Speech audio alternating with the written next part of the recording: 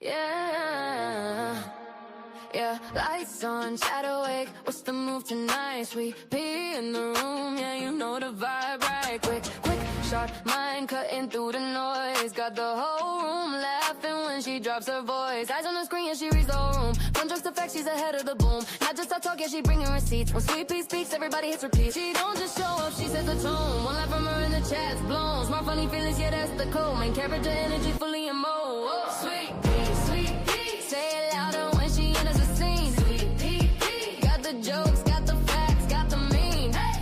When she talks, everybody leans in. Sweet pea, yeah, you know she always wins. One line of queen, yeah, she never miss. Turn a quiet room into a viral clip. Brains and humor in a perfect blend. When Sweet Pea starts talking, that's the trend. Say it again, who runs the chat? Sweet Pea, yeah, that's that. Sweet pea, yeah, you know she always wins.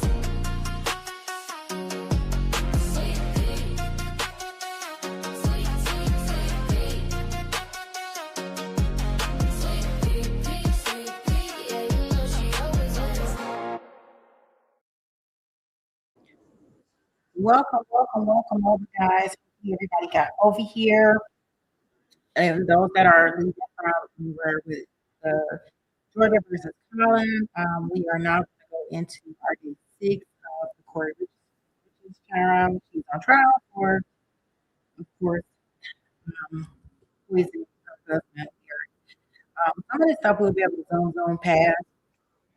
Please let me know if it's moving too fast for you or anything like that. Oh, congratulations, Allison. There's another Pisces. Boy, I tell you, these Pisces are in the house, boy.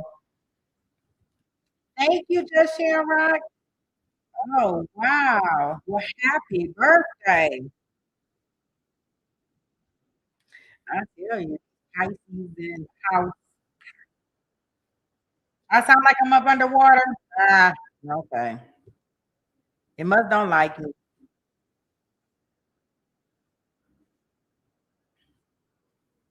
Okay, well, I'll be quiet. I don't know why it's doing that. It shouldn't sound like that. Let me see.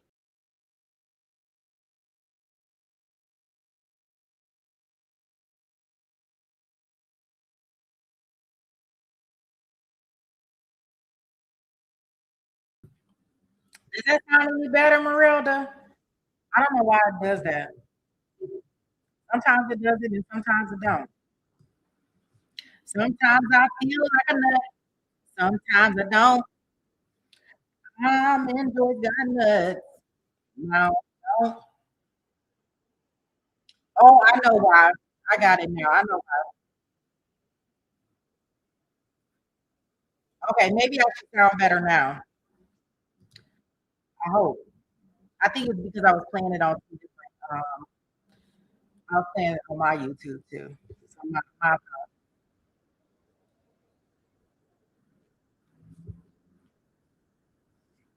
So okay, guys, let's get in here and see what we got going on for day 6 of the Kouri Richins trial.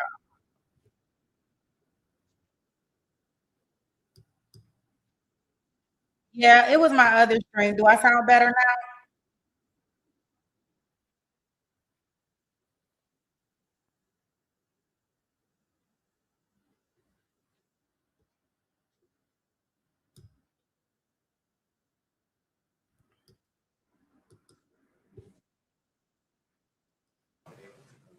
With Dr. Christensen. We have reached out to him I'm sorry. We have not been able to consult with Mr. Christensen or Dr. Christensen. We've reached out numerous times. Got on the phone with him once. He was unavailable. Asked if we could get some time with him. That was about 4 or 5 weeks ago. And haven't heard anything. Last week, we informed the state that we haven't been able to get in touch with him. Asked the state to have him reach out to us. He has not reached out to us. So just based on just the rule, and he should be available to cooperatively consult with us. He did not. I appreciate that. He's here now.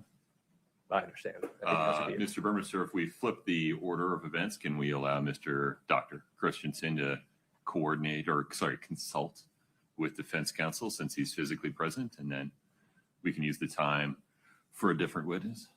I have no objection to that. Indeed, I asked counsel why we, 15 minutes ago, that was enough time. That's not. So, Who else do you have on deck? I don't know. Your Honor, let me see. I don't know if we have anybody in until 9, but we'll see. Okay. Your Honor, we have an objection to another witness that the state intends to call today. Let's do it all. Okay, but let's stay focused on this one for the moment. Mr. Ramos, make a record for me. If I change the order of witnesses and just order Dr. Christensen to consult with you since he's physically present, anything further on that? Just assuming that we can take that break. I'm not sure who's next and whether it's my witness or not. Understood. Absent that, I will make do. Obviously, I don't want to do that rushed before we got here. So if we can have an hour or whatever we need, Right. that'd be great. Let's figure out what the order of witnesses is going to Thank you. be. May I just have the benefit of the record for Sure. like 1 minute? So I spoke to Mr. Christensen or Dr. Christensen this morning. He says that he received a call several months ago from Mr. Bertram saying, hey, we need to set up a time. He never heard from them again. He received a call warning that he would be getting an email maybe a month ago or so. No, a subpoena.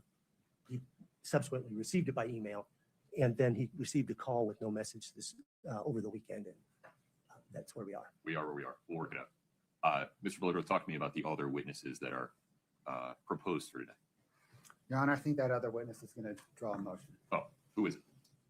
His name is Todd Davis. I guess, I don't know, Detective. Todd Davis. Your Honor, Mr. Davis was not on the state's witness list. They added him on Thursday, which I believe is in violation of Rule 16. And I would point the court to State versus Draper at 378 P. 3rd, 1261. In that case, the state had the manager of the store that was with him with them on the witness list. And then later during trial added the assistant manager, and the Court of Appeals found it was an abuse of discretion for the trial court to allow that witness to testify without sufficient notice under Rule 16. What was the amount of notice in that case? I don't think it said exactly if it was during trial. It said it was during trial that they announced that she was going to testify. And I don't recall if it was the same day, but the state's had months and months. We've had 8 amended witness lists, and I think to continue to add witnesses during trial is not sufficient under the rule. Help me out, Mr. Bloodworth. What is is it Detective Davis?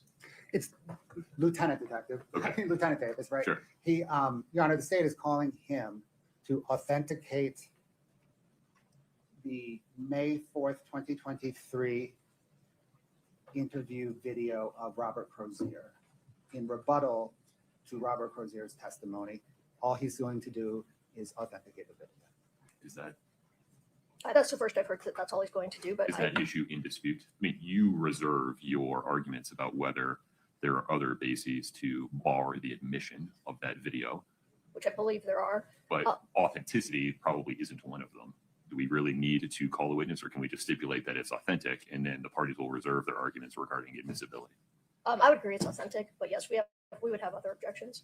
So can we just have a clear stipulation on the record that the May 4, 2023 video recording of law enforcement's interview with Robert Crosier is authentic? Yes. Your Honor, may I add to that the transcript of the video as well? Is it a certified transcript? It's certified. I think that follows from the rule regarding certified transcripts. Ms. Lewis, do you agree? I agree. Okay. So it sounds like we don't need that guy. Correct, Your Honor. We may as well use this time to litigate, I guess, what other objections to admissibility the defense has on the video. Forgive me, the state is offering the video under which rule or exception? Your Honor, 801, it'll be D1A, and perhaps some of it will be D1B. The defense's cross-examination of Mr. Crosier elicited testimony that,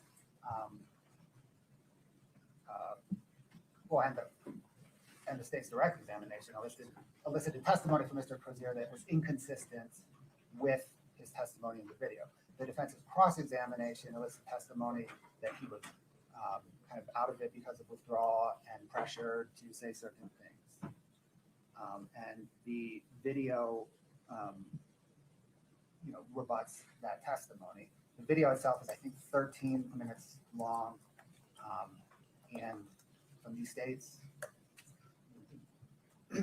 view, the entire 13 minutes, pieces of those 13 minutes are direct impeachment, but the entire 13 minutes goes to whether or not he was high and out of it, and whether or not he was pressured into saying certain things. Those pieces of evidence are throughout the entire 13 minutes. The impeachment pieces, or the more specifically, the D1A inconsistent pieces, Correct. Those would be, I think, fairly perceived off a cold transcript. The second piece, I'm not sure I or defense or you or the jury would be able to evaluate whether he was in a bad way from the transcript. Is the state seeking to admit both, or publish the video and admit the transcript? What's the scope here? Your Honor, publish both. We have the transcript running real time beneath the video. Okay. So that the jury can watch, listen, and read all at once. All right. Ms. Lewis, do you have the video with the transcript? I don't have them together where it Okay. shows it under. No, I have them separately. Right. I would Sitting like here today, are you prepared to make a record regarding this, or do you need a moment to go through the pieces of, or to make argument regarding certain pieces of the transcript versus other pieces? I think I would need a moment. I would like to see the video with the transcript Sure. run under it, and then, yes, I would need a moment. I would need some time to look at that. Okay. We'll need to play this out a little bit. The state makes a facially, if not valid, at least thought-provoking argument under D1A, 801 D1A, that the video and the transcript related to it are categorically not hearsay. But having not seen the whole 13-minute video or read the whole transcript, and without the defense having the same opportunity, I can't make a ruling sitting here at the moment. So can we provide the video with a running transcript to the defense? We can, Your Honor. I believe we placed it in box yesterday, but we can, if they want to, perhaps we can go into a conference room here and we can just play it off one of our machines. Sure. I mean, I would also understand if the defense said, hey, we just need an evening with it to go through it, collect our thoughts, have you make a ruling. Ms. Lewis, what's your request? Depends on what is happening here next. I may be able to watch it now. I don't know where we're headed. That's the thing, Your Honor. Those were our first two. That was our batter in the box and our on deck batter. Okay. So we are scrambling to get our in the whole batter here. No, that's fine. These things happen. We're going to let Mr. Ramos continue to consult with Dr. Christensen. Ms. Lewis, Ms. Nestor, if you would have a conversation with the state about the video with the running transcript, let me know where we end up. All right. Thank you. Okay. Before we take a break for that, Mr. Bloodworth, anything else on the record? No, Your Honor. Thank you. Ms. Lewis? No, Your Honor. All right. Let me know when you're ready for me. Thank you. Court will be in recess.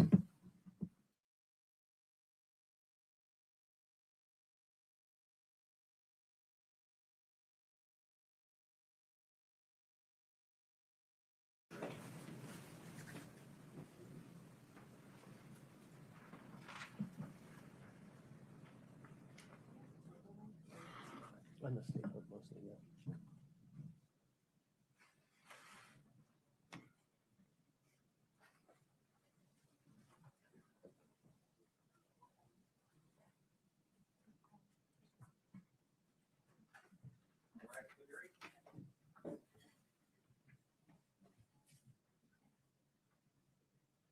Ladies and gentlemen, please have a seat as you come in.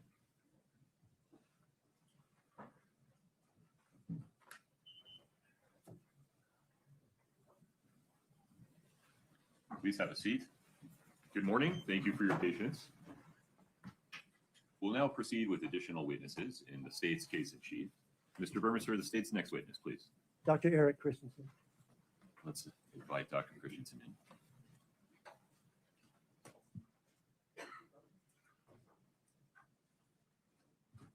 Doctor, if you would step in front of Brittany, we'll get you sworn in, please.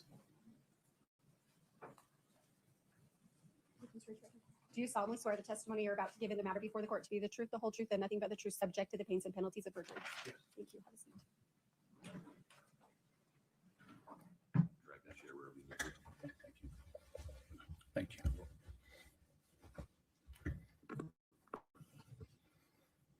Please proceed. Thank you, Your Honor. Can you please state your full name and spell your last name for the record? Sure. Eric Dean Christensen, last name Christensen. Sir, are you employed? I'm currently self-employed. Did you were recently the chief medical examiner for the state of Utah? Yes, I retired in 2024. How long were you the chief medical examiner? I began working as a chief medical examiner in July of 2016. Did you then supervise Dr. Ulmer? I did. Are you familiar with the death investigation for Eric Richins? I am. And how are you familiar with it? I'm familiar with it from discussions with Dr. Ulmer over the time she was evaluating the case, as well as my subsequent review of the medical examiner's file. Did you have an occasion to talk to Kouri Richins? I did. Okay. Have you testified as an expert in forensic pathology before? I have many times. Okay. I would like to first talk to you about cause and manner of death and the statutory requirement for that process. When you have a death investigation, could you please explain how, I guess, what the manner of death choices are and what's the purpose of that, and just describe that for the jury. Okay. So two of the things that the medical examiner is tasked with doing under statute is determining the cause of death and the manner of death. The manner of death is a box that we check on a death certificate that is essentially a one-word synopsis of the circumstances surrounding that person's death. The options available to us, we can certify that a death is a natural death.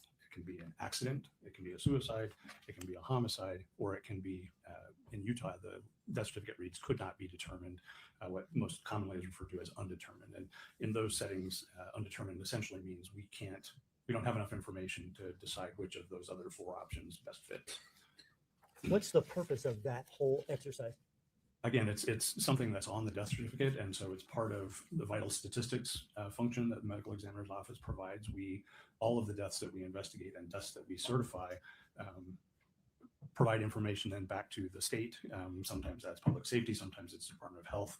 Other people will utilize that death certificate data to evaluate the ways that people are dying within the state and attempt to intervene to minimize those types of deaths.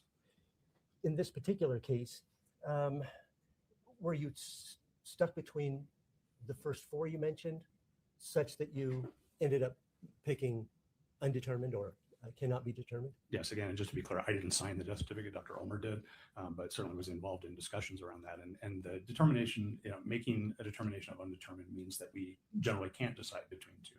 In this case, I would say actually generally most cases where we certify death as undetermined, it's because in overdose deaths that we certify as undetermined, it's because I don't know enough about the person's own intent. We see it frequently in the setting, for example, of people that may have depression or other mood disorders, and maybe even prior suicide attempts, as well as they may have substance use history that they use to self-medicate their depression and things. And so if someone overdoses on a drug that they're known to abuse, but they also have depression, if they don't leave a note or something else, then I don't really have a means of, telling just from looking at that, did they mean to do this, or is it accidental, incident to their normal drug use? That's the most common scenario in which we certify a death as undetermined. In this case in specific, we did not really have any concerns about suicide in this case, but there had been concerns related to our office that perhaps someone had done something to provide this to him, and that he didn't just take it himself. But we didn't know. We had no idea how he got the stuff into his system, and so with that, we were left with undetermined. So the choice there would have been, as opposed to accident and suicide, it was accident and homicide. Correct. Okay. Could you describe for the jury the way in which the body processes substances? In particular, I'm looking at opiates and the different ways they can be ingested. Okay, there's a lot in that question. Yeah, sorry. Opiates can be consumed in a lot of ways. Even things, for example, like pills that you might get from your doctor for hydrocodone or oxycodone, opioid-related medications, those can be just taken by mouth as they're usually prescribed, but it's not uncommon for us to see people take those pills, crush them up, dissolve them in liquid, draw them up into a syringe and inject them. It's also not uncommon for us to see those pills crushed and then heated, and people inhale the vapors from that, primarily as a means of getting the drug into their system more quickly. And there's lots of other reported ways that people use things, but those are probably the most three common ways that we see pills abused. People may directly inject just about any drug that's available in liquid form. Fentanyl certainly is. Fentanyl is also available in patches and lozenges and other forms. And so it can get into the system in a lot of different ways. In terms of what your body does with it, fentanyl in specific is metabolized primarily by your liver. There's what they call a CYP enzyme that is primarily responsible for the metabolism of fentanyl in your liver. That metabolism is felt to be mostly determined by how much blood is flowing through your liver. So the more blood flow you have to the liver, the more rapidly it will be metabolized. There are other ways that sometimes people will metabolize it more slowly, but based on what specific genes they have for metabolism for that metabolizing enzyme. But mostly it's a function of how much blood is flowing through the liver. And it's then converted very quickly, has a very short half-life in the body, minutes, and is converted to a substance called norfentanyl, which then is eliminated in the urine. Don't know if that Once covered it, all yeah, your- that's great. Thank you. Once it gets into the blood, then what's the intoxicating effect? I mean, how does that function? Sure. So fentanyl in the blood distributes throughout the body. It's absorbed either through the mucosa, the lining of the mouth, or directly into veins, whatever. It gets into the bloodstream. And then from there, it gets into the brain, it gets into other organs, where it exerts its primary effects on the brain and the central nervous system, where it causes respiratory depression and or cessation.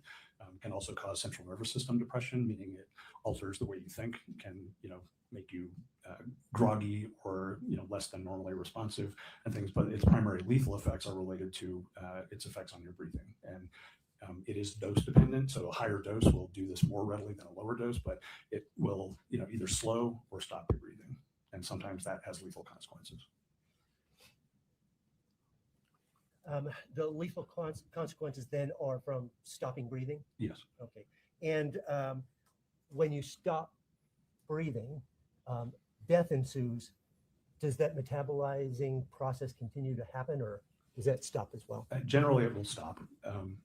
There are, once your circulation stops and blood is no longer flowing through the liver, you're not going to have that continued metabolism through the liver. But there are a number of changes, large number of changes that are described in the way fentanyl is present in the body after death that are related to changes in the pH of the body as you start to decompose and other things that will influence what those levels look like.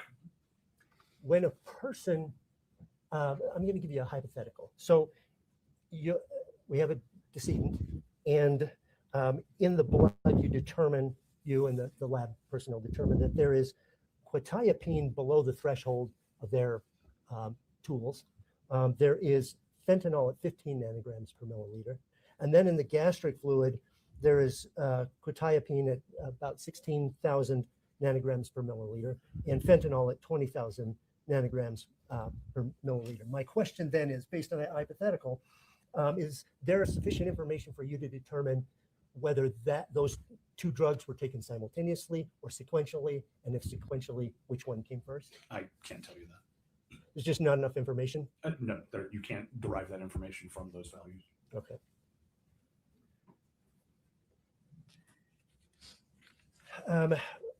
I just wanted to follow up. You said there's drowsiness as a consequence of taking, I assume, opioids of any type. Fentanyl just happens to be stronger? Yes, fentanyl on a weight by weight basis, 1 milligram of fentanyl compared to 1 milligram of oxycodone or of morphine is the usual reference standard because it is the classic opiate medication. Fentanyl is just much, much more potent, 80 to 100 times more potent than morphine. So you said there's depression of the respiratory system, drowsiness. How quickly might one start to metabolize, given the fact that they take some fentanyl and it causes their death? Would they be able to metabolize at least some of it? You would expect so, yes. Okay. I mean, there are a number of overdose deaths reported in the literature where the death occurs so quickly, and these are primarily in the setting of intravenous drug use, that no metabolism is able to be recorded because they just die too quickly. But generally speaking, we see some level of metabolism.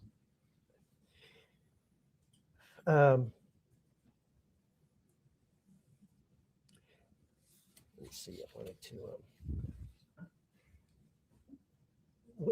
but someone takes an overdose, a fatal dose of fentanyl. It's not then instantaneous death.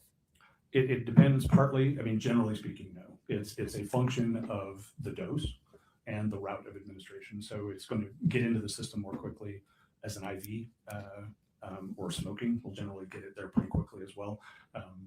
But ingestion would delay that somewhat. But however it gets into the body is going to determine how quickly that happens. In this case, we have the two things, I think. One is there's some fentanyl in the stomach, the 20,000 nanograms.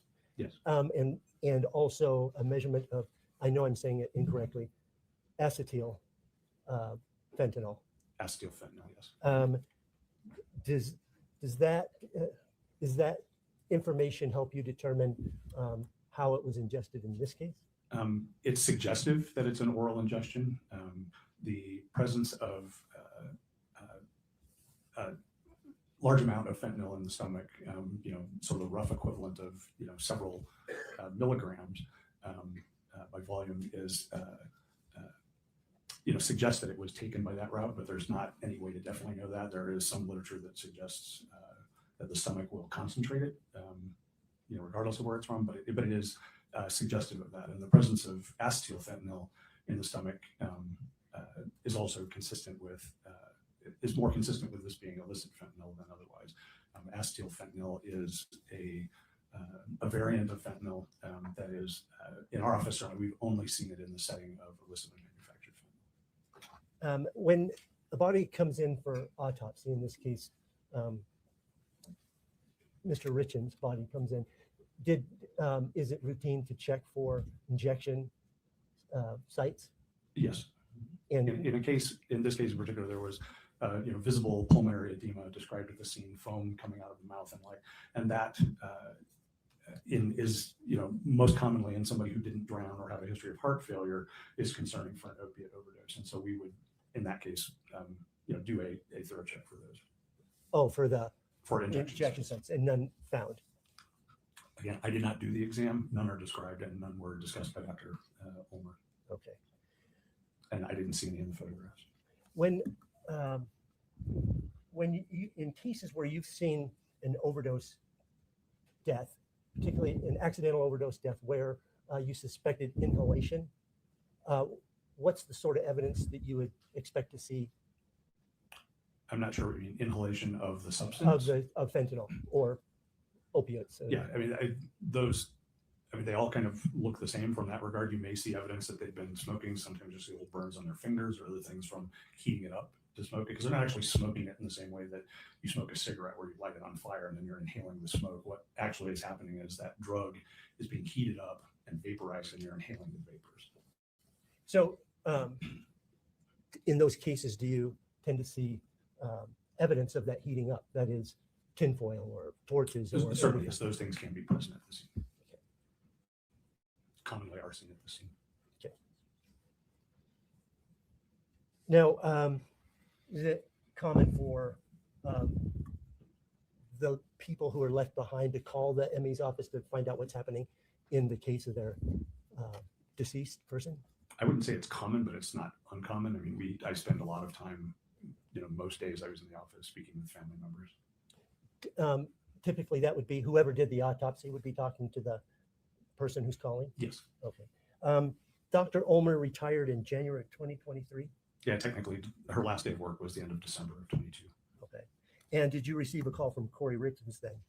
I did, subsequent to her retirement. And did you return her call? I believe I didn't return her call. I believe she was just put on hold and then connected with me. Okay. Have you had an opportunity to listen to a recording of that phone call? Yes, I'm not sure where it came from either, but yeah. Is it consistent with your recollection of that phone call? I did not have any independent recollection of it until I heard it, but yes, it's me on the phone call. Okay. And have you had a chance to look at the transcript of it? I have. Okay. And is that accurate to your, Yes. when you listen to the Yes, tape? it appears to be. Okay. State would offer States Exhibit 2-60 and 2-61T. He's reviewed it. Certainly, we can ask questions if he needs his recollection refreshed. I think we can move to admit at that point. But if the state would I think the decide, state's admitting it as evidence of defendant's words and statements in the relevant time frame. I misunderstood. Okay. And so, okay, We'd ask permission to publish it then if it's offered and admitted. so 2-60 is the audio recording, correct? Correct? And 2-61T is the transcript. Correct, Your Okay, Honor. those two are admitted. Scott, give me just a moment here, sir. Give that a try. Okay. I'm going to ask you to listen to this. It's about 9 minutes long, and then I will ask you 3 questions regarding it. Okay, thank you. Can we advance it 30 seconds? Thank you The so first much. 30 Thank you seconds so is- much.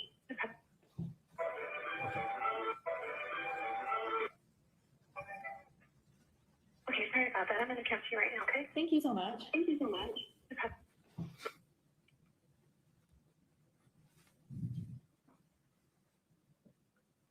I'm not hearing. Did we lose it, Scott? I think so. All right, no problem. Let's start over. We're getting quicker at this.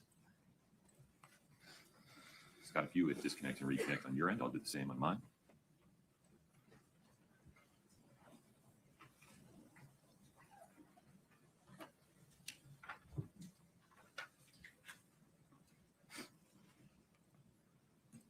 I'm going to catch you right now, okay? Thank you so much. Thank you so much.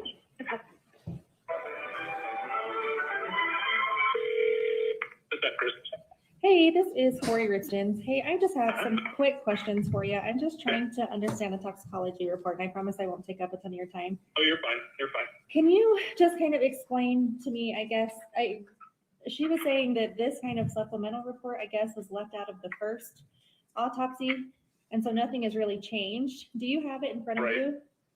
I do. Yeah, I got Okay. the file here. Scott, did we drop that again? All right, I apologize, folks. Let's try that again.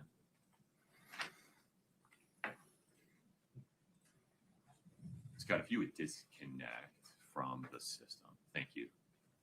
Then reconnect, please.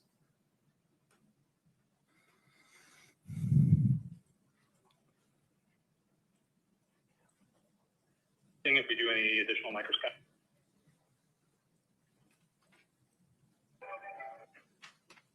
I'm going to catch you right so much. Thank you so much.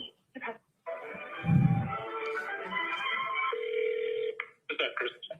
Hey, this is Kouri Richins. Hey, I just have some quick questions for you. I'm just trying to understand the toxicology report, and I promise I won't take up a ton of your time. Oh, you're fine. You're fine. Can you just kind of explain to me, I guess, she was saying that this kind of supplemental report, I guess, was left out of the first autopsy, and so nothing has really changed. Do you have it in front of Right. you? I do. Yeah, I got Okay. the file here. So can Yeah, so you, just so you know, so we issue supplemental reports, like if once the original report's issued, if we do any additional testing, if we do any additional microscopic examination, anything like that, then we include that. You know, we issue a supplemental report to include that additional information. And sometimes it does change the cause or manner, but in this case, it didn't. okay, it was just like extra testing done? Extra tox testing, yeah. So Okay. originally the testing, the only toxicology testing that was done was on blood. And so then this was additional testing on stomach contents. Okay, and so is there difference in that, I guess? Well, did they just tell you different things in the sense of, it tells you something about what, was it, is it been there a long time? Is this something the person's been using for a long time?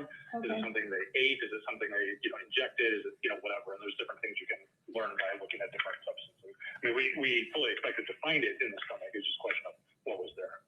so does this tell you, like, if it was like injected, if he ate it, is that what this, can you tell from this report? Not definitively. I mean, it seems like, with what the amount that's there, that it probably was ingested. Probably taken by mouth.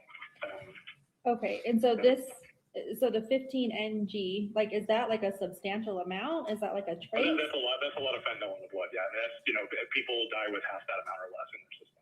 Okay, so that's quite a bit. Yeah.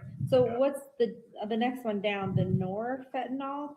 What is, It's a metabolite of fentanyl. It's what your body changes fentanyl into after you take it. Oh, I gotcha. Okay.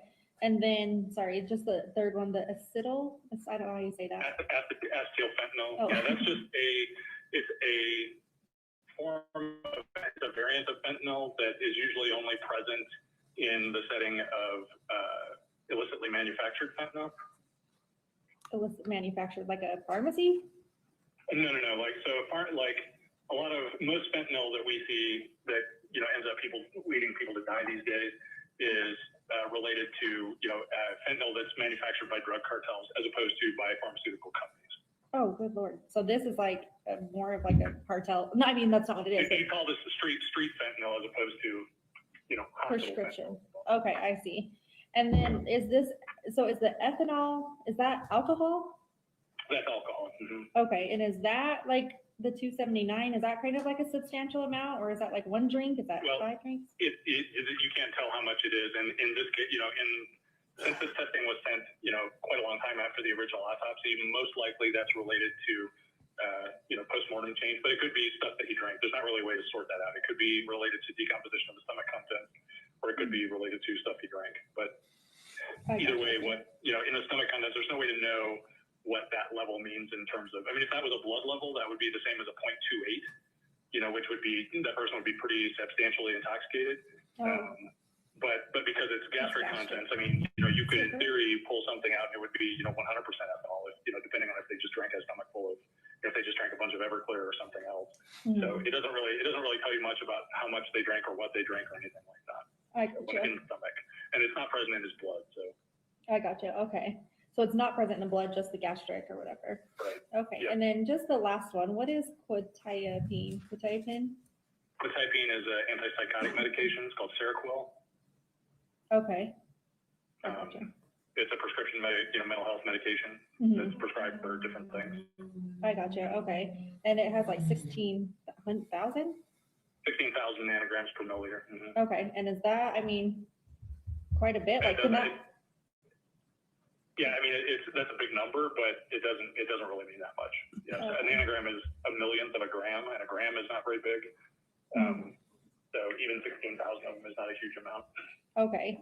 Is there like, could those have been mixed, or is that not kind of a? But that could what be mixed? Quetiapine and like the fentanyl, or is that like a normal, I guess, drug thing? I don't know.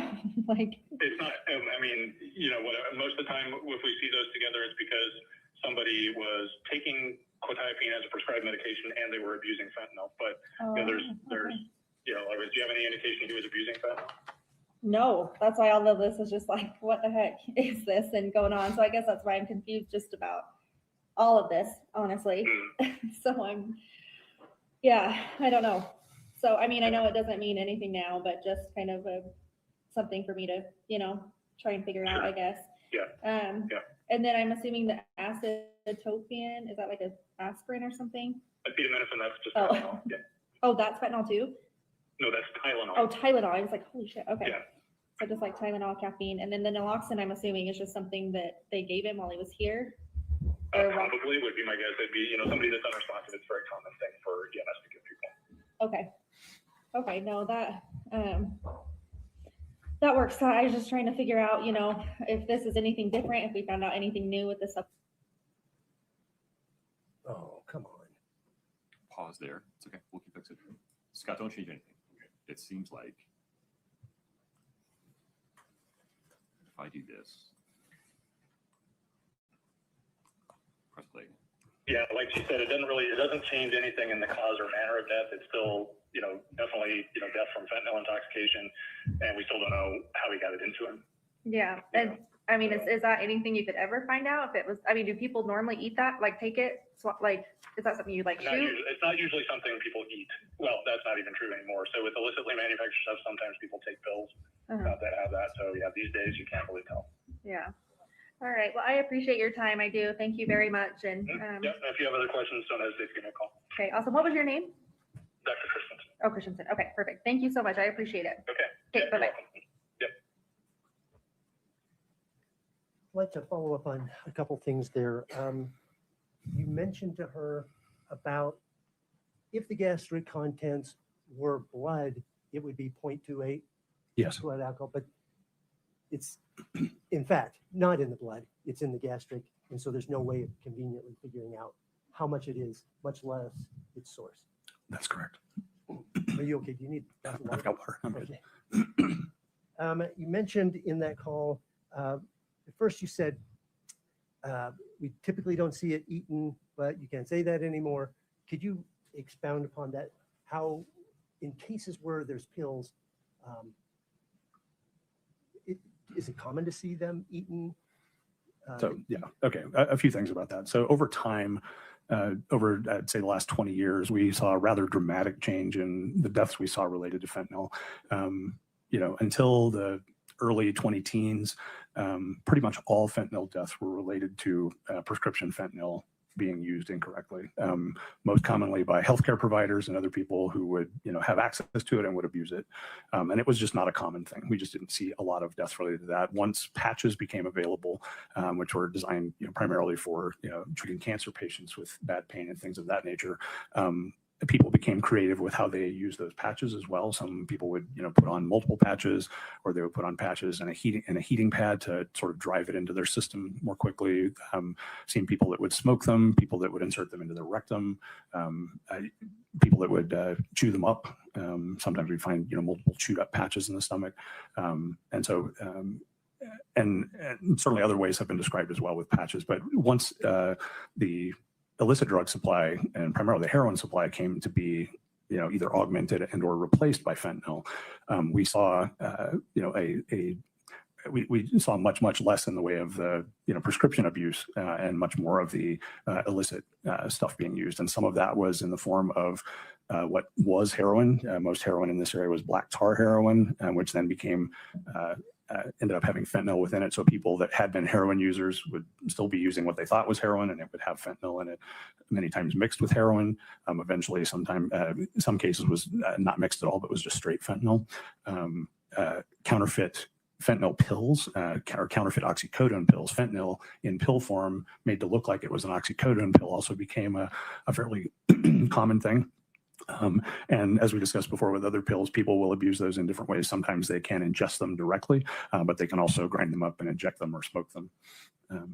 So they can be used in all kinds of different ways. But in the phone call, what I'm referring to, you know, we mostly did not see anybody eating fentanyl before illicit fentanyl. With the advent of these counterfeit pills, we saw it somewhat, you know, more often, or would assume that was the route. But we even then, most of the time, don't know how somebody gets the fentanyl into them, even if they have it on their person.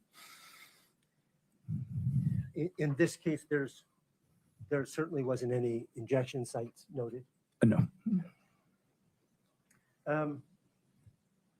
Are there tests, forensic tools that could aid in the determination of whether one is a chronic or you know, habitual or a naive user?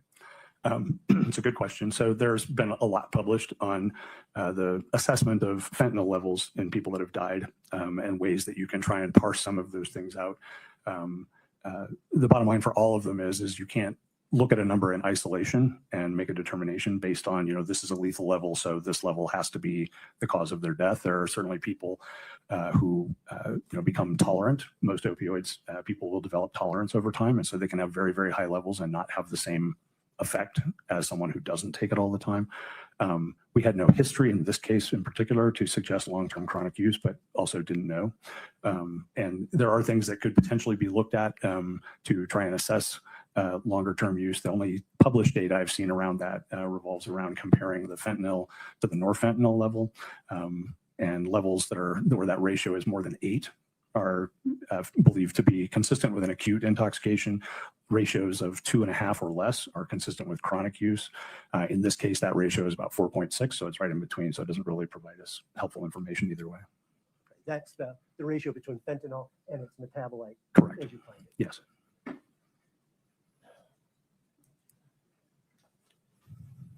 Have you ever heard of pseudo-allergic reaction to opioids? Yes. Could you tell the jury a little bit about that? Sure.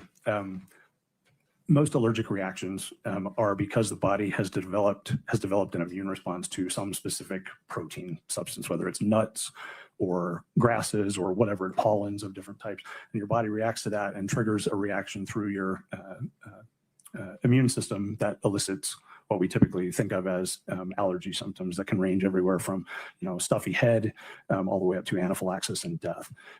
In the setting of opiates do not elicit a true allergic response, but there are many people that take opiates who have an allergic-like reaction, but it's because the drugs themselves are directly triggering those cells that cause those symptoms as opposed to going through the immune system route. And so some people will, that chronically take opiates and opioids for pain, will pre-medicate or medicate around the same time with things like Benadryl and other things to minimize those symptoms because they know they have that reaction. Certainly most people that take them do not have that reaction, but some do. And that's if one didn't know and one took some opiate, could they have hives and those sorts of allergic-like responses? yes.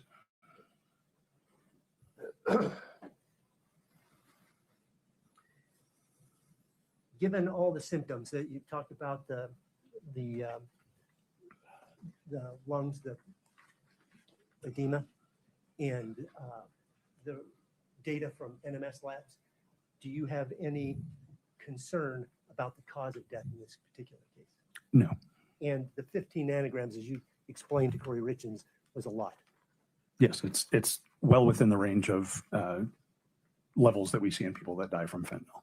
Do you remember when that phone call took place? Do I remember what? When that phone call took place? I don't off the top of my head. Okay. Does your office take notes when you receive calls and reply to calls, et cetera? Yes. Okay. That changed a little bit over the time I was there. It used to be we'd get a little scrap of paper with a note written on it, return this call. And we turned that into a digital log before I retired, but yes. Would it help to look at one of those notes to refresh your recollection as to when the call took place? Sure. May I approach the witness? Of course.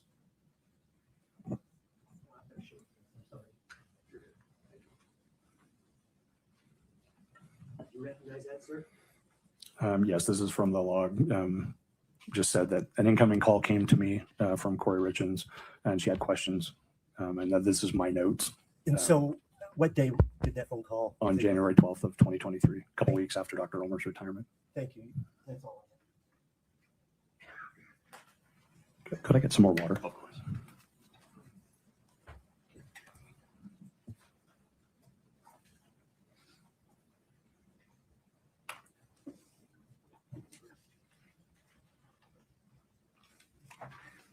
Thank you.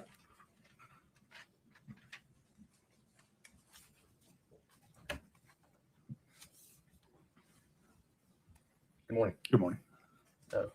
We've spoken before. I'm going to ask you some follow-up questions to Mr. Burmisters. Sure. I'll start off with that final thing that Mr. Burmister showed you. Indicated that you would take calls from different individuals, correct? That's correct. And did you receive other calls in this case from law enforcement? I believe I did, yes. Mhm. Okay. Would it refresh your recollection, or do you recall a call around the same time in this case? I don't recall the timing of it. Okay. I'm going to approach you with the same case notes. And it's that first one. Yes. Okay. And did you in fact receive a call before Ms. Richins? Yes, the day before. And was that law enforcement? It was. And was that also regarding the supplemental report? Yes. Okay. And either your recollection or what's in your notes, do you recall if most of the questions were the same that Ms. Richins asked you on the 12th? I don't have any specific recollection, but my general recollection was that we discussed the supplemental tox findings. Perfect. I'll take that back. Now, the questions that we just heard Ms. Richins ask you, very similar to what we're asking today, correct? Yes. I'd like to talk to you about the allergen discussion you just had. You indicated that perhaps an individual could have a reaction like hives. Yes.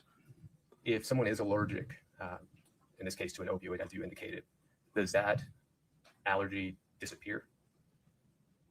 I'm not sure what you mean. Does it go away over time? Over time or within a certain amount of time? Or I mean, allergies certainly are things that can fluctuate. People can receive treatment and their responses to different things will go away. were there hives on Mr. Richins' body, to your recollection? No. We were talking about illicit fentanyl and counterfeit pills. Yes. Containing traces of fentanyl? Milligram amounts. Okay. Now, the tablets that are pills that would contain these traces, what kind of pills would those be, generally? Objection. The discussion, if we're talking Oxycontin, is that what you're saying? I've not said it. I've just said pills. Okay. Well, there's no pills that they have that you can make. Would you provide a little more foundation for your question? So we know what we're talking about. Absolutely. Your testimony just now was that in your experience, you started to see that fentanyl or fentanyl overdoses were coming in through your office, correct? Correct. And in those overdoses, you gathered information, and because you would see that there was a presence of acetyl, I say that right? Acetyl fentanyl? Acetyl fentanyl. Acetyl is also fine. Okay, acetyl fentanyl, that was more likely a result of illicit fentanyl, correct? So it is a form of fentanyl that in some cases there were a variety over time of different fentanyl variants that were developed primarily in response to controlled substance legislation. If fentanyl is outlawed, then we'll add an acetyl group to that molecule, and then it's no longer controlled. And so we can distribute that as a non-controlled substance. And then that one gets controlled. And so then, I mean, there were dozens of variants of fentanyl that were developed over time. Acetyl fentanyl was one of the more common ones that we saw early in this wave of progression, but was one that we saw not infrequently. Now with that, what was the acetyl fentanyl contained in usually in your experience? I don't recall ever having seen acetyl fentanyl as in a substance form in any of our specific cases. Because it was always inside whatever pill or however it was administered, correct? I don't even know if it was pill administered. I don't know. Or injection? Or I don't know how we would see it in people, but I don't recall ever seeing that correlate with a specific pill that we had tested that was shown to contain that. I know generally the crime lab identified acetyl fentanyl in some pills, but I don't recall a specific instance in my casework where those two were correlated. Describe counterfeit pills.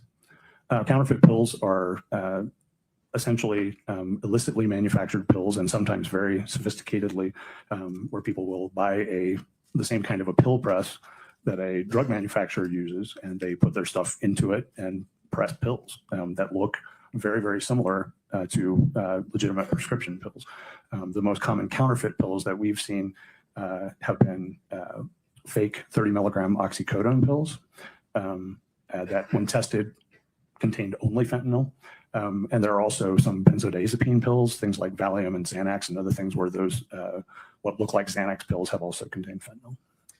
And you just indicated two different things, that in some instances, it was purely fentanyl. Those pills contained only fentanyl, correct? Correct. And then there were other times where perhaps they were still traces, or there were still the other benzos, for example? Those would be different pills. I don't know. Sure. I'm not aware of any where it was both fentanyl and benzos are, made to look like benzos that didn't have that. We've seen counterfeit benzodiazepine pills and counterfeit oxycodone pills, both of which contained only fentanyl. Correct.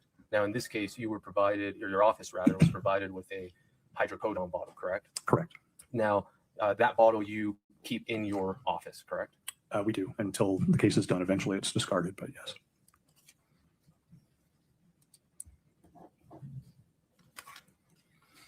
You talked about would it be fair to say that fentanyl, right now you discussed how you would find acetyl fentanyl, and that was one part of it, and then you had to make sure that legislation got that specific one into the books so that it would then become a controlled substance, correct? Yes. And so I imagine that was really fastly evolving.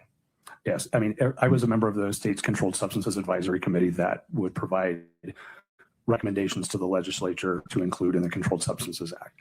And every year for, this time from the late teens to the early 20s, it seemed like every year we were adding things. They did eventually make some changes where relatedness became, if it wasn't changed enough, it was still covered. But it was an evolving process. And what we would see in the deaths that we saw related to fentanyl and fentanyl analogs also changed. And with that, also peer review literature as to the effects of fentanyl, correct? I would assume so. That would make, you kind of hesitate, I would assume so. Well, I mean, yeah, the peer-reviewed literature is evolving all the time, and so I don't know if there's a specific thing you're referencing. I don't know, but certainly initially there was not a lot of, as the fentanyl supply changed from primarily pharmaceutical to primarily illicit. There in the early stages of that, there was not a lot of new literature to look at the postmortem levels in people that have died of this illicitly manufactured fentanyl as compared to the different ways that people used to take it as a diverted pharmaceutical before. And that's exactly where I was going, the postmortem. These levels that we've been discussing, Mr. Burmester asked you about the postmortem levels, and you received from NMS reference comments, correct? Yeah, that's part of their report. Correct. And do you recall what those numbers were in terms of the femoral blood as it relates to accidental drug overdoses? I don't recall specifically what the numbers were, but generally speaking, the levels that we see in accidental overdose deaths from fentanyl, overlap the levels that are seen as described with, prescription usage. And part of the reason for that is going back to the literature is that there is no, I'm trying to find the right words for it. There's no set number, universal number that the medical community can attribute in terms of what becomes lethal, correct? That's correct. Okay. And the reason for that, or part of the reason, and add to this, is both the individual's own use, prior use, if any. Yes. Perhaps the toxicity or rather the amount of fentanyl in it, correct? The dose. In the dose. Yes. The potency of that dose, correct? I mean, fentanyl is going to be probably equipotent, but the fentanyl analogs may have different potencies. Okay. A fixed fatal threshold, does that sound? Yeah, there isn't one. Okay.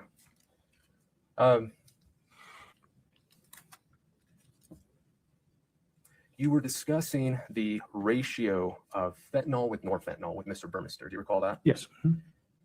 I got lost, to be frank. Not surprising. I'm not always good at explaining as I'd like. No, I think it was just going over my head.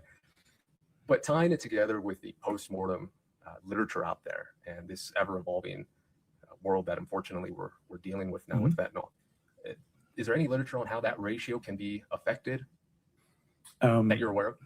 I'm not aware of any specific literature that looks at the ratio of fentanyl to norfentanyl in determining, is it a cause of death? Is it a recent, a one-time use or multiple time use? I'm not aware of any literature that discusses that.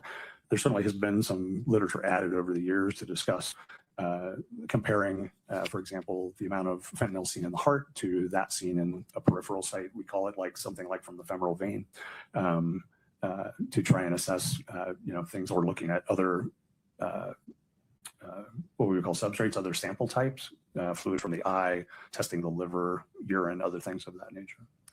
Let's talk about that. We discussed this when we spoke. You talked about things that looking back, you could have done. Yes. Could you explain to the jury some of those? Sure. There is, I guess they say hindsight is always 20/20, but you can certainly, there are a number of things that are in the literature now suggesting that you might gain additional information if you test, for example, urine, which is not something that medical examiner's office routinely does in any case, because what's in the urine is simply a reflection of what has gone on before, and what we need to know is what's in the blood, what's in their system circulating at the time they die. So we don't routinely test that. There is some suggestion that can help you sort out how quickly or not quickly a given death related to fentanyl might have occurred. And then there's been other evaluation of other substances like fluid from the eye, what we call vitreous fluid, as well as liver, and looking at both of those as a means of perhaps augmenting the understanding of what's going on in the blood as well. When you take something, for example, by mouth, it goes through, down into your stomach, it gets absorbed, and then anything that gets absorbed goes through your liver before it goes anywhere else.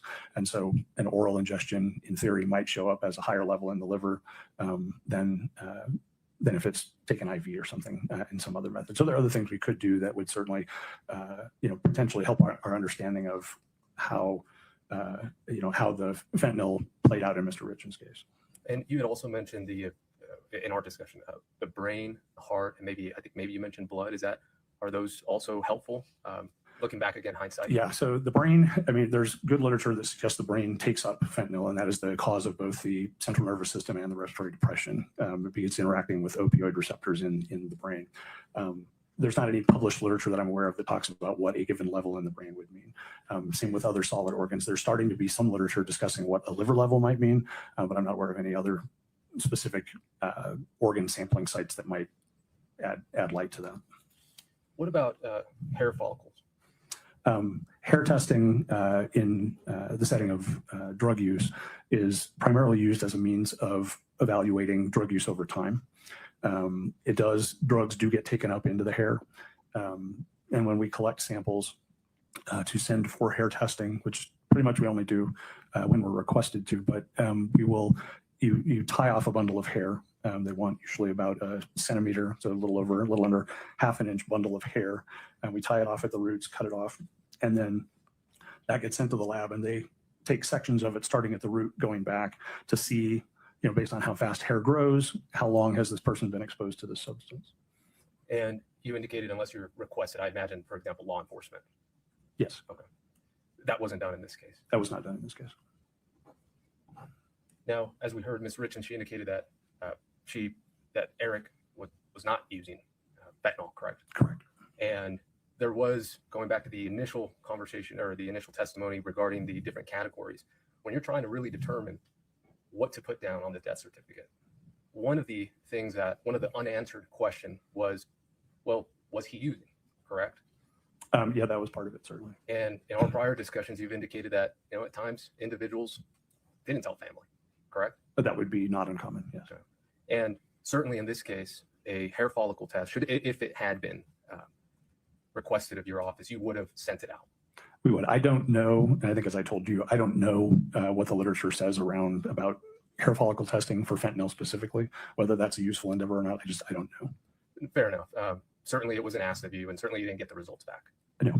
Now, had that been done, had you gotten the results back, and it did show long-term, that certainly would have played into your determination as to the manner of death, correct? Objection calls for speculation. The testimony has been. Yeah, why don't we have a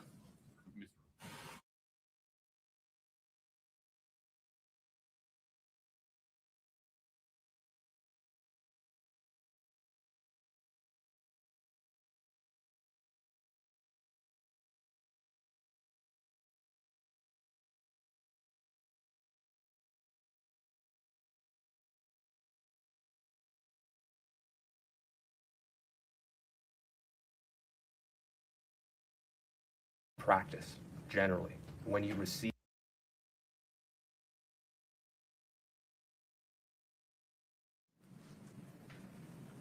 you are not aware of a hair follicle test in your experience being done for fentanyl. I am not. Okay. You don't know if it can be done. I do not know. Had a hair follicle test just for any drug, including fentanyl, any just hair follicle test to be sent out to see if there's any type of drug use whatsoever, your office would have done that, correct? Objection. overruled. If we were requested to, that's certainly not something we would ever routinely do. Absolutely no, and I'm not implying that. And to be fair, the reason you wouldn't do that is because your office is tasked with what's at hand, which is what do you have in front of you to determine the manner and cause of death, correct? Correct. Why is this person dead right now, Correct. as opposed to some other time? And in terms of your checklist, the hair follicle just doesn't come in terms of what you do, correct? I mean, it can or it could in theory, but yeah, mostly no. But if it were to be requested of you, you would or could do it. We could. Objection. I think the answer was for this particular. What's the objection, Mr. Burmester? Asked and answered? Asked and answered, and calls for speculation. Sustained. I'll ask you a different question. So I'm going to go back with all that in mind. If you send out a hair follicle test, is your practice generally when you receive the results of said hair follicle test to use those said results in your determination of whether or not to change a manner of death? They would be part of, all the information that we look at to come up with our final cause and manner of death. Perfect. Yes. Thank you for that. Fair.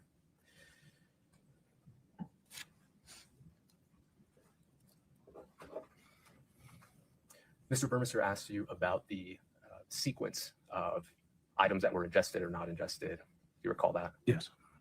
You indicated that there's simply not enough information at hand to be able to determine that, correct? Yeah, not just from this case. In forensic toxicology, generally, you can't tell when something was taken just based on a number. And that's what I wanted to make clear, whether it was just in this case or just generally. Generally, you can do that. And that means that there are no tests or nothing else that you can go back and do to make that determination, correct? Correct.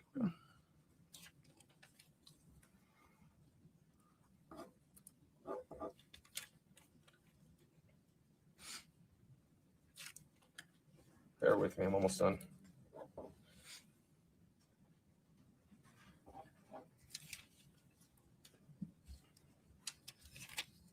Okay. Now, in your involvement in this case, something unusual did occur in this case in terms of the investigation, correct? In terms you have to be more I'm specific. sorry, yes, I will. Yeah. In what terms are of you me- talking about? I'm going to rephrase. We're about to find out. Yeah, I apologize. Poor question. I'll start all over. We saw your case notes. Yes.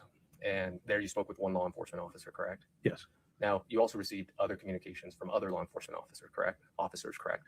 I believe so, yes. And do you recall being invited to a meeting to have a discussion about this case? Yes, And do you recall if the DA was involved in that case I believe so. and other prosecutors, correct? I believe so, yes. As well as other law enforcement agencies, correct? I don't know. And that was unusual in your practice. It's not common. It happens, but not commonly. Okay. No further questions, sir. Thank you so much, Doctor. Mr. Burmester, within the scope of cross, please. Oh, my apologies. Maybe not yet. Apologies. Do you have some more to say? Yes, I do. Okay, very good.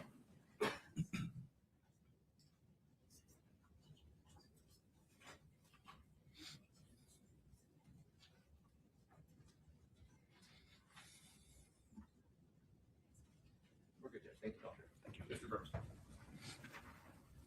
Just trying to figure out this meeting you said.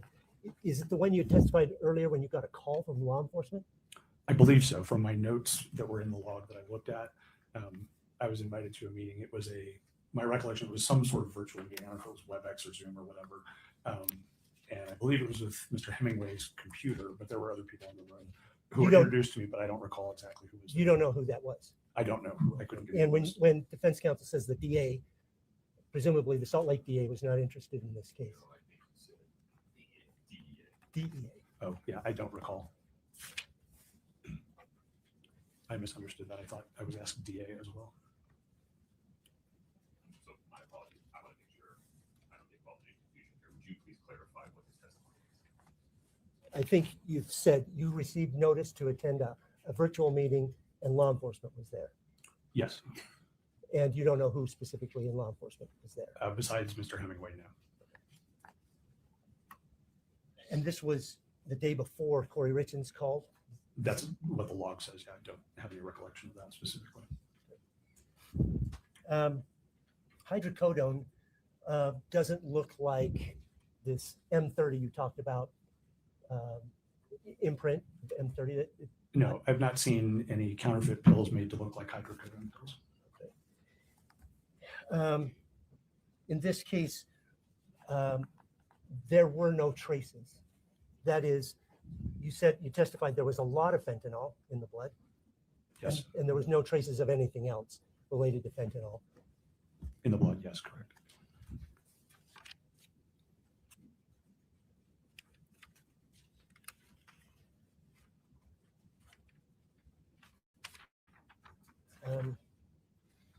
These other things you talked about, urine, vitreous, liver, brain, heart, blood, none of those, based on your understanding of the literature, et cetera, would give you a definitive forensic proof of long-term use or not long-term use.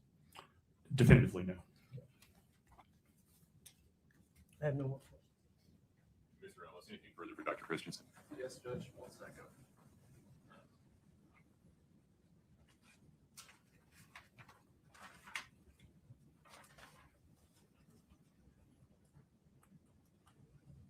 I apologize.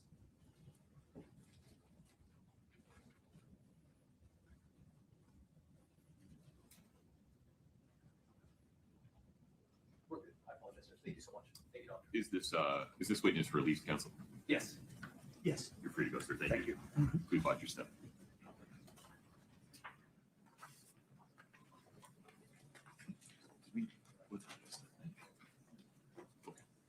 want to keep going, counsel? Or you want to take a restroom break? Your Honor, may I just confer briefly with? Of course. Yes.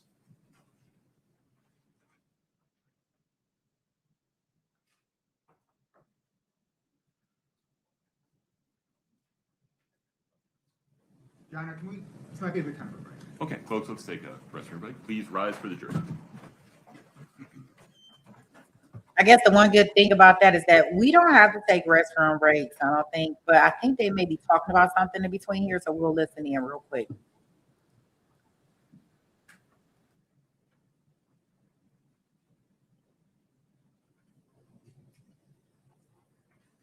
Please have a seat. Mr. Blair. Your Honor, back to the video of the May 4th, 2023 interview. I think, I don't want to speak for him, defense had a chance to review it, but we'll still have an objection. Ms. Lewis, please. Yes. Your Honor, we still object on two grounds. One is still hearsay. There's not only just the statements of Mr. Crozier and Detective Davis and Detective Hamilton, maybe was the other one there? It was Ben Carino. That's okay, that's fine. I'm certain it was Ben Carino. So you can think all you want. It was Ben Carino. All right. We have law enforcement side, and then we have the Mr. Crozier side. Right, but then we also have law enforcement making statements to Mr. Crozier, statements from Nicole Cummings and Carmen Lauber. So there's those hearsay statements in there also. And the other thing is, it says that it can be admissible under 801D if, when the person's subject to cross-examination. I know Mr. Crozier was subject to cross-examination, but he's no longer subject to cross-examination. It seems as if this video should have been introduced prior, because then we would have had the opportunity to show him portions of the video and cross-examine him on the video. That opportunity is now lost. Why? He's been released from his subpoena. We don't know if he's been out talking about the case. I suppose. You could ask him about that, but he's not unavailable.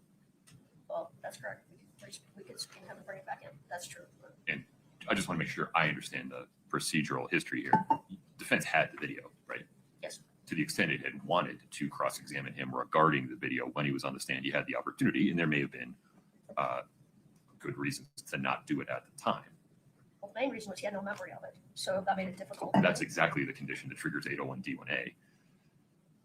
Well, 801D1A is if there is inconsistencies in it. Or has forgotten.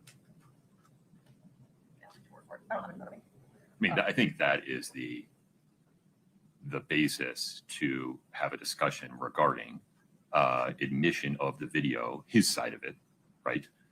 Under 801D1A, is that he was testified numerous times under oath in open court that he couldn't remember the interview, right. Even to the extent of saying that piece of transcript does not refresh my recollection. Correct. So I can instruct the jury to not consider anything other than Mr. Crozier's statements for the truth of the matter, that they can only consider the law enforcement have for context, as to provide context for why Mr. Crozier is responding. Other than that, any other hearsay concerns? No other concerns. Any other concerns? No. You had two reasons, you said. Yeah, I gave them the hearsay of the other people. And okay. Subject to cross-examination. All right. On the video. Okay, Mr. Bloodworth, anything further on that? No, Your Honor. How would you propose we do this, Mr. Bloodworth? Play the video with the scrolling transcript for the jury nowish? Yes, Your Honor. Maybe in 5 minutes-ish. Sure. Stay drink a lot of coffee. No, you and I both. Let me make a ruling here and see if either side needs clarification. Yes. Mr. Bloodworth, as I understand it, the state seeks to admit and publish to the jury a 13-ish minute audiovisual recording of Mr. Crozier's interview with law enforcement in May of 2023. The recording is accompanied by the transcript that plays below the video in real time. Is that correct? That is correct, Your Honor, and it is labeled 8-64, D as in dog. Okay.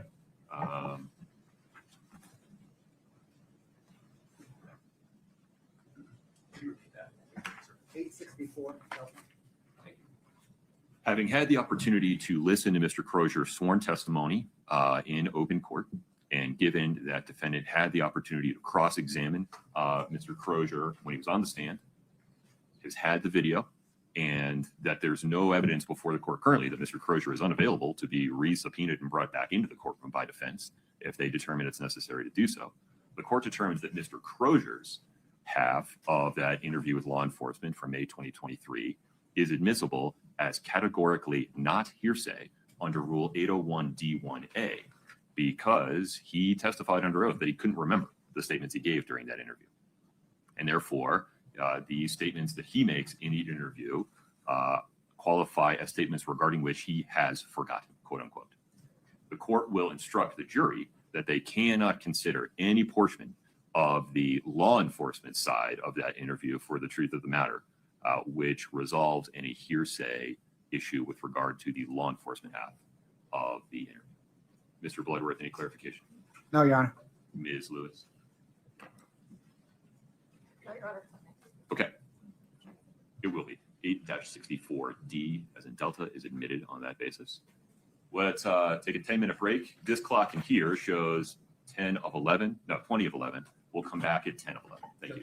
Before we Yes. Can we get just the lineup, just so while we're on the break, we can take advantage of that? Who's coming in? Yeah, it hasn't changed from what I emailed you on Saturday, so I think. Okay, perfect. Yeah. All right, folks, 10-minute break. Thank you. Court's in recess. Okay, of course, we don't have to take the recess. I'll take us past this part, but I don't know how much I like the fact that we had this guy, Robert, on the stand. They didn't play the video when he kept saying that he didn't know what the video didn't remind him or anything. Why didn't they play the video then? Why are we playing the video now? You know, and, you know, I guess now, I mean, the judge is saying that if the defense needs to cross-examine him, they'll definitely bring him back in so he can be cross-examined. But why not take care of this stuff when he was here? I don't know. I don't make the rules. I'm just here. I don't even understand. But here we go.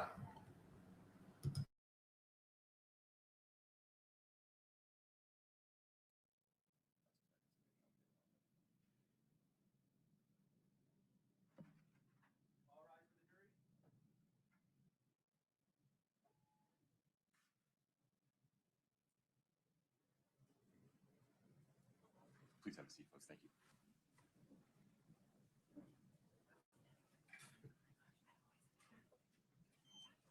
All right, have a seat.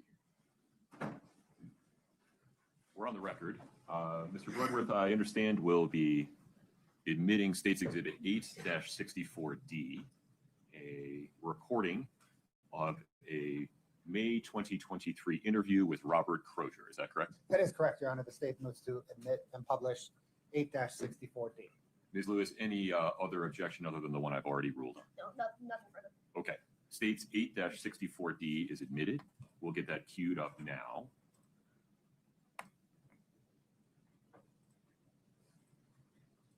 Please proceed. Robert,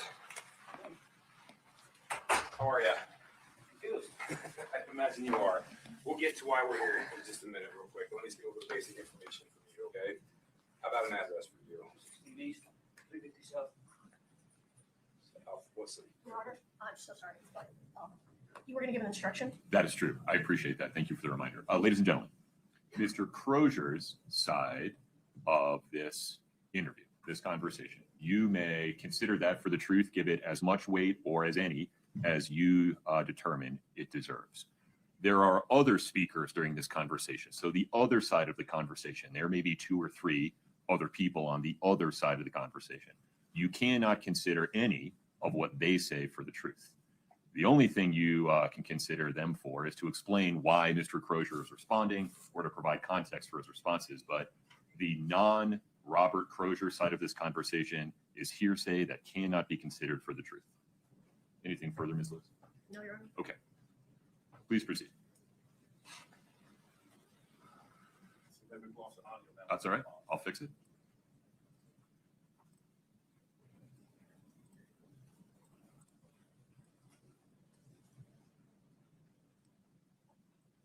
Scott, please give it a try. And the phone number for you. Yeah. We'll get to it. I know you haven't, but you had involvement with people in Summit County that we're looking at. That's what we're talking about. Phone number for you, Robert. 385. I can even say I'm so confused right now. Okay. I really can't. My phone's doing this. Okay. Tell me your phone number then. Okay. So we'll get to why we're here to talk to you in just a minute. But before we do that, I'm going to advise you of your rights because you're obviously in custody here at jail, okay?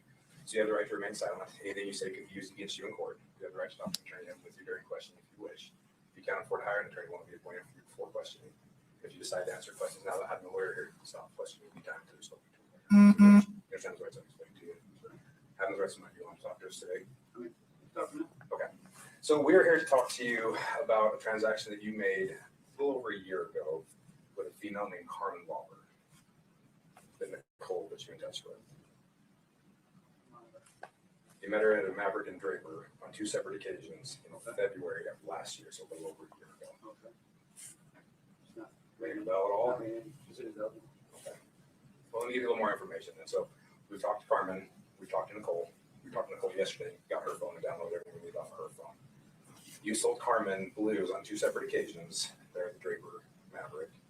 As a result, somebody died from that transaction. So we're not interested in jamming you up or anything like that. We're simply here for information. But we know that you sold those and we can prove that through cell phone records and that kind of stuff. But right now, your information for us is more valuable than you being charged federally with selling fentanyl. Now you're hearing in on some drug stuff. Do you know anything about the federal rules with fentanyl and 30s? And I don't know anything. I know you have a distribution of copper 30 that went in December. The M30s? Yeah. Okay.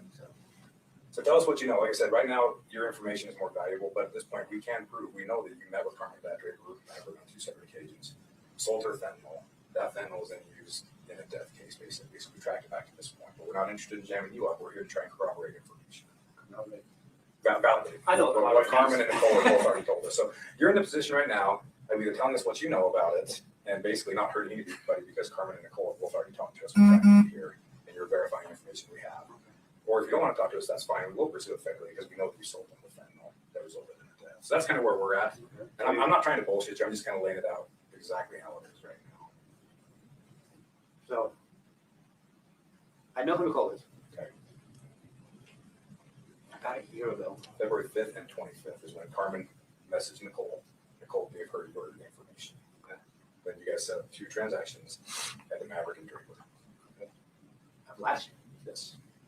So not this previous February, a year before. Okay. It's been a bit. Yeah. And yeah, that's what's going.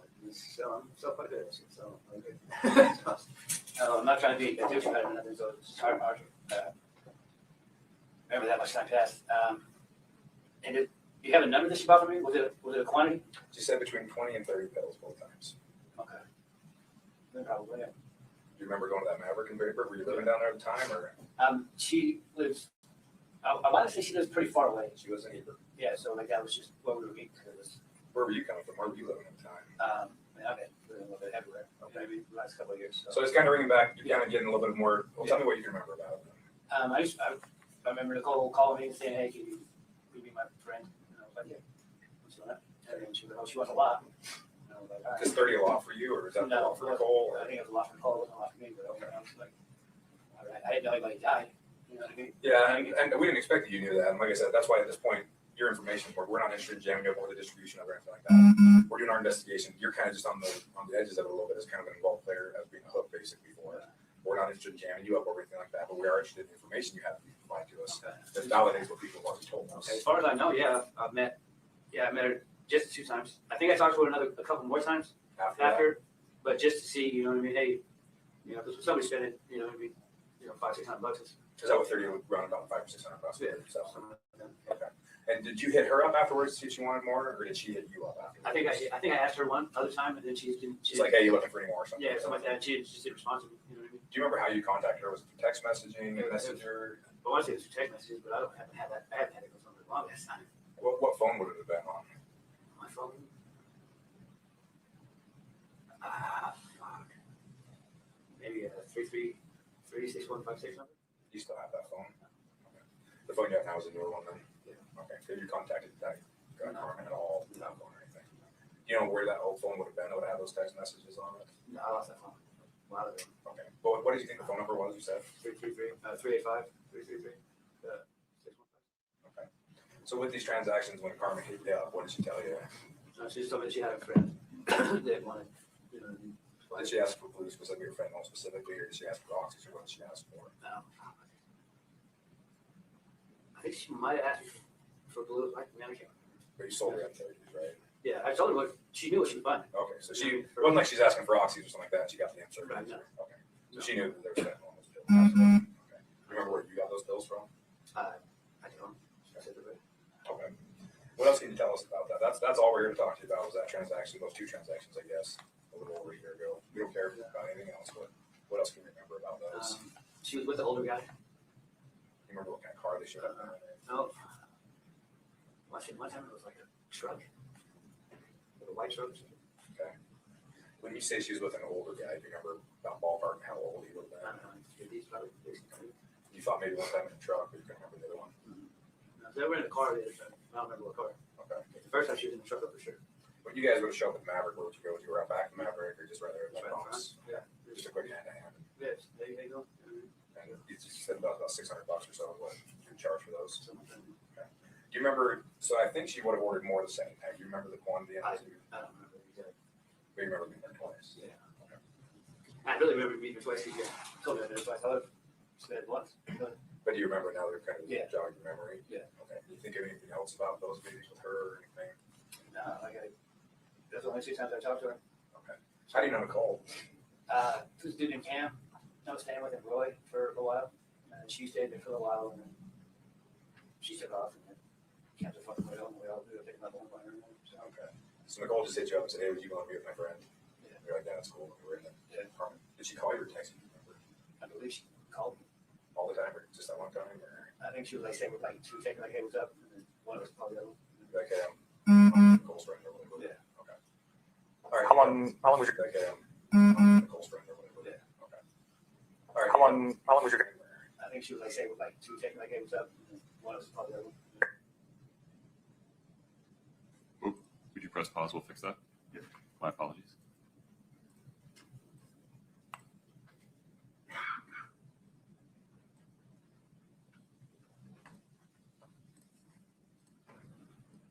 Go ahead, Scott. Out there, or drug court or some shit, whoever she was living. She was on, yeah, she didn't run APMP or on drug court or something. I don't remember, and she had to hurry. It was always in a hurry, like, she was like, okay, well, I'm leaving here now, so I can meet you like halfway. Can you meet me halfway? Oh, yeah, I can do that. And halfway was that Maverick there? Yeah. Very first. Yeah. Okay.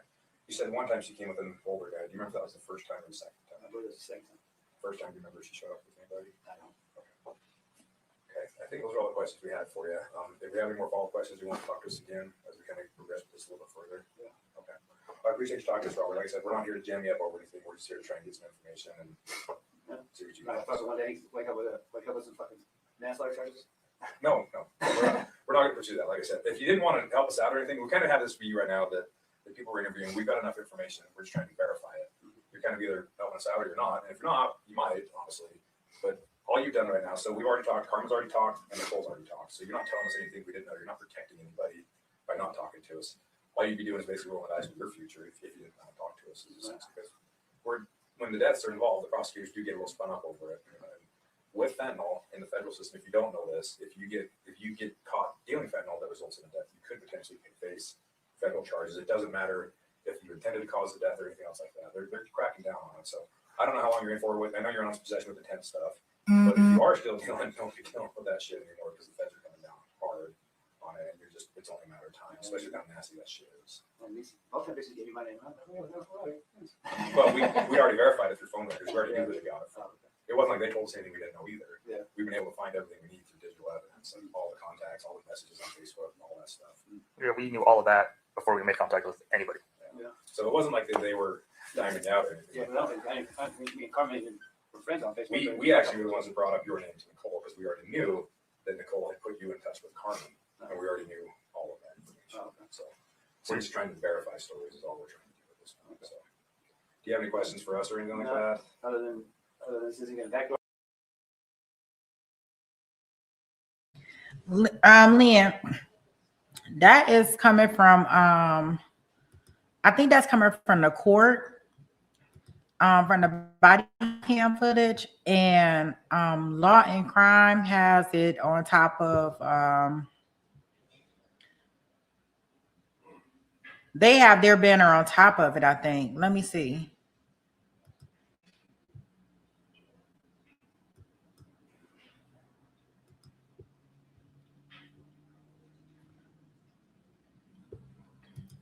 Yeah, because even if I move everything that I have, law and crime got theirs on top of the word, so you can't see them.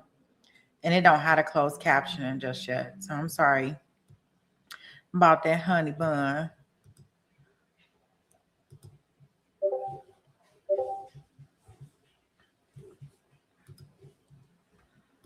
Here, no. We're not here to jam you up or anything like that.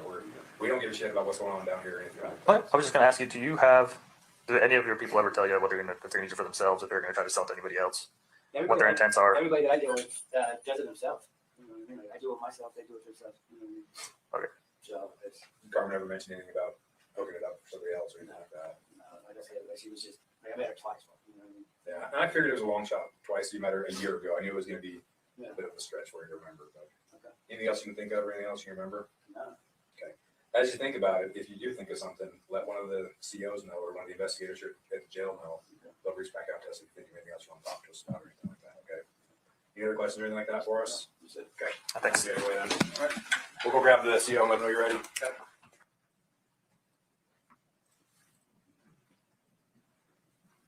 Mr. Bloodworth, the state's next witness, please. Your Honor, the state calls Molly Crosswite.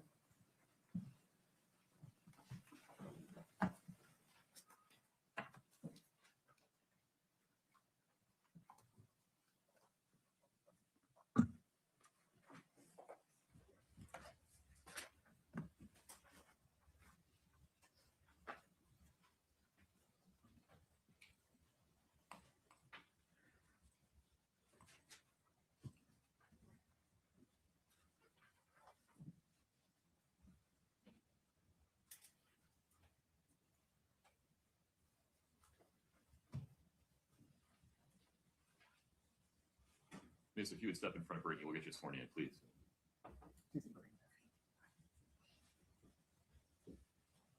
Please raise your right hand. Do you solemnly swear the testimony you're about to give in the matter before the court to be the truth, the whole truth, and nothing but the truth, subject to the pains and penalties of perjury? Thank you. Thank you. Please have a seat.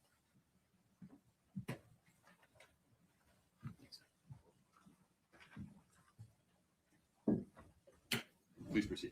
Thank you, Your Honor. Good morning, ma'am. What, ma'am, is your name? My name is Molly Crosswite. Is the last name spelled Crosswhite? Yes, Do you know who Kouri Richins is? not personally, but through this trial, yes, Okay. Did you purchase a home from Kouri Richins? I did. When did you purchase that home? It was January 26, 2022 is when we closed on that property. Scott, can I get 8-12, please? Your Honor, permission to publish. This has been admitted already. It's up. No objection. Ms. Crosswhite, do you recognize that house? I do, Is that the home that you purchased from Kouri Richins? yes.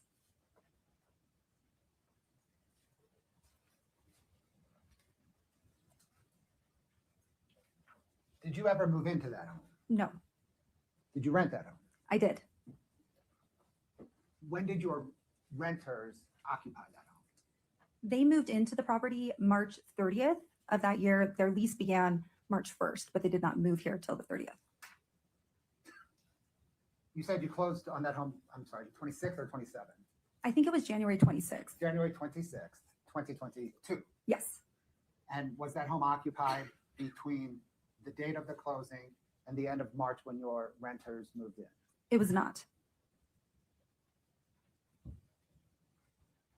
Were the locks on that home the same as they were on January 26th when you closed to the time your renters moved in? They were the same.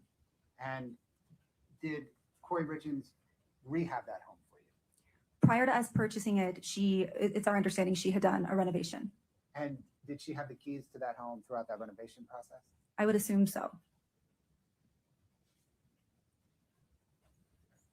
Am I right then, as far as you know, that home was unoccupied between January the 26th, 2022 and the end of March 2022? That's correct. Thank you, ma'am. That's all the questions I have. Ms. Lewis. Good morning. Good morning. So, oh, excuse me, can I grab some water?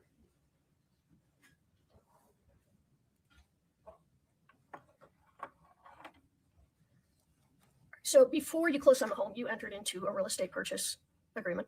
That's right. Right. And can you pull up Defense Exhibit 1024, Katie? Thanks, Alex.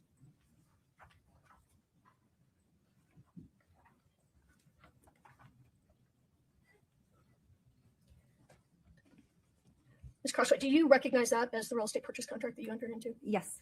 And do you know the date that you entered into that? Looks like it was January 14th, 2022. Your Honor, we'd move to admit Defense Exhibit 1024. No objection.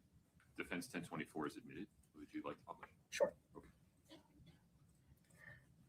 And then, Ms. Crosswhite, you closed on the home January 26th, was your testimony. Yes. Between January 14th and January 26th, did you do a walkthrough of the home? Yes.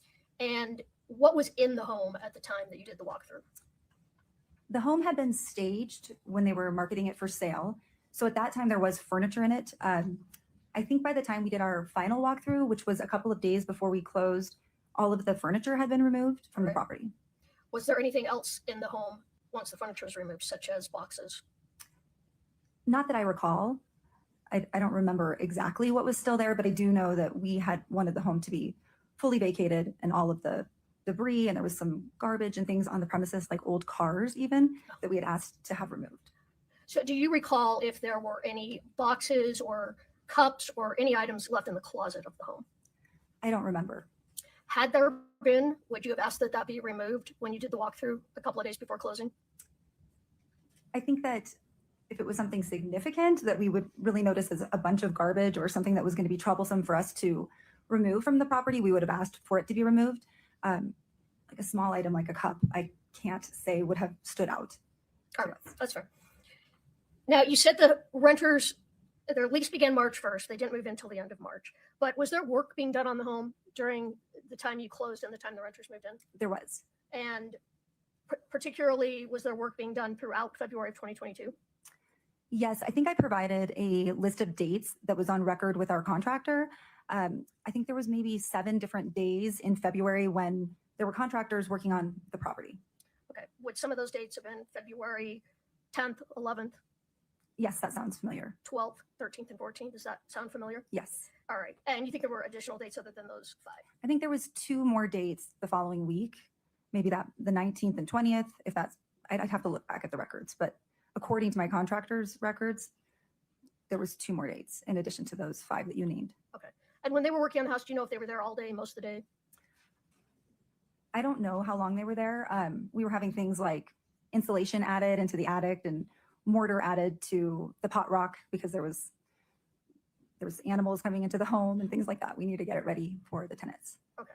When you closed on the home, did you take possession of the keys?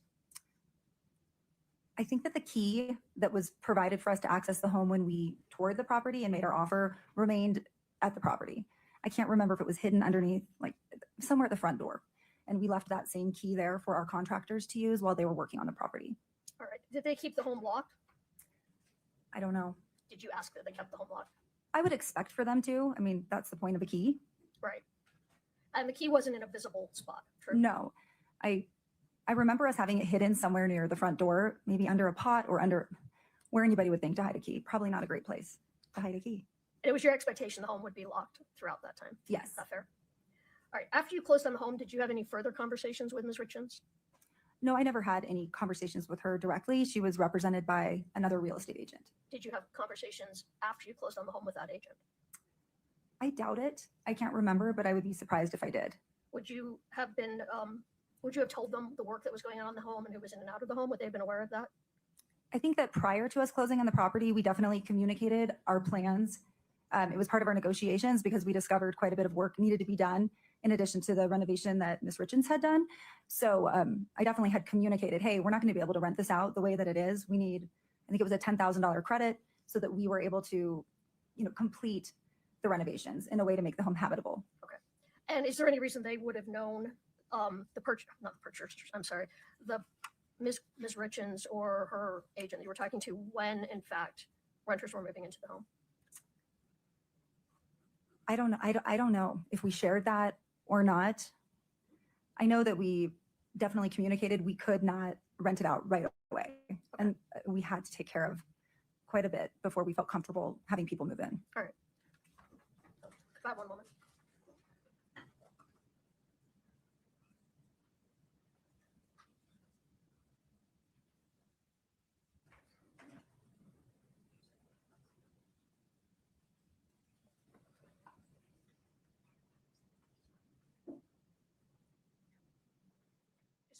One or two.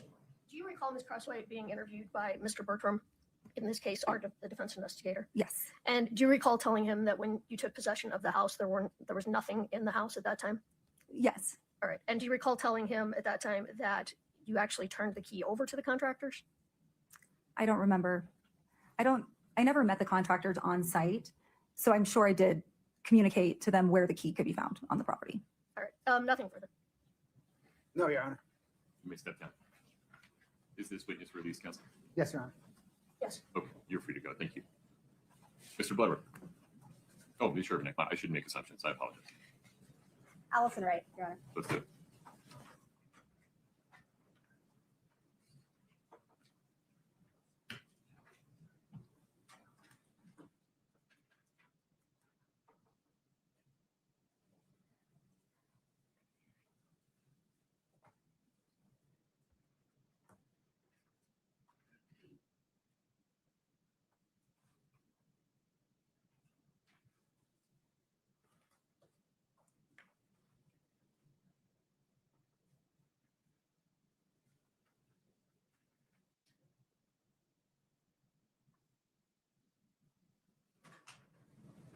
Miss, if you'd step in front of Brittany, we'll get you sworn in right here, please.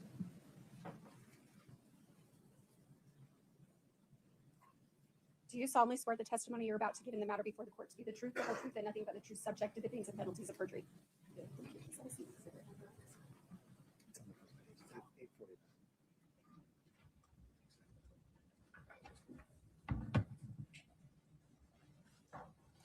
Good morning. Good morning. If you could please state your name and spell your last name. Allison Wright, Wright. Ma'am, where do you work? C&E Stonemasonry. How long have you worked there? Since established in 2010. Did you know Eric Richins? Yes. How did you know him? I first met him in junior high.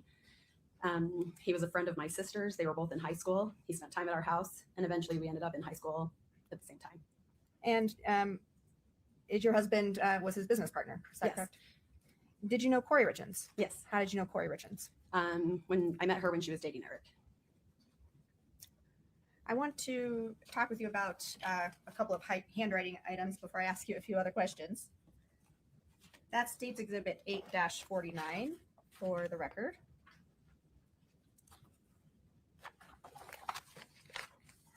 Sorry, I've got too many things on my podium here. All right. So I'm going to hand you this booklet. Okay. If you could turn to tab 4 for me. Do you recognize those items in tab 4? Yes. Is it, and if it's multiple pages, you can look through all the pages. Is it just the one page? There's multiple pages. Okay. And the first page is the one that you recognize, is that right? Correct. And go ahead and turn to tab 12 for me. Okay.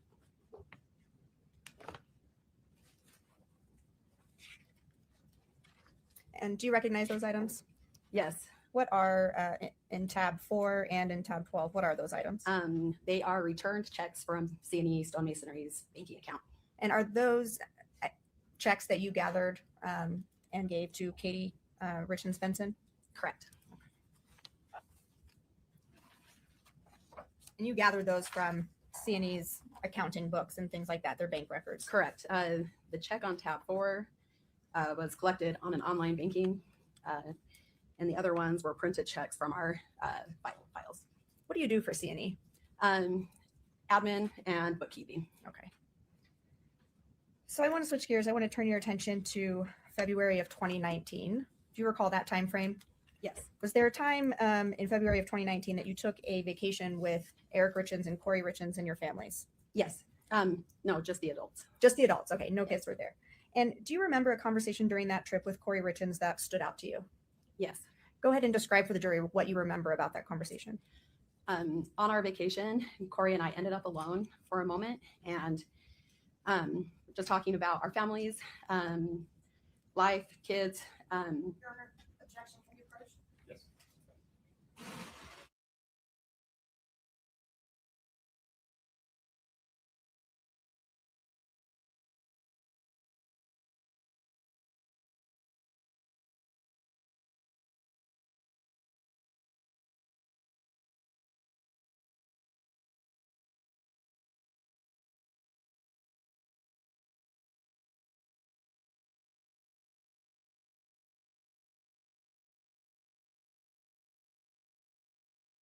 record, Ms. Shervnak, if you would just ask me several questions, we'll see where this goes. Certainly. And so now that we're outside the presence of the jury, we're just going to get a preview of how you would answer the question that I just asked you. So describing what you remember from that conversation with Kouri Richins from the vacation. While we were sitting there, we were discussing life, and Kouri then explained how things weren't super great in her marriage, how she felt trapped. She explained to me that there was a prenuptial agreement that was put in place, and I had never heard of that.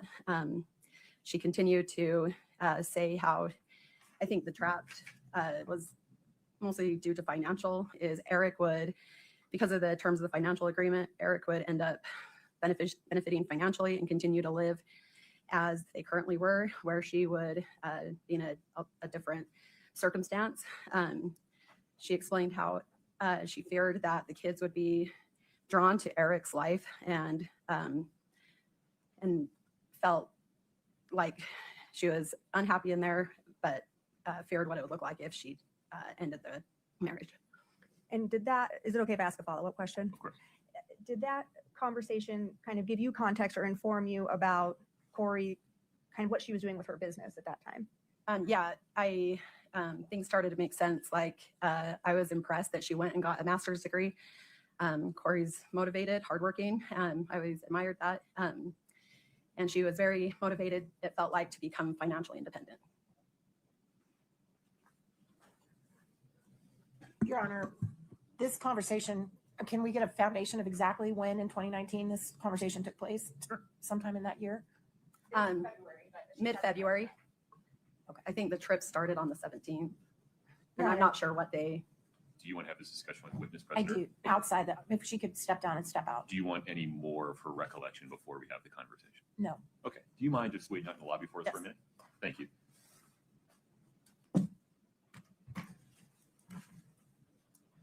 She like step down and step out. No, I don't need no more of her conversation. Your Honor, may it please the court. According to Mrs. Wright, this conversation took place in February of 2019, 3 years prior, more than 3 years prior to Mr. Richins' death. In the interim, in between 2019 and 2022, the Richins attended marriage counseling and worked on their marriage, and a bunch of water under the bridge. This, to allow a conversation on a vacation in a situation where two women are just chatting about the condition of their marriage, 3 years, there's certainly no allegation here that Kouri Richins was planning to murder her husband 3 years in advance. Outrageously prejudicial due to the temporal distance in the statement that is being made. No relevance because it's 3 years prior. Why isn't it relevant to show that Ms. Richins was aware of the outcome financially that would flow to her from a divorce based upon the prenuptial agreement? She's aware of that when she signs the prenuptial agreement. They've entered the agreement that she signed. This is, well, I mean, I think you've answered my question. It is relevant to show she's aware of it. No, sir. The conversation in 2019 certainly isn't relevant. They have introduced a prenuptial agreement that she signed. It's clear that she knew. I apologize for interrupting you. It's not clear because it doesn't, I have no evidence that she read it. I don't have any evidence that she understood it. Here, I have a witness saying she understood it, was aware of it, was fearful of it, was taking steps to mitigate. Okay. If that's going to come in over my objection, certainly respect your ruling. We've made our record, but I would ask that all the rest of that conversation be stricken as too far away, about being trapped in her marriage, about being unhappy.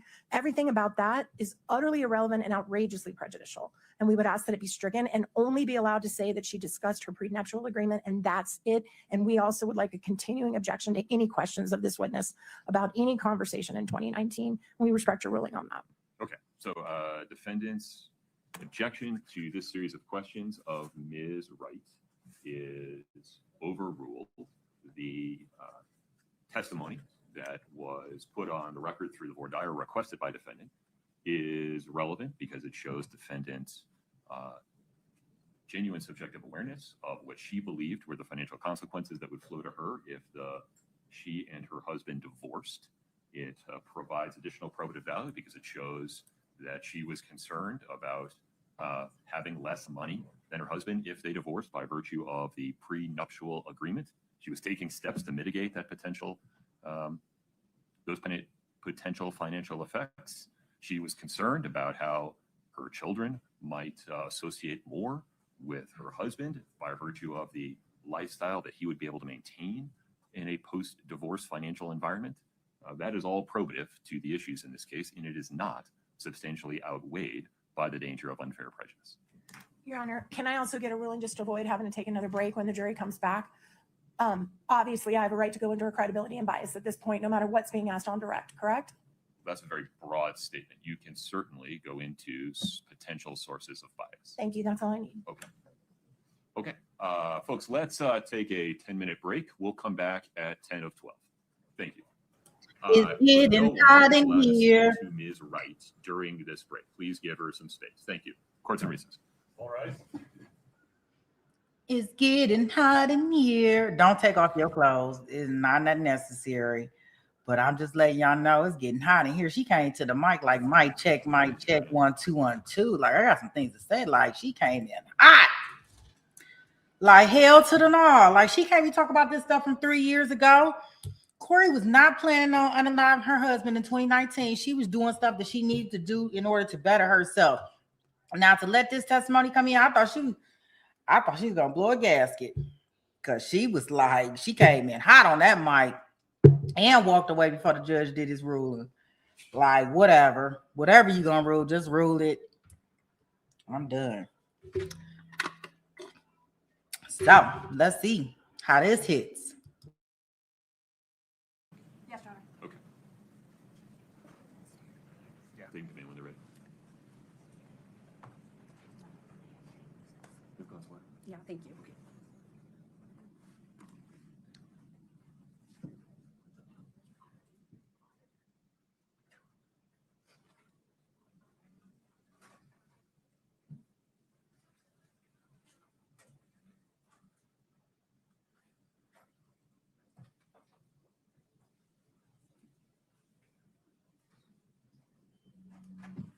All right, jury.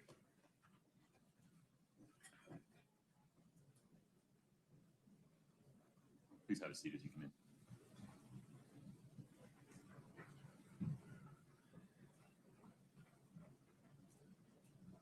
All right, please have a seat. Mr. Burnett, please proceed. So, Ms. Wright, before we took our break, I had asked you about a conversation you had with Kouri Richins on a vacation you took. When did that vacation take place? February of 2019. And what was that conversation? Describe for the jury what happened during that conversation. Kouri and I were finally in a position where our husbands were no longer with us. We were just discussing life. We both have kids, our marriages, and Kouri opened up and shared that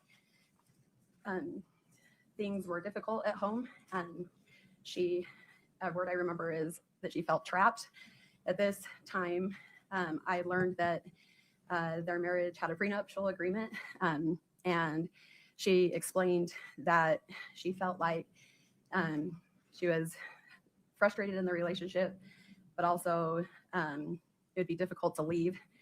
Eric would end up financially secure, and her the opposite. She feared what would happen in divorce.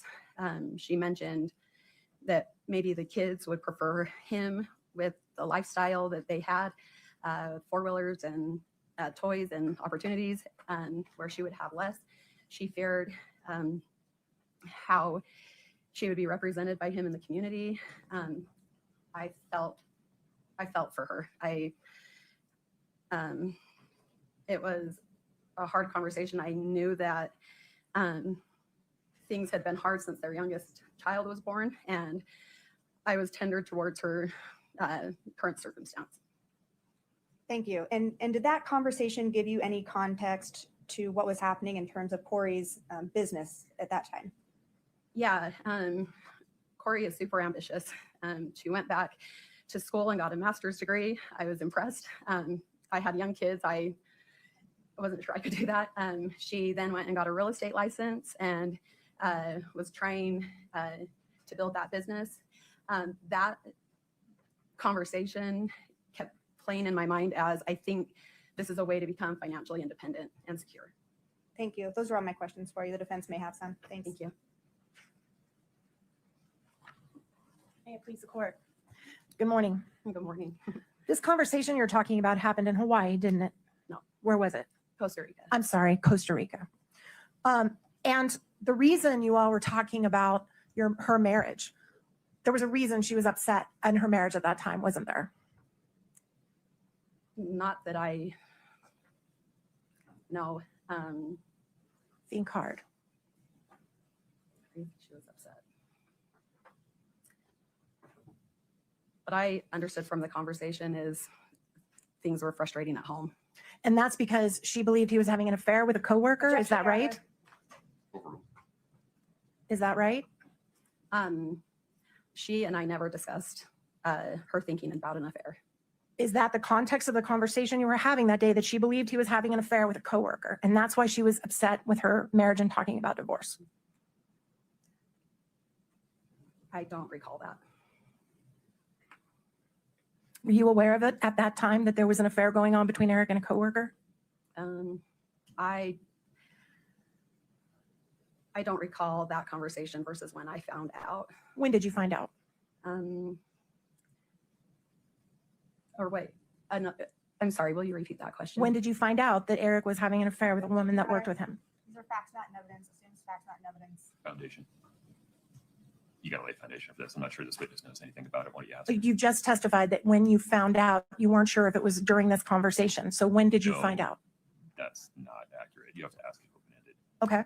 When did you find out? Was it any time near this conversation? Will you repeat that question with more detail? When did you find out that Eric was supposedly having an affair with another woman in context to this conversation? Before, after, during? I'm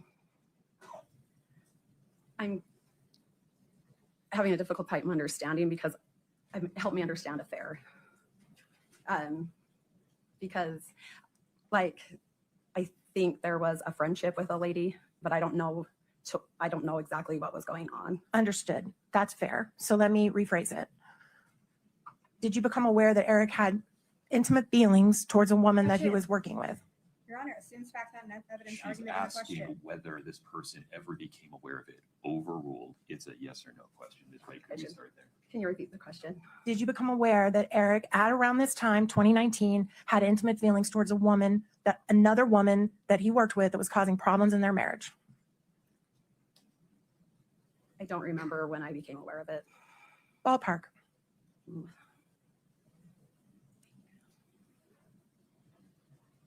I'm sorry.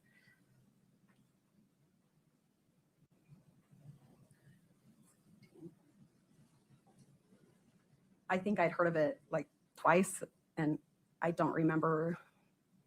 I'm sorry, I don't remember. When you were having this conversation with Kouri, did you know at that time? I don't believe I did. All right, these vacations, you had vacations with Eric and Kouri on more than one occasion, didn't you guys? Yes. And then at some point, those totally stopped, didn't they? Yes. And what happened that made you guys stop going on vacations together? COVID was the next year. Besides COVID. Our family life was busy. In fact, didn't Cody and Eric have a big falling out? Your husband is Cody Wright, correct? My husband is Cody. And how does Cody Wright know Eric? We were friends in high school. They went on to work together, broke off and started a business together, and maintained their friendship. So they were business partners. Correct. And they both owned C&E stonemasonry together, right? Correct. And at some point, your families quit hanging out. Personally. We continue to go to birthday parties and like that kind of an event. No longer vacations. I think we had a vacation planned in 2020 that got canceled due to COVID is the one that I recall. In fact, didn't Eric and Cody have a falling out over Cody calling the police on Eric? Cody didn't call the police on Eric. Did Cody provide testimony against Eric with relation to an investigation against Eric for violating hunting laws? Lack of foundation. Well, this is a different question. Ask her if she's aware. Are you aware that Cody provided information to law enforcement against Eric for a violation of hunting laws? Yes. Okay. And Eric and him, as I would say, fell out over that. I don't know another word. Had a disagreement about that. Yes, temporarily. And you guys never vacationed together again after that, did you? No. Now, you said that you did the payroll and the bookkeeping at CNE, is that right? We have a payroll service company. Oh, sorry, sure. Okay, but you do the bookkeeping. Yes, So you know how much money's coming into that company, right? correct. And you know how much money's going out, right? Yes. And you and your husband have joint, do you share your marital money, or does he keep his business money separate? We share our marital money. Pause for 1 second, Ms. Nestor. Go ahead, Mr. Burnett. Sustained. All right. Setting aside your personal financial affairs, you're very aware of CNE's financial affairs, correct? Because you do the bookkeeping. Correct. All right. And This is still outside the scope. no, it's not. Yeah, please approach. I'm not sure where you're headed here.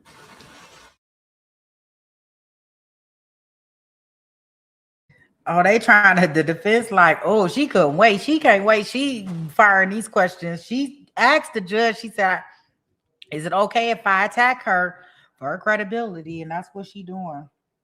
She hot. I'm pretty close to the right. And money's going out.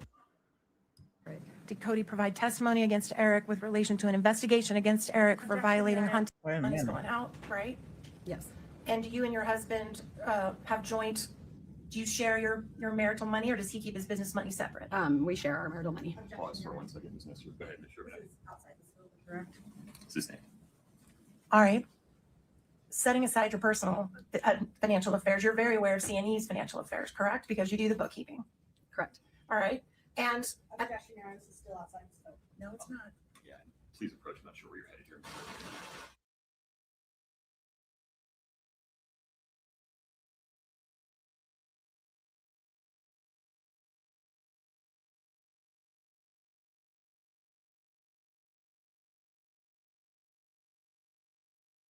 I was gonna try to fast forward through this part, but guys, I for some reason it's taking me back on a fast forward, so I'm just gonna leave it here because I think they're about to put her back out of the courtroom. This is an issue. Your next question, please, Ms. Nestor.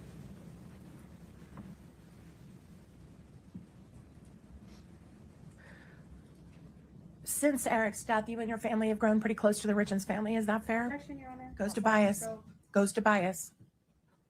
Overruled. If you would please restate the question. Since Eric's death, you and Cody have become very close to the Richins family. Is that fair? I would say the relationship didn't change. So you were very close to them before. Yes. And it's true that since Eric's death, your husband has even accompanied them to court hearings and sat beside them. Is that right? Yes. Have you? Yes. And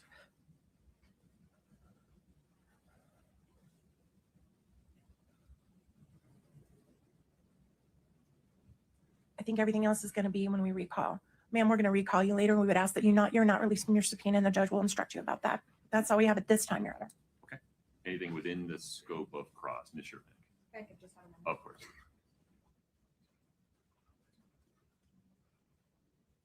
Oh, that sister shooting fire with her eyes. Okay.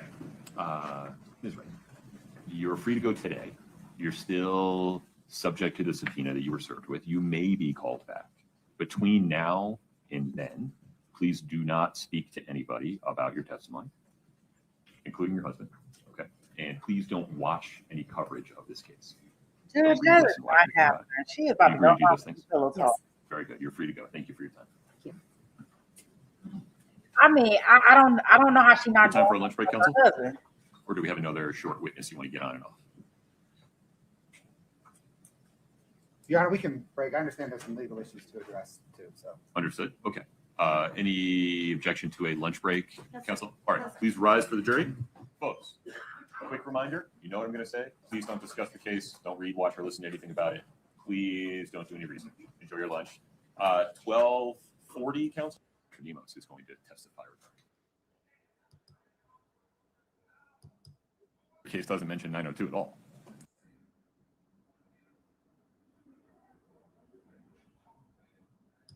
That's my understanding. Kotromos is the gentleman that they'll come in through. I'm not going to be seeking to admit the call detail records. I'm confused. I imagine they were used for some of their demonstrative exhibits. He relied on call detail records to create some of our exhibits. Got it. But Good enough. But I'm seeking to admit the visual representation of those call detail records that he helped create, that he'll testify came from the call detail record, although the call detail records themselves, the state is not seeking to admit as an exhibit. Got it. Okay. I've looked at the Webster case. It certainly talks about notice with respect to Rule 807, which has a notice provision, and case law talking about how that notice provision works. The Webster case doesn't mention 902 at all. I'm not sure I was following your argument, Mr. Ramos.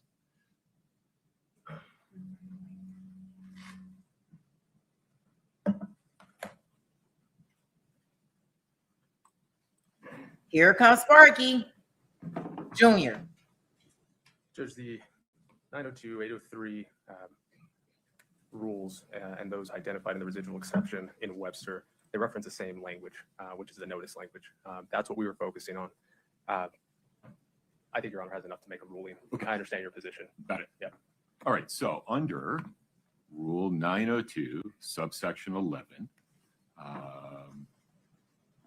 records that can be self-authenticating under that rule before the trial or hearing, the proponent, in this case the state, must give an adverse party reasonable written notice of the intent to offer the record and must make the record and certification makes the record self-authenticating available for inspection so that the other party, in this case defendant, has a fair opportunity to challenge them. All of those things have occurred. The call detail records and the certifications under Rule 902 that are included with them from the mobile service providers have been made available to defendant for inspection through the discovery process. And by virtue of the fact that those records have been part of, or at least the portions of those records that the state seeks to publish to the jury have been part of the state's exhibit list, the state has given the adverse party reasonable written notice of the intent to offer the record. The court finds that defendant has had a fair opportunity to challenge those records. Any objection to the admission of that call detail record information under 902.11 is respectfully overruled. Anything further, Mr. Ramos? No, Judge. There will be through Mr. Cotromos some testimony regarding the .pmg files or the gist. I would at that point probably ask one to the witness, assuming they're going to be asked to be introduced evidence. So I just let the court know now and get some sure of that. Which file type was that? They're like gist. They're those gists that were presented during Oh, the pathways that link to those. Correct. Got it. Okay. Can I ask just a general question just to avoid, because I think it's going to come up. So it's my understanding that the extractions have now been put into evidence, correct? Yeah, not the physical documents, but the extraction, but the testimony about who extracted or downloaded the phones. Yes. And we put the phones in, but we have not put in the actual,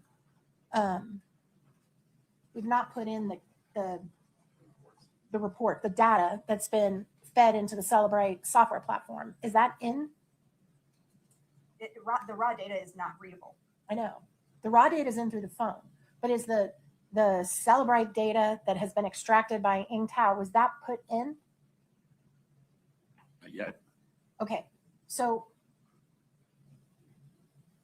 if that's not in, how do we have from Cotromos, how can he put in the demonstratives that are based on that? Because it's just basically it just makes it into a picture, but it's the data from what's not in yet. So you have witnesses talking about the physical device containing electronically stored information was secured. Correct. You have testimony creating a chain of custody to the people that downloaded it through a two-step process. Right. The gray key, right, forensically mirrors that phone. And then Cellbrite is how, among other people, I imagine Mr. Cotromos would say, I was able to read and process and parse out, quote unquote, that information. Not everything on that phone is relevant, so not all of it goes in. We're going to see what parts the state believes are relevant through Mr. Cotromos. He hasn't testified yet. So he's going to be allowed to testify what's the information that's in something that hasn't been put in yet. Because without putting in the extraction, there is no basis to admit the extraction. There is a lot of information on that phone that I imagine is not relevant under 401 or 402. Agreed. So there's no basis to put in the entire extraction.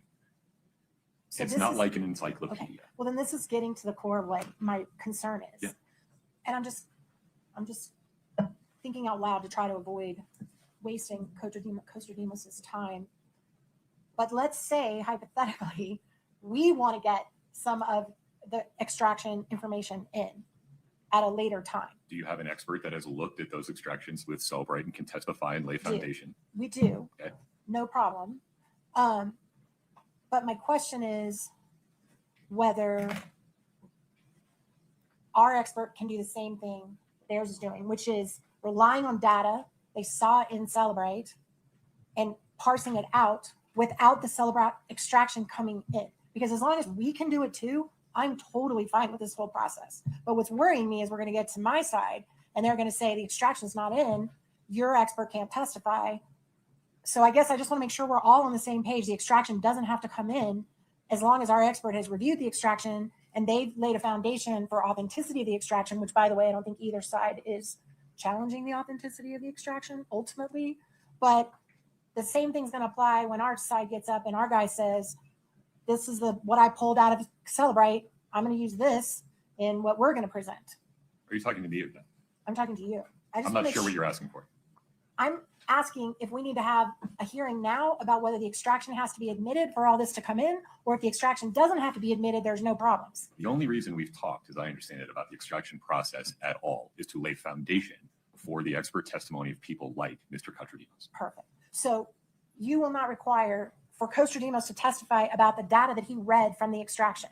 You are not going to require the extraction to be admitted into evidence, because if that applies, then that applies to us too, and we're fine with that. As long as your expert is an expert and doesn't have say or do something else objectionable. I don't know who your expert is or what they're going to say, so I need to be a little bit circumspect here. But the fact that a copy of the extraction from Gray Key on a portable hard drive has not been admitted as an exhibit is not an impediment to this kind of expert testimony. That is exactly what I needed to know, because if it is, we need to have a hearing on it. And if it's not, then there's no problem. But I just want to make super clear that we're all on the same page, that it doesn't have to come in for us to pull things out of it and admit it.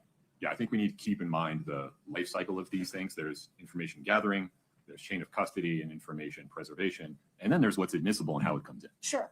The only reason it's just unique is because the phone itself, without the extraction, the hard data is not readable, as the witnesses have talked about. Right. I mean, like if the juror was given what was extracted out of the phone, they couldn't do anything with it anyway. You and I agree. Okay, I just want to make sure that we don't do that wrong, so that the extraction, the hard drive extraction itself doesn't have to come in and we can all pull pieces out of it that we want because the foundation's been laid. Yeah, I want to be careful. You're saying the extraction. There are several. I'm familiar with the ones for which foundation has been laid so far. I don't know whether you're talking about some other devices regarding which foundation has not yet been. Eric Kouri's phone. This is, again, I feel like you're talking to the state, not me. No. I think we're all in agreement that the extraction doesn't have to come in. As long as the extraction doesn't have to come in and we can use pieces of it, I'm totally fine. Provided sufficient foundation sure, for the to show it's extraction has been laid. admissible. To show it's admissible under other grounds, 401, 403, hearsay. Authenticity, yeah. Well, authenticity is an issue, right? If you're talking about a device that we haven't talked about yet, you're going to have to lay some foundation. No. Assume for purposes of this conversation, it's only devices that have been admitted. So for the purposes of this conversation and putting aside other 702 related objections that the state may make when your expert witness is testifying, what's good for the goose is good for the gander with respect to the extractions. Perfect. Perfect. That's all I needed. Thank you very much for taking the time. I do think that's really complicated and strange because of the way that the extraction is a different data set than the actual guts of the phone, which is unreadable. So that's why I just wanted to clarify that. So thank you very much. Okay.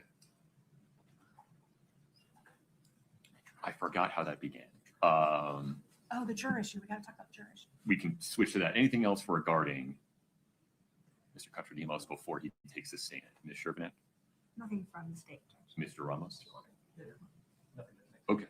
The juror note. Go ahead, Ms. Lewis. Your Honor, we do have some concerns about the note that came out from the juror. First off, I believe that had we had this information during jury selection, this juror would have been weeded out in the process because they had a business transaction with the witness. So now we have someone on the jury who I believe, based on our parameters, wouldn't have even made it to the final pool. So that's concerning. The other concern is we don't know anything about the interaction with Ms. Crosswright White, Ms. Crosswite, positive, negative. I did have to push back a little. That concerns me a little bit that, if he thinks very highly of her, that could be some bias that I did have to get up and push back. And our position would be out of an abundance of caution, we dismiss that particular juror. Are you prepared to address this now, Mr. Bloodworth, or do you need some time to think about it? Your Honor, we can address this now. I want to be transparent. I'm not going to rule in this moment. I will need to just take a look at what legal standards, if any, there are regarding this. But if there's anything you want to put on the record now. Can I just add, I'm sorry, Brad. It is our understanding that Ms. Crosswhite went by a different name. So I'm not implying this juror intentionally withheld information. He may have known her by a different name. Understood. Go ahead, Mr. Blood. Your Honor, I don't know that the jury note provides the court with sufficient information to make a determination at this point. It seems to the state that a little bit of voir dire would probably benefit the court, but based on what the information the note contains, I don't see cause to strike or dismiss this juror. All right. Ms. Lewis, my sense of this is I don't need to rule on this right now. I can give it some thought. There's no harm in leaving the juror right where they are for the time being. Agreed. Okay. I won't lose track of this. Let me think about it for a minute. It may be that I just need to ask this person a few questions and then we'll go from there. Okay. Motion for Ms. Ramos? Sure. Just really briefly. As the court will recall, during the time that I had Ms. Chelsea Gibson on cross, I was trying to lay a foundation to later get in some of the home wave calls that had been downloaded. According to her reports that we were provided, she was the individual who downloaded all of them and stored them into evidence. And I believe that I had to at least lay a foundation of authenticity if I later wanted to admit those calls. So I was trying to do that. I was trying to do it very carefully. I warned her to please copy my language. I looked right at her. I used very specific language, and her response was, "You mean the jail calls?" I understand things like this happen in trial, but the case law that's relevant, I believe, it implicates Ms. Richins' Sixth Amendment right to a fair trial. It affects the presumption of innocence because if the jury is aware that she's been incarcerated, there's been case law that says that can impact your presumption of innocence. There is a pretty recent case in Utah, State versus Bernejo, Bernejo. The site is 476 P 3rd 148, which acknowledges that evidence of custody status can carry the risk of prejudice. I will absolutely concede all the case law gives you so much discretion in this area because every circumstance is different. Every situation is different. They really, really do rely on the trial court judge to make a call in the moment. Now we have this situation through no fault of mine where the jury now knows that at least for some period of time, my client was in jail and communicating with family. And she did use the phrase calls with an S to indicate there were multiple calls, although she didn't say how many or for how long. And I concede that. So we would, and also the case of State versus Atkin, Atkin, 135 P 3rd 894. Again, there's a quote, "It may be prejudicial in certain cases." Full disclosure, both of these cases, the court did not find sufficient prejudice to overturn the call the court made in the moment. I think actually Bernejo may have been not, that they weren't, they were challenging whether the lawyer was ineffective, I think, for failing to make a mistrial objection. If I'm not mistaken, I think that was Bernejo. So I'm not even sure the judge made a call on that case, but I do believe on Atkin they did. So based on the authority, the recognition that it can bring prejudice, based on the fact that this case did happen so long ago, so the jury would put two and two together and realize my client's been in jail the whole time, possibly it's an inference that could be made. We did move for mistrial. I will state for the record, the court did provide a special instruction, limiting instruction, warning the jury not to consider that. That's one of those, difficulties because it does then again highlight that comment was made, but we were trying to do in the moment the least amount of damage going forward. I did agree to that instruction being made. I did not object to it because at that point I felt like something needed to be addressed. But that was the basis of the motion, and that's all the record we need to make. Okay. Anything further, Mr. Blower? I think I have this firmly in hand. Yes, Your Honor, the state rests on the record that we made at the sidebar. Okay, very good. The issue before the court is a motion for mistrial made by defendant following Ms. Gibson's reference to jail calls, quote unquote, during her cross-examination. The court finds that that statement, while improper, was not intentionally elicited by either party. It was inadvertent. It was made in passing. It was a short, quick reference. It is relatively innocuous in light of both the volume of testimony that the jury will hear in this case over the course of 5 weeks. It is relatively innocuous in light of the fact that this is a homicide trial. And so it would not come as a surprise to jurors that the defendant in a homicide trial may have been in custody at some point in the case. And moreover, the court gave a curative instruction that specifically instructed the jury not to consider that comment and not to speculate about whether defendant was or is in custody at any time in this case. Based upon those findings, the court finds that a mistrial is not required. Defendant's motion is respectfully denied. Anything further on that, Mr. Blederick? No, Your Honor. Ms. Nestor? No, Your Honor. Okay. Ms. Chervignac, anything else before we invite the jury in? No. Ms. Lewis? Ms. Nestor? Okay. We're ready for the jury.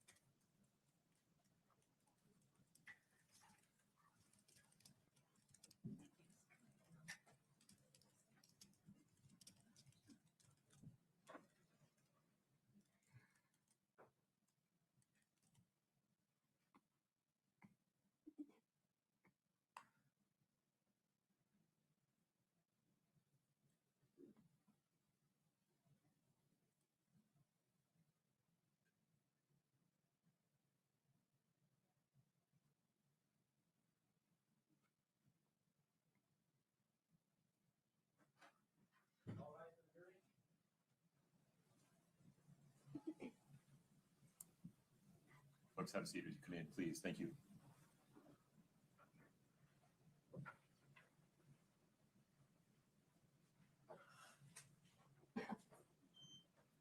Please have a seat. Ms. Chervignac, the state's next witness, please. Detective Jeff O'Driscoll, please. Detective, let's get you sworn in. Do you solemnly swear the testimony you're about to give in the matter before the court to be the truth, the whole truth, and nothing but the truth, subject to the pains and penalties of perjury? Thank you. Have a seat.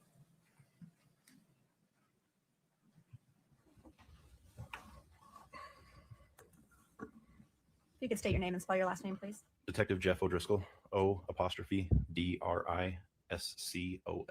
Where do you work?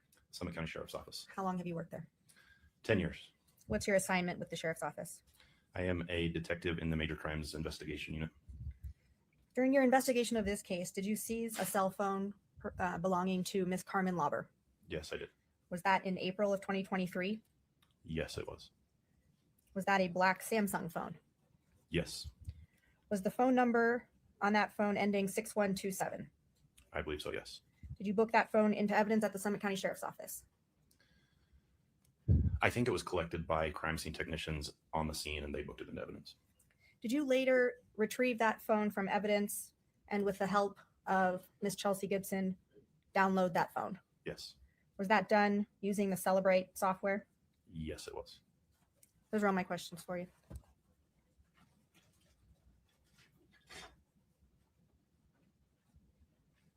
Just to make very clear, good afternoon, sir. Good afternoon, Ms. You are the O'Driscoll, that's the chief investigator in this case, right? Yes, ma'am. Okay, that's all I have for now, Your Honor. Thank you. Hey, this witness step down, Ms. Chervignac? For now, please. Yeah, okay, very good. The state's next witness, please. Chris Cotromos.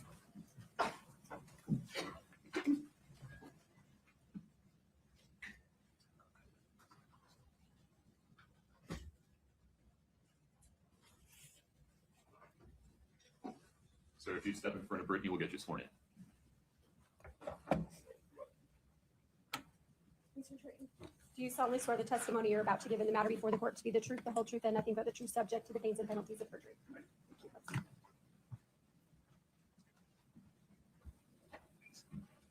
you. Please proceed. Sir, if you could state your name and spell your last name, please. Sure, it's Chris Kotromos, Kotrodimos. Let's go through your employment background. Where are you currently working? I currently own my own business. I own a company called M20 Solutions. What's that company? We do investigations, training, and consulting for prosecutors, defense teams, and law enforcement. Is part of that business focused on digital forensics? Yes. Prior to that, where did you work? I worked in law enforcement. I started my career in North Carolina with the Raleigh Police Department. I worked there until 2003. I took a position with the Salt Lake City Police Department, where I worked there until 2017. My last 5 years at Salt Lake City were spent in the homicide unit. In 2017, I took a position with the Salt Lake County District Attorney's Office as an investigator in the homicide unit and worked there for just shy of 6 years until my retirement in 2022. And that's when you started your own business? Yes. Were you asked to analyze phone downloads and phone records for this case? Yes. Were you asked to do that process, look at the phone downloads and the phone records for 3 phones belonging to Kouri Richins? Yes. 1 phone belonging to Eric Richins? Yes. Phone belonging to Carmen Lauber? Yes. A phone belonging to Josh Grossman? Yes. And phone records related to Robert Crozier? Yes. Let's talk a little bit about your qualifications. What type of specific education or training have you received to be able to analyze all of this phone data? Sure. As it relates to this case, I've taken some formal training. Of course, once you get the formal training, then you get a lot of your experience in the field, in practical experience using that training. I'm a Wright certified operator course. I took that. I took the Wright certified physical analyzer course as well. And then from the call detail records standpoint, I am certified and took a course in, it's called TRAX. It's owned by LexisNexis. It's a location and data analysis program for call detail records and geolocation. Have you testified before as an expert in digital forensics? Yes. How many times? At least a dozen times in major cases. And have you testified for prosecution and defense in those cases? Yes. How many phones have you done analysis for in your time doing this work? Phones, hundreds, and I'm call detail records and probably over 1,000. Have you done downloads yourself? I have. For other cases? I have. So let's start, we'll treat it like a funnel. We'll start big picture. Let's talk about digital forensics. What is digital forensics? The best and easiest way to describe it is the analysis of electronic devices. As it relates to this case, and my specialty is mostly phones and some computers. So let's talk about specialties within digital forensics. What is, you mentioned that you're certified Cellbrite analyzer user or certified in that program. What is Cellbrite? Cellbrite, they have several products, but generally what they do is they provide extraction tools to extract data from devices. And then they also provide analysis tools so that you can analyze then those readable files. You mentioned call detail records. Is there an acronym we refer to those in shorthand? Yes, CDR. What is a CDR? So a call detail record or a CDR is exactly what it sounds like pretty much. Okay, it's a record from your carrier, from your cell carrier like Verizon or AT&T. And what it is it is a record of all your call details. So your incoming and outgoing calls, texts, data sessions, things of that nature.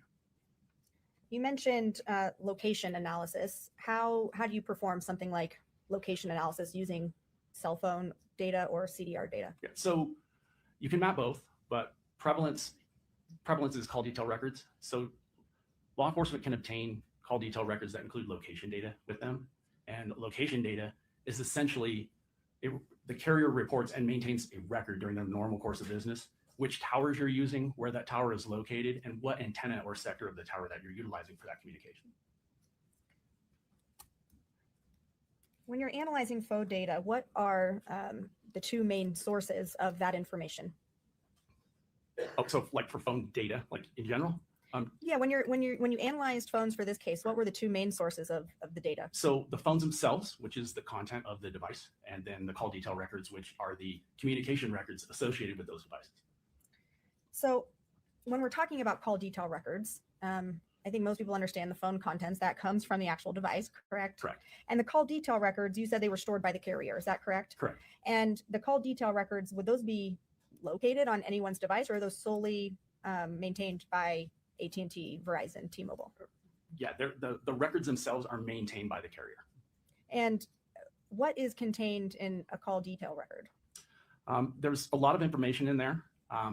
There is typically a timestamp, so there's a date and a time that the communication occurred, amongst whom the communication took place, between which carrier or which numbers the communication took place. So, which phone numbers, whether it's incoming or outgoing, the duration if it's a phone call, and then of course the tower information, the tower location information.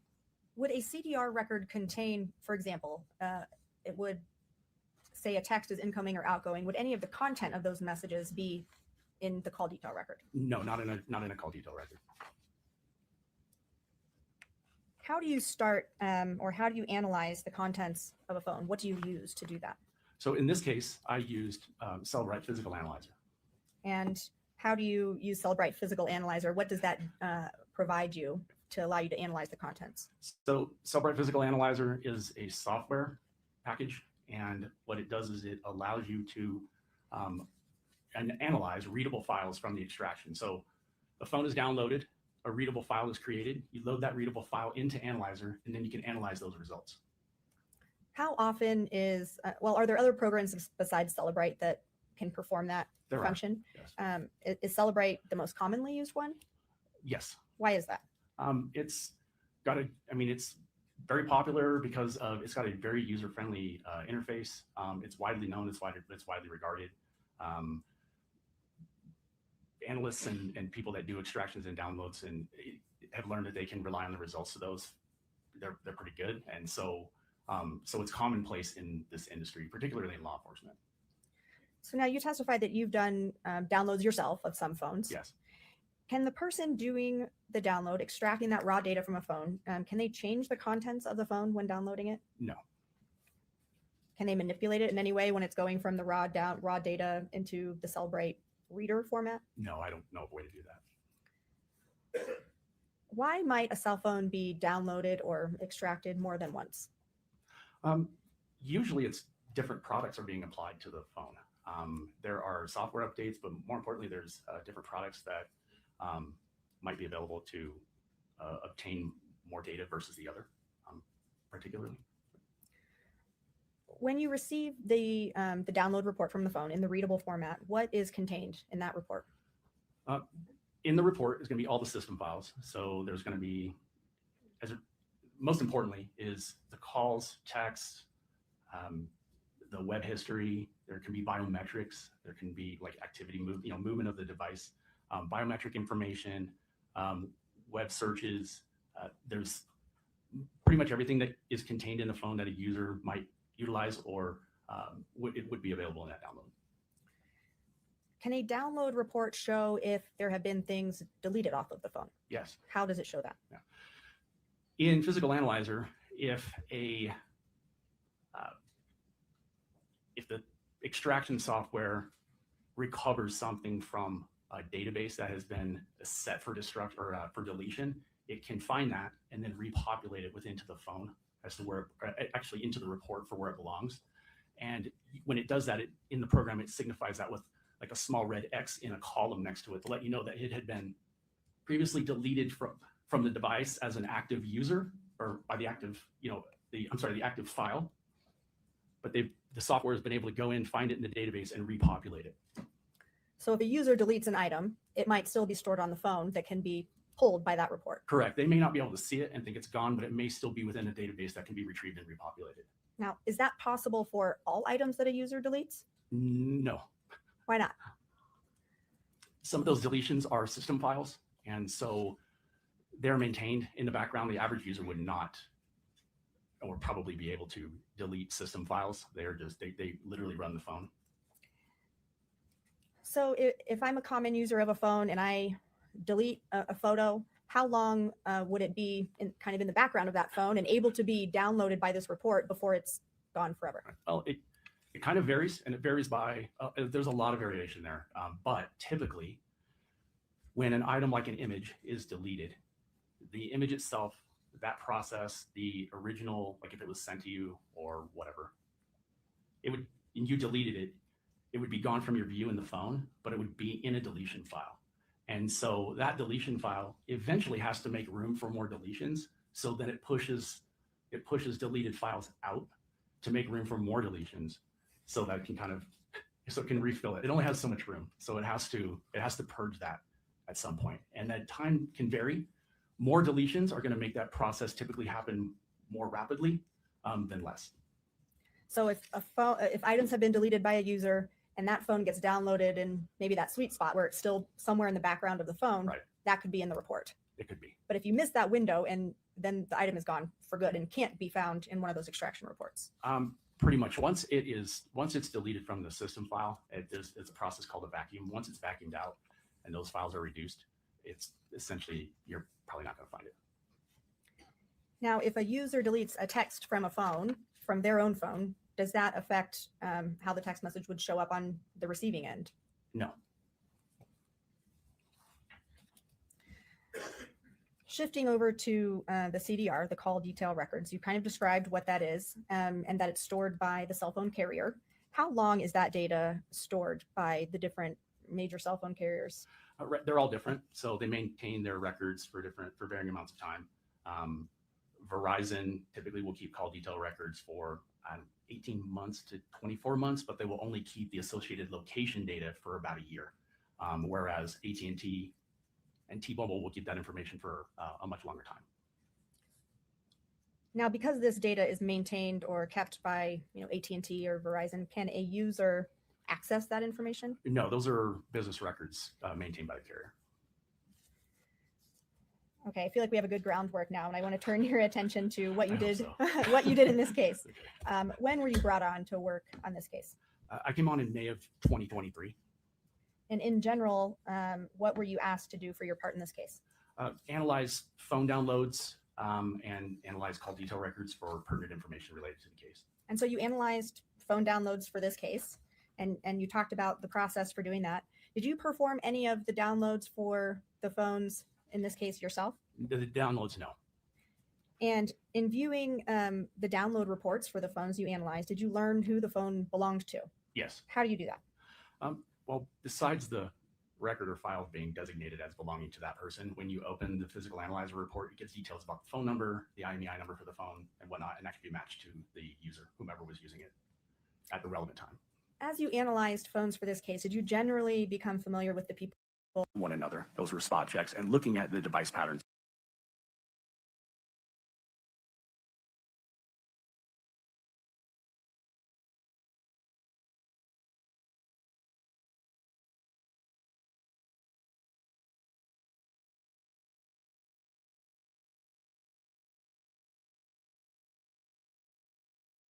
Information? No, those are. Oh my goodness, I don't know what I did and why I did it and how I moved past it and what happened there.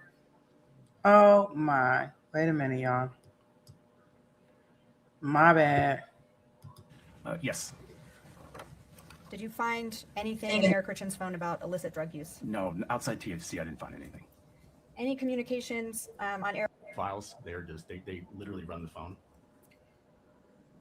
So if I'm a common user of a phone and I delete a photo, how long would it be kind of in the background of that phone and able to be downloaded by this report before it's gone forever? Well, it kind of varies, and it varies by, there's a lot of variation there.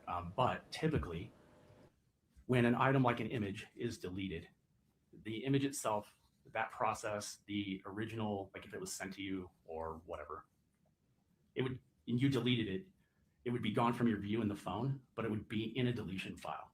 And so that deletion file eventually has to make room for more deletions, so that it pushes deleted files out to make room for more deletions, so that it can refill it. It only has so much room, so it has to purge that at some point. And that time can vary. More deletions are going to make that process typically happen more rapidly than less. So if items have been deleted by a user and that phone gets downloaded in maybe that sweet spot where it's still somewhere in the background of the phone, Right. that could be in the report. It could be. But if you miss that window and then the item is gone for good and can't be found in one of those extraction reports. Pretty much once it's deleted from the system file, it's a process called a vacuum. Once it's vacuumed out and those files are reduced, it's essentially, you're probably not going to find it. Now, if a user deletes a text from a phone, from their own phone, does that affect how the text message would show up on the receiving end? No. Shifting over to the CDR, the call detail records, you kind of described what that is and that it's stored by the cell phone carrier. How long is that data stored by the different major cell phone carriers? They're all different, so they maintain their records for varying amounts of time. Verizon typically will keep call detail records for 18 months to 24 months, but they will only keep the associated location data for about a year, whereas AT&T and T-Mobile will keep that information for a much longer time. Now, because this data is maintained or kept by AT&T or Verizon, can a user access that information? No, those are business records maintained by the carrier. Okay, I feel like we have a good groundwork now, and I want to turn your attention to what you I hope did, so. what you did in this case. When were you brought on to work on this case? I came on in May of 2023. And in general, what were you asked to do for your part in this case? Analyze phone downloads and analyze call detail records for pertinent information related to the case. And so you analyzed phone downloads for this case, and you talked about the process for doing that. Did you perform any of the downloads for the phones in this case yourself? The downloads, no. And in viewing the download reports for the phones you analyzed, did you learn who the phone belonged to? Yes. How do you do that? Well, besides the record or file being designated as belonging to that person, when you open the physical analyzer report, it gives details about the phone number, the IMEI number for the phone, and whatnot, and that can be matched to the user, whomever was using it at the relevant time. As you analyzed phones for this case, did you generally become familiar with the people involved? Yes. Did you become familiar with what they look like? Yes. How did you become familiar with what these people look like? Again, law enforcement shared that information with me, but in most instances, when I looked into the phone downloads, there were pictures of those people inside those phones doing various things, hanging out with family or contact photos, that type of thing. I first want to turn your attention to Eric Richins' phone. Did you do an analysis of Eric Richins' phone? Yes. And was that a phone with the number 801-792-9317? Yes. Did you receive a download report from the Summit County Sheriff's Office for that phone? Yes. And was that download performed by Changi Entau and Marcos Garicachia? I believe so. When you reviewed the report for Eric Richins' phone, did you find any evidence of mass deletions on his phone? In Eric's phone, mass deletions, no. How would you be able to tell if somebody had made batch or mass deletions from their phone? Usually, if it's not evident in the actual phone download, whereas you can actually see the software has reported that those items were found as deleted and recovered. Outside of that, you would compare it to other types of evidence, such as like the call detail records. So how would you be able to tell if there were deletions when comparing the phone to the call detail records? It's basic. You just take the call detail record and you look and you see who that person was communicating with through their call detail record, and then you would be able to verify if those communications were maintained in the call logs on the phone themselves. So if I called you 5 times today, it would show in my call detail record, but if you downloaded my phone, it would also show in my call log that I called you 5 times today and what time of day and how long our phone calls were. Did you review text message conversations from Eric Richins' phone? Yes. And in addition, did you review device activity data? Yes. You mentioned biometric data. What type of biometric data can you recover from a phone or review? Right. It's kind of hand in hand with the activity report that you just mentioned. When a device moves or a connected device moves, it reports that movement to the device, and it's found in that activity sensor report portion of the download. Did you look at Eric Richins' phone for evidence of THC gummy use? Yes. And did you find text messages between Eric Richins and Kouri Richins as it related to THC gummy use? Yes. Was that 3 conversations? It was. Okay. Was that one conversation in November of 2021 Yes. and 2 conversations in January of 2022? Yes. Scott, if we could show the witness 2-118D.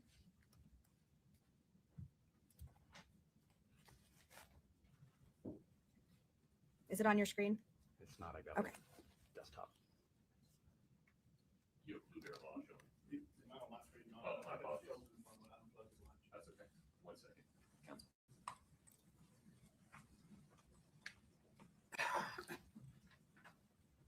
Is this the conversation you referenced from November of 2021? You may need Scott to zoom in. It's pretty small. Oh. It is. I'm wearing my There we go. Yeah, yeah, better. Thanks, Scott. Yes, this is a November of 2021 conversation. And that's between Kouri Richins and Eric Richins? Yes. Scott, if you could show the witness 2-119D, please.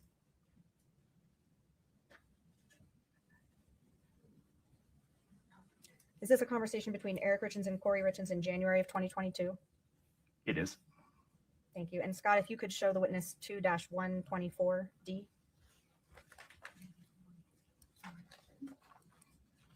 And is this another conversation from January of 2022 from Eric Richins to Kouri Richins? It is. Did you also analyze Eric Richins' phone for information about illicit drug use? Yes. Did you find anything in Eric Richins' phone about illicit drug use? No, outside THC, I didn't find anything. Any communications on Eric Richins' phone about buying drugs? No.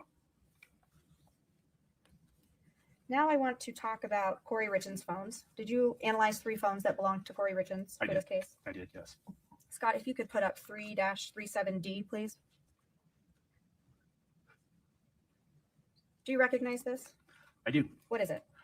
This is an exhibit that represents the 3 phones that you just mentioned that were being used by Ms. Richins that are relevant to this case. Did you help create this exhibit? I did. I'm going to move to admit 337D. Okay. States 3-37D is admitted. And publish, please. Okay. I have a pink pointer, but I'm going to try to use it. All right.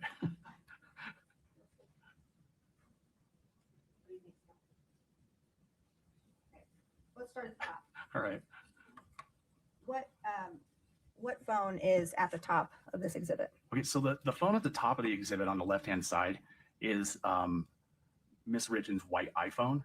And the 2 numbers that are there next to the 1 and the 2, those represent the phone numbers that were being used on that device during the time of September 2020 to April of 2022. What do those dates represent?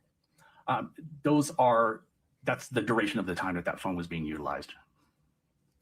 So you mentioned for Kouri Richins' white iPhone that there were 2 numbers on that phone. What number were you able to determine was maybe the primary or most used number for that phone? Right, so the number ending in 1987 is going to be the primary number. That is the carrier subscriber number through Verizon that phone was utilizing. And then the 1152 number is a VoIP number that was being used on that device as well. So you said VoIP number, but tell the jury, how do you get 2 phone numbers on 1 phone? You just use an app.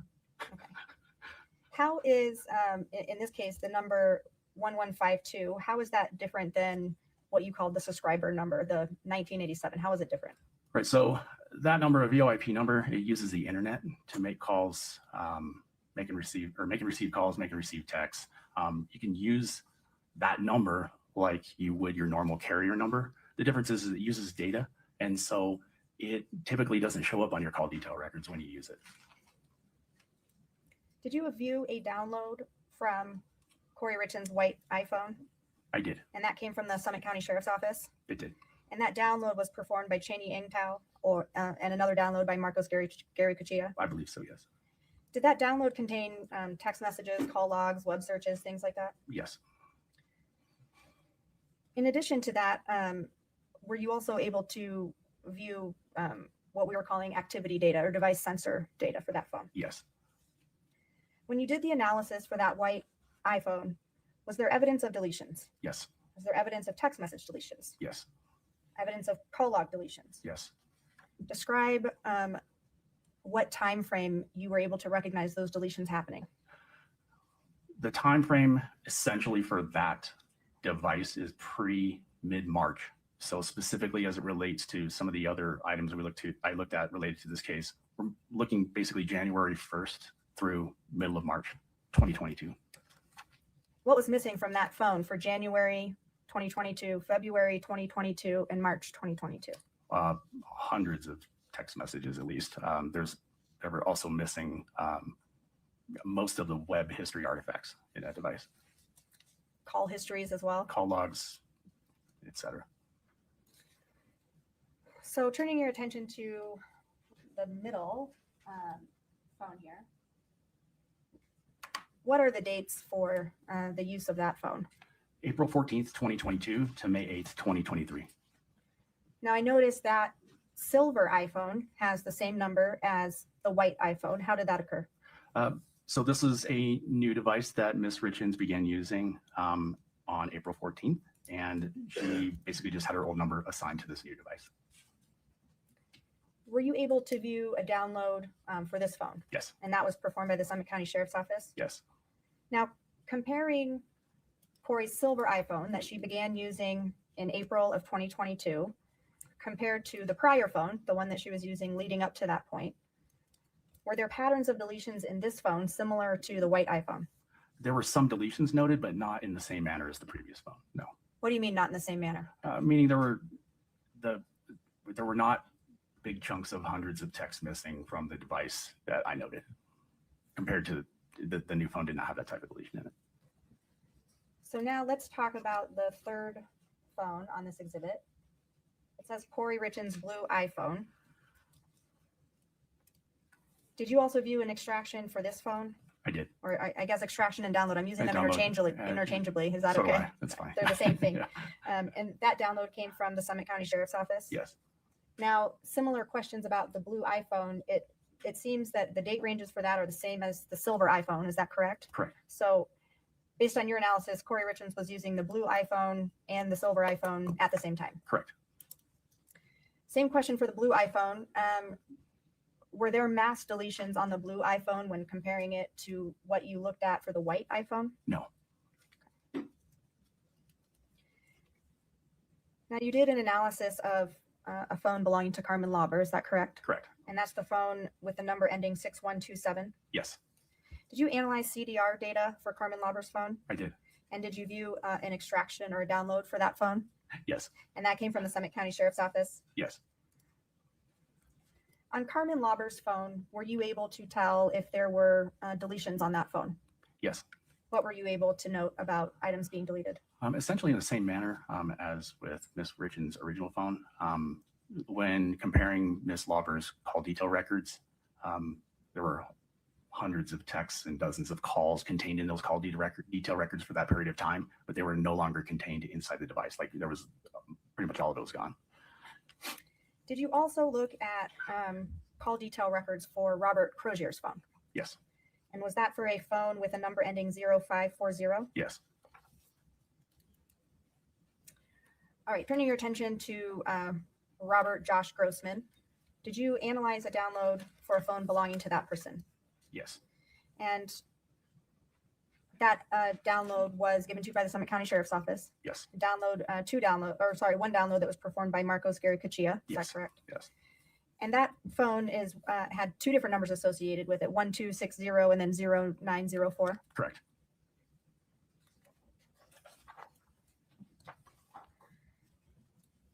When looking at all of these different phone downloads, did you analyze communications between Eric Richins and Kouri Richins? Yes. Scott, if you could show Mr. Cotromos Exhibit 2-3D, please. Just zoom in a little bit so he can recognize it. Is this a message between Kouri Richins and Eric Richins from December of 2020? Yes, it is. Scott, if you could show the witness Exhibit 2-5D.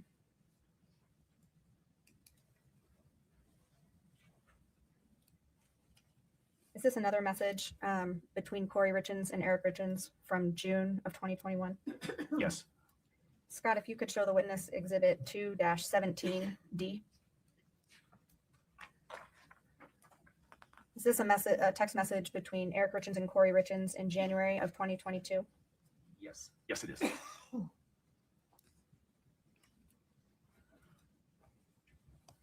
Okay, before we jump into communications between some of these other parties, I want to see if you have analyzed these messages as well. Scott, if you could show the witness exhibit 2-121. Do you recognize this message as a text message thread that you analyzed from Kouri Richins' phone from December of 2022? Yes. Scott, if you could show the witness 2-112. Similar question. Do you recognize this as a text message from Kouri Richins' phone that you analyzed from February of 2023? Yes. And exhibit 2-113. Do you recognize this message as a text thread with Kouri Richins from March of 2023? Yes. And Scott, 2-14, please.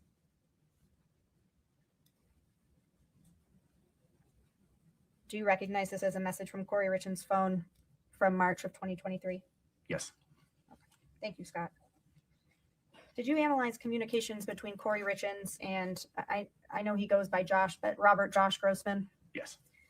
Did they communicate as far back as 2020? They did. Yes. And through October of 2022? Yes. What were the typical volume of calls and texts between Kouri Richins and Josh Grossman? Particularly from November of 21, which was essentially when the 1152 number showed up on his phone, daily, with a few exceptions. Now, Scott, if you could put up 337D again, please, for the jury as well. One moment. Now, you mentioned that the 1152 number showed up on Josh Grossman's phone. What number did Kouri Richins and Josh Grossman, from Kouri Richins' side, what number did she use to communicate with Josh Grossman? By text, 1152.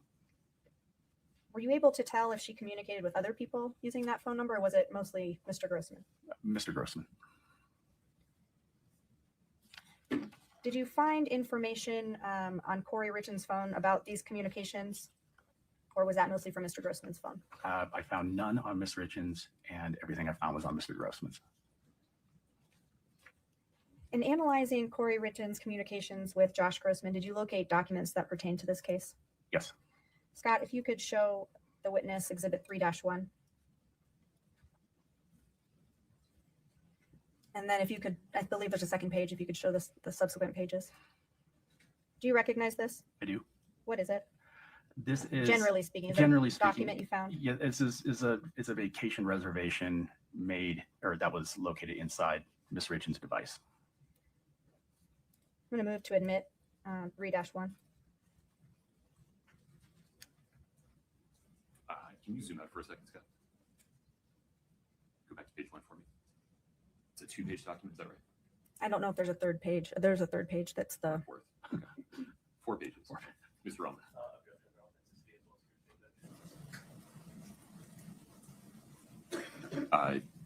Talk to me about authenticity. Why don't you folks approach for a second?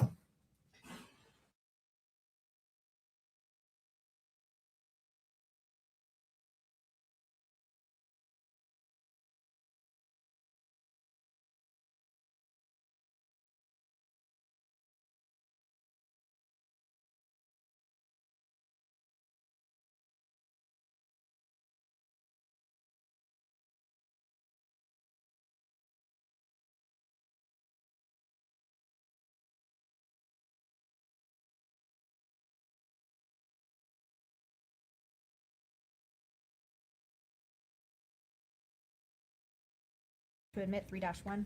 Mr. Ellis, any other objection? Okay. So the record is clear. The objection asserted at sidebar is overruled. Scott, forgive me, you got to go back to page 1. 3-1, a 4-page document is admitted. Do you want to publish? Yes, please. And Scott, if we could zoom in on... Thank you, Scott. Did you analyze communications between Kouri Richins and Carmen Lauber? Yes. Did they begin communicating around December of 2021?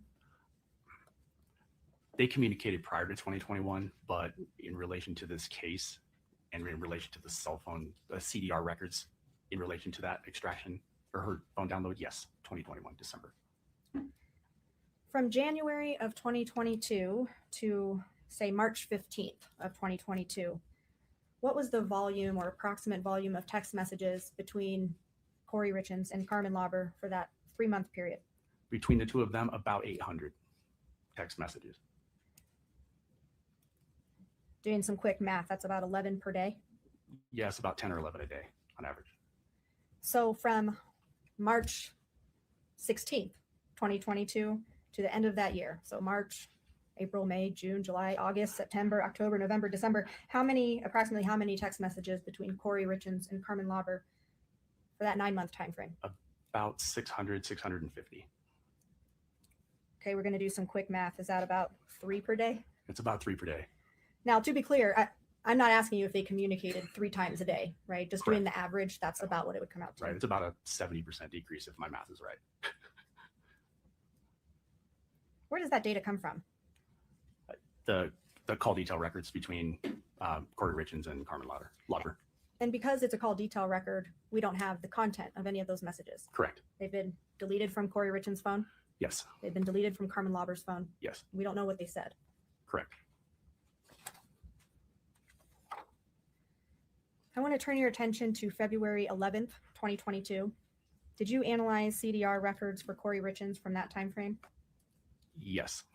If you could look at Exhibit 3-6, please. Do you recognize this? I do. Is this a call detail record for Kouri Richins' phone? Yes. Is this one of those documents that you reviewed in your analysis for this case? Yes. Remove to admit 3-6.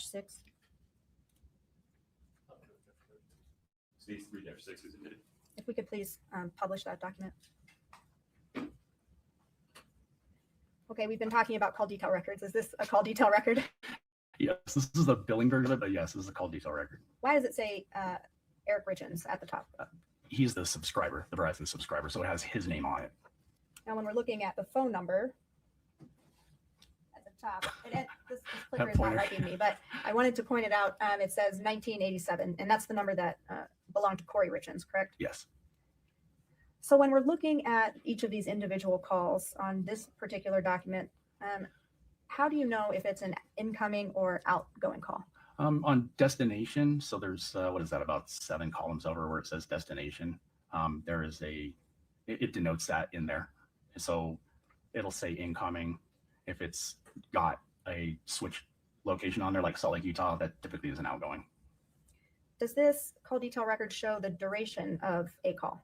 It does. Where is that on the So document? just to the right where it was highlighted, where it says minutes, MIN, right, the abbreviation, that is the minute, or that is the amount per minute of the call. Or sorry, it's in seconds sometimes. So yeah. Is this duration in This is in minutes. minutes? Yes. I apologize. Did Kouri Richins make phone calls on February 11th, 2022 at 11:27, 12:36, and 12:39? Yes, I think it was 12:27, but yes. I might have said the wrong minute. It's okay. Yeah, Did you determine who these calls were made to? I did. How did you do that? I Googled the numbers. Okay, and who do those numbers come back to? Those are IRS numbers. So on those 3 occasions, Kouri Richins was calling the IRS. Correct.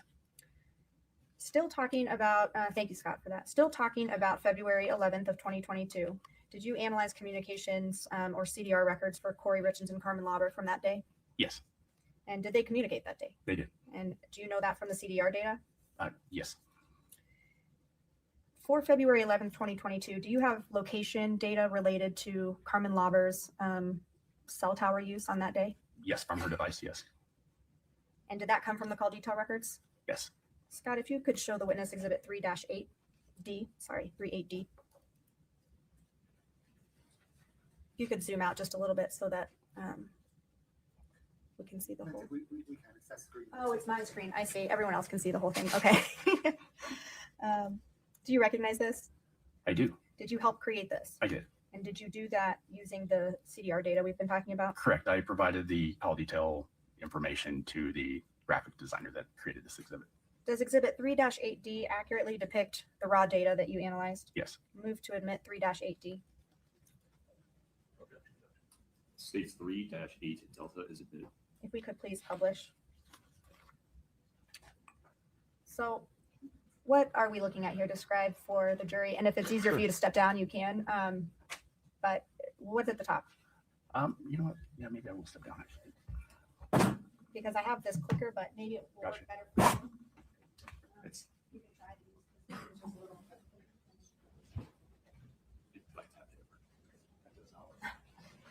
Thought it was Mr. interesting. Crusher, do you want to just have that mic? See if it's working? Yeah, okay, thank you, sir. Yeah, okay. Okay, So go ahead and describe what we're looking at here. right, what we're looking at is a representation of the call detail records that Ms. Shervinick mentioned.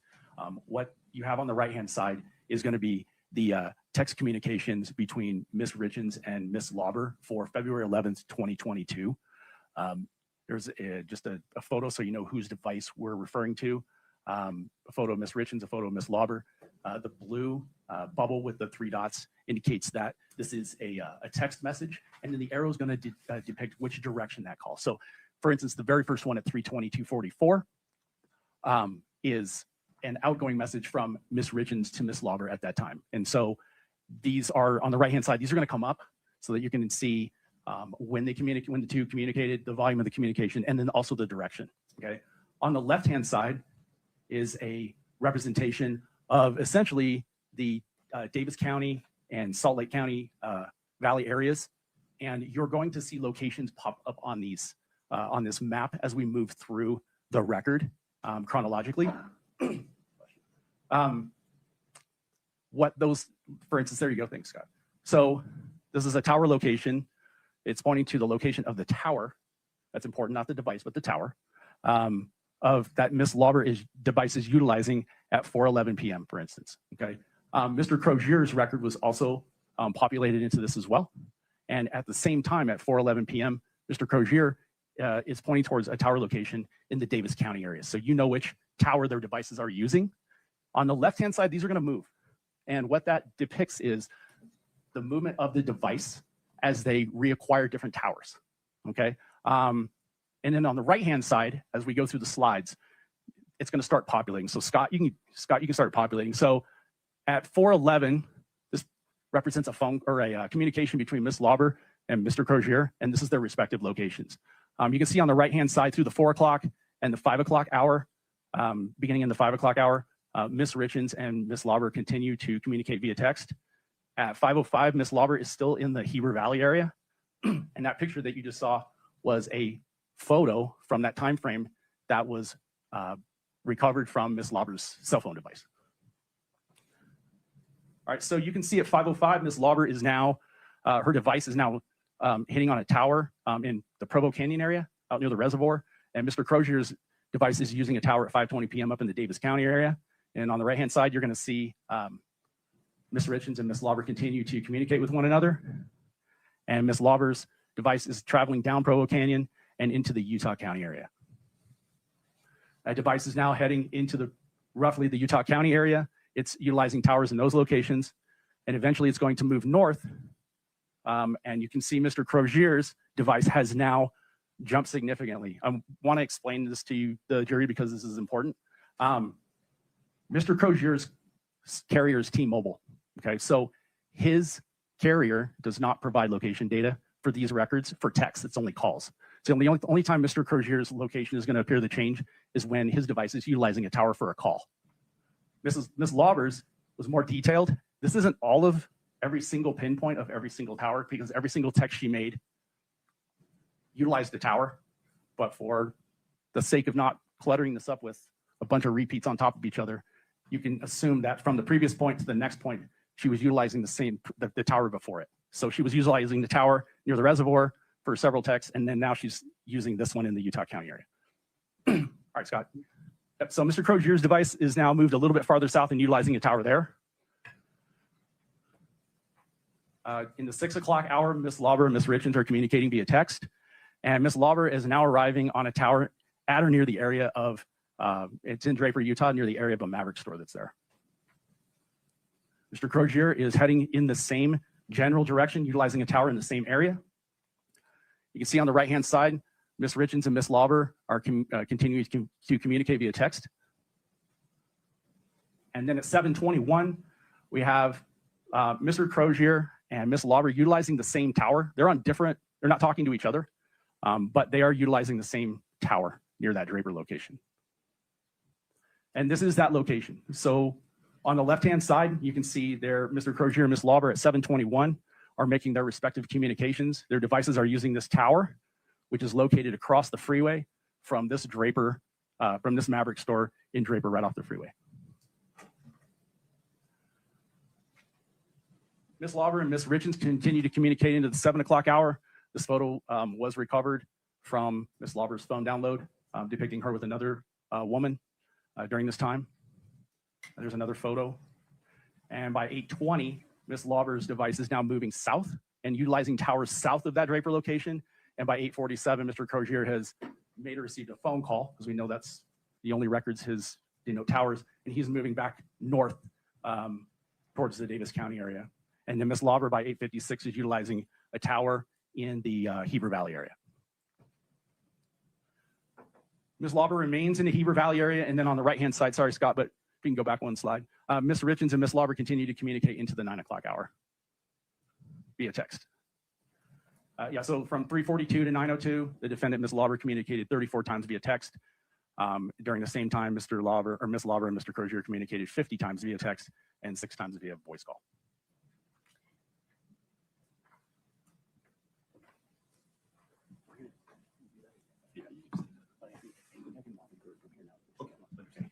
Did you also look at communications from February 11th, 2022 between Carmen Lauber and Robert Crozier?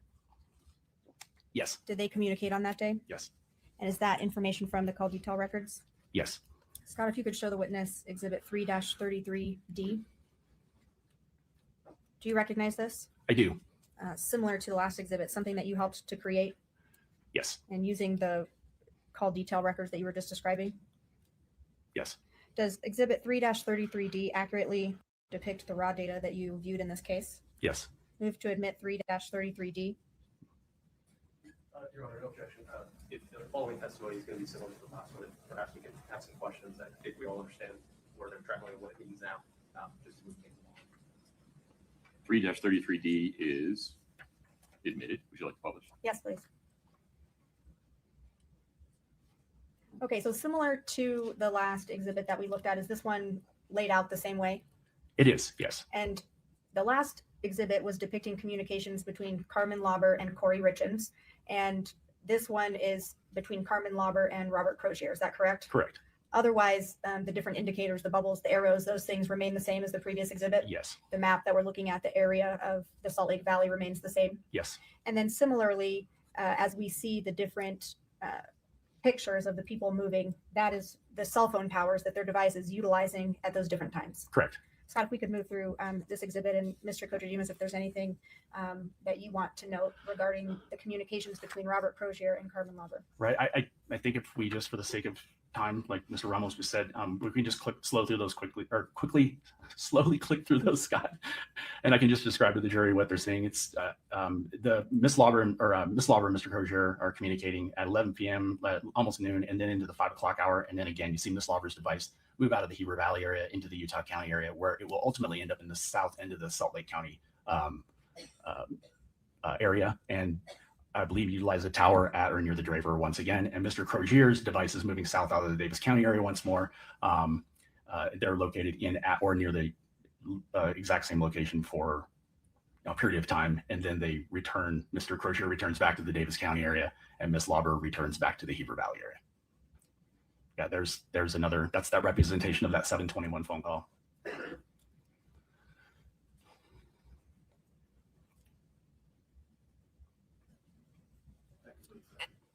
Thank you, Scott. I want to turn your attention to February 14th of 2022. If we could put up exhibit 3-6, that one's already been admitted. Do you want to show it? Yes, please publish it to the jury. And Scott, if we could expand on the phone call at 8:53 a.m. So from these records, did Kouri Richins make an outgoing phone call on February 14th at 8:53 a.m.? Yes. Did you determine who that number belongs to? I did. Who does it belong to? That is the Mirror Lake Diner. Thank you, Scott. For February 14th of 2022, did you analyze communications between Kouri Richins and Josh Grossman? Yes. Scott, if you could show the witness 2-27D. And scroll through so we can see all of it.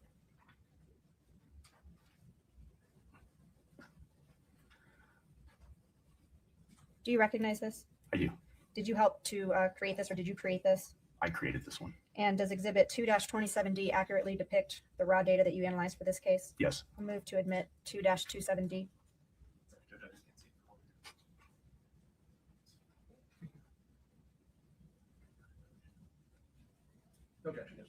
States 2-27D is admitted. If you could publish that, Scott.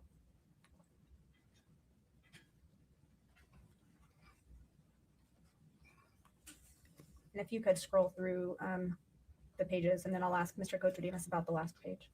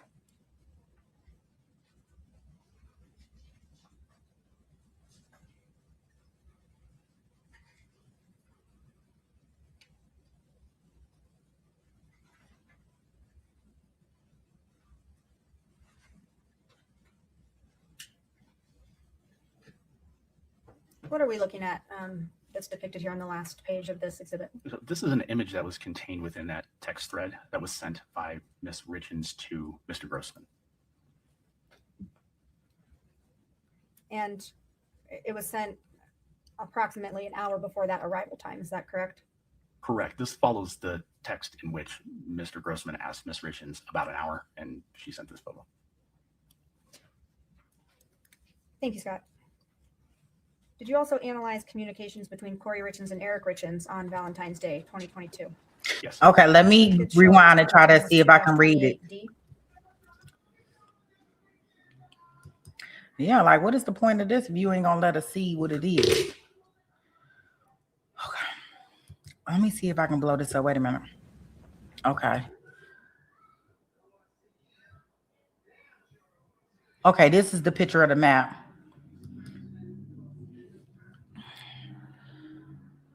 Okay. To my princess, and this is okay, wait, from blank to blank. Okay, so I'm thinking it's from the boo to the girl. It says, Kay, I am going to lay down for a bit. If I don't start getting better, I am going to head to the hospital. Okay, wait a minute. This is on February the 14th, 2022, y'all. Let me see what else we got. February 14th. Wait a minute. It was a long text message that I just seen. I don't know why I can't get my thing to Valley look area right. into the Utah County area, where it will ultimately end up in the south end of the Salt Lake County. Here we go. Okay, so this is from Josh to K Babe. So this is Josh Grossman. Josh Grossman was who? That is her boyfriend, right? That's the boo thing, right?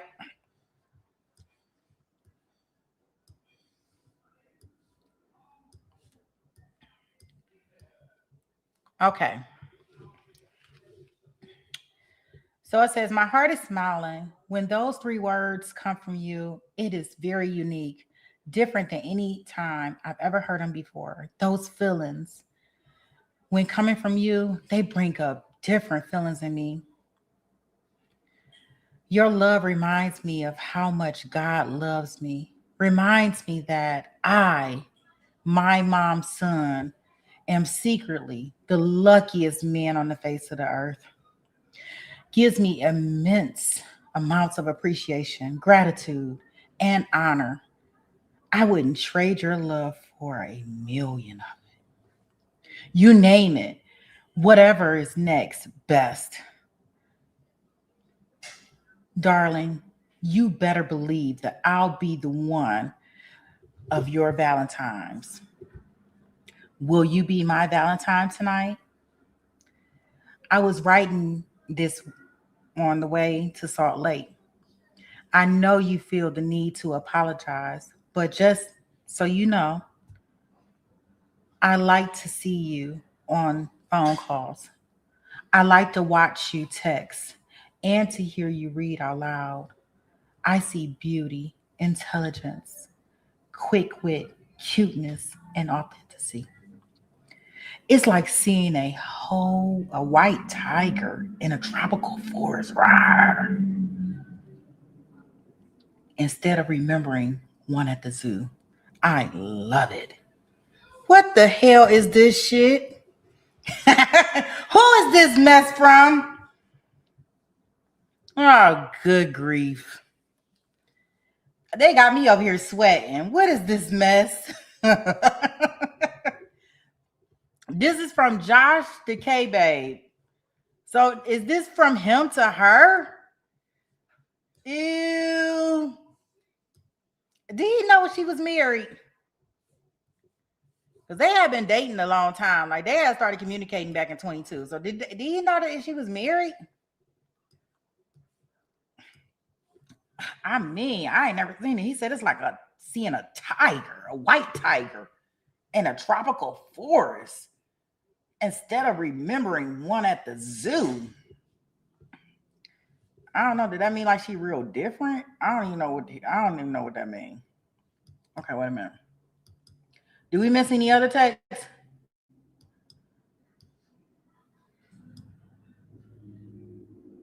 Oh, I wonder what date that was.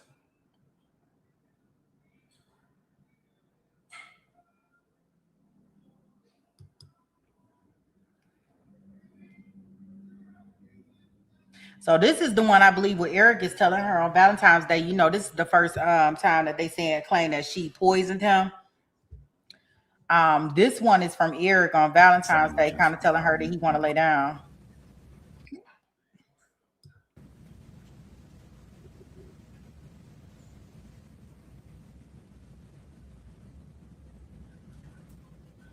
Okay. They're about to blow it up on me here. Okay, so this is, wait a minute. Damn.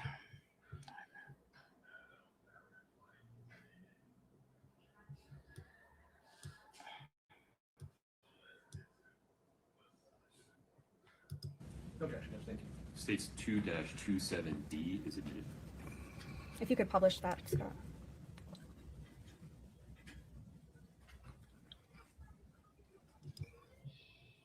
Okay, so this is going to be from Kouri to Josh. Good morning. I'll call you when I'm going to head down. Carpooling now. Oh man, I can't blow it up. That's what I can tell y'all. Then I have to run home and let me see. Let me screenshot it. Maybe that way I can bring it up bigger. I mean.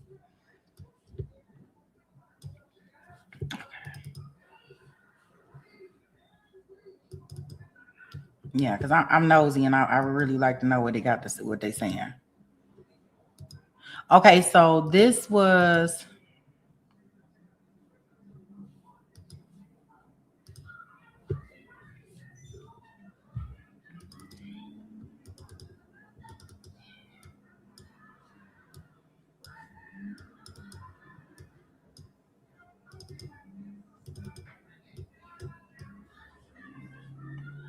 Why is this acting so goofy?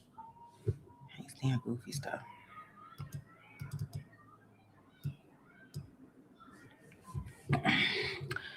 So the date on this one,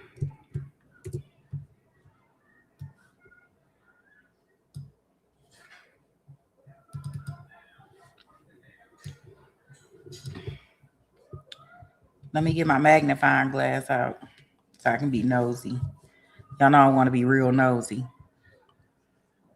I'm assuming they're going to tell us what it means, but I want to know now.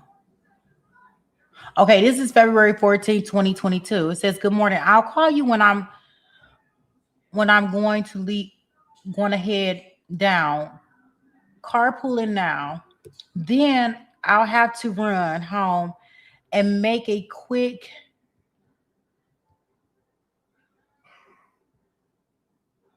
load for Carter's V-Day class party. Drop off she got to make some cards for Cardi's V-Day class party. Drop them off at school, and then I'll hit the road. Probably 9:40. So this is Kouri. She's texting her boo thing because they trying to get the ready on Valentine's Day. So she's sending that to Josh, and Josh sends back and says, cool. Okay. I don't know. I may have to clip these and put them on a different thing. Because I'm trying to look and see on my thing. I can't really I can't figure out how to blow them up. The pages, and then I'll ask Mr. Kotromos about the last page. Thank you. I tried. I'm going to put them on here. Wait a minute. What this one say? Wait a minute. It says leaving the school, commas. I don't know what that means. Headed that way. This is all Kouri going to Josh, y'all, just so y'all know. And then Josh takes back, he liked it. He said he liked it. Can't wait to see her.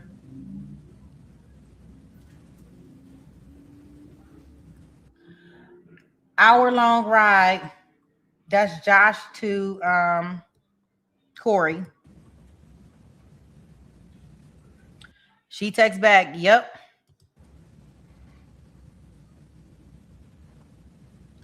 So she's sending him a map. And then she sends him a message saying, I love you.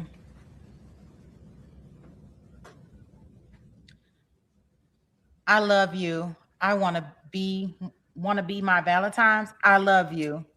Dang, stalker. I love you. Want to be my Valentine's? I love you. So that's back to back to back. Oh, and that's when he came back with this long text. I read it out of order, y'all. That's when he came with his undying love about the tiger in the tropical forest. Whatever that means. I don't even know what that means. That sounds scary.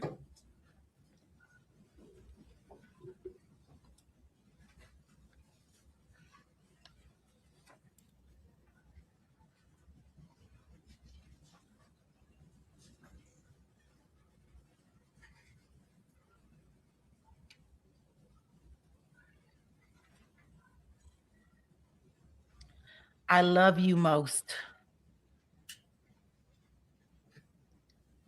What are we looking at that's depicted here on the last page of this exhibit? So this is an image that was contained within that text thread that was sent by Ms. Richins to Mr. Grossman. And it was sent approximately an hour before that arrival time. Is that correct? Correct. This follows the text in which Mr. Grossman asked Ms. Richins about an hour, and she sent this photo. Thank you, Scott. Did you also analyze communications between Kouri Richins and Eric Richins on Valentine's Day, 2022? Yes. You could show Mr. Kotromos 2-28D and scroll through it so he can see the whole exhibit, please. Do you recognize this? I do. Is this an exhibit that you created? Yes. Does exhibit 2-28D accurately depict the raw data that you analyzed in this case? Yes. Move to admit 2-28D. States 2-28D is admitted. We could publish, please. And Scott, similar to the last exhibit, I'll have you move through. And Mr. Kotromos, it's kind of clear from the to and from, but who is going to be? Okay, I'm going to go lay down for a bit. Now, this is Eric to his princess, not knowing that he didn't know that she is not a princess, right? So this is him to Kouri. This is on Valentine's Day. This says 11:33 a.m. So I guess she went home, poisoned him, and now he about to go lay down. He letting her know if he don't start feeling better, he gonna go to the hospital, and she on her way to go see her boo thing. All right, we got you, Kouri. Thank you so much, Drunky. I can't even remember if I said thank you or not, but I truly appreciate it. Thank you, thank you, thank you. It's nothing. I guess if I did, I can say it twice. I can even say it 3 times. Thank you, thank you, thank you so much. Okay, here we go, guys. Typing the messages that are in the green bubbles. All right, so the green is from, and that's the 9317. That's Eric Richins, and the 2, or the recipient in this would be 1987, which is Kouri Richins. And so her responses, Kouri Richins' responses are in blue. Is that correct? Correct.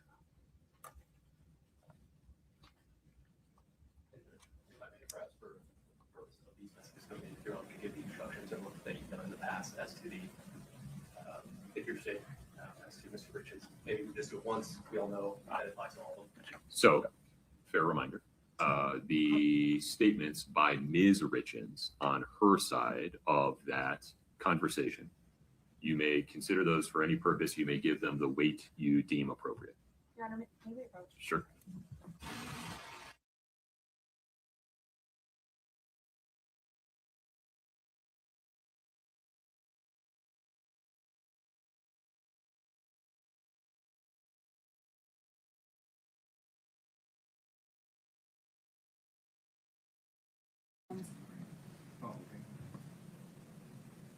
Second green bubble, please, Scott. That's the first one. On the first page. There's your first page. There's only one green on ours. Oh, I'm sorry. Okay, can we go to the second page, please? And then the. No, we did that one. No, we didn't. It's okay. So highlight that one for me, Scott. Oh, I can see it. I'm sorry. I'm so sorry, Scott. Go back to page 2 on Zoom. Green bubble states, "Are you home?" Any objection, Mr. Ramos? No. Okay. Third bubble says, "In the office, I've been sleeping out here." That, I think, is also present sense impression that previously ruled on. Okay, go to page 3, Scott, if there's one. Green bubble, "No, it's quiet out here." I think it's the same. And then, Mr. Ramos, I'm going to pause if I just, okay. And then get to the end of this 228D, Scott. It's a total of 7 pages. Oh, I'm sorry. One page at a time. I just need to analyze each green bubble. This is the next set of green bubbles here. This one's good. We can go to the next one. No, we're not seeing the same thing Scott is. Hold on a second. Oh, we're not seeing what you're seeing. That's fine. My apologies. Scott, if you'd unplug and plug back in for me, I'd appreciate it.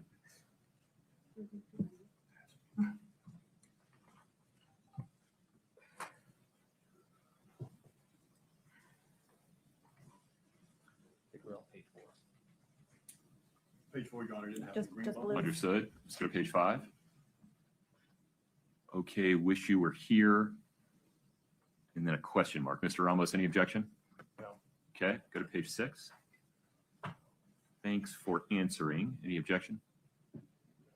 Okay, page 7. I can't read it. It's got a, sorry, can you? Thank you, sir. "We are headed in there. Food is on the front seat of my truck."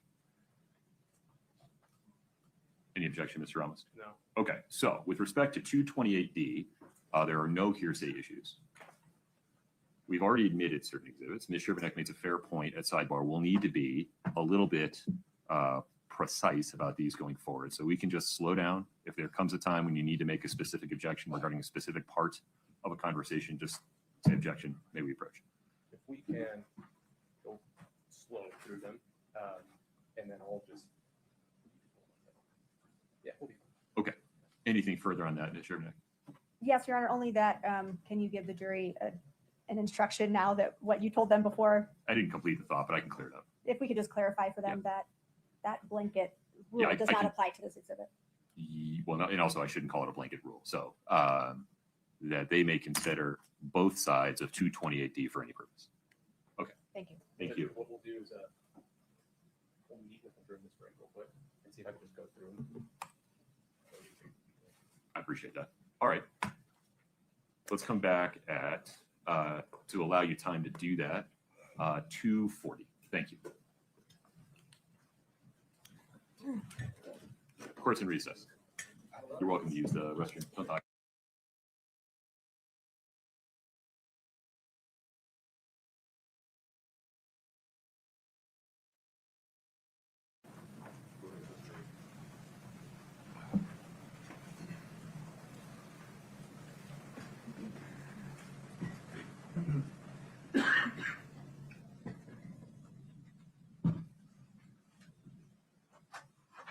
All rise for the jury.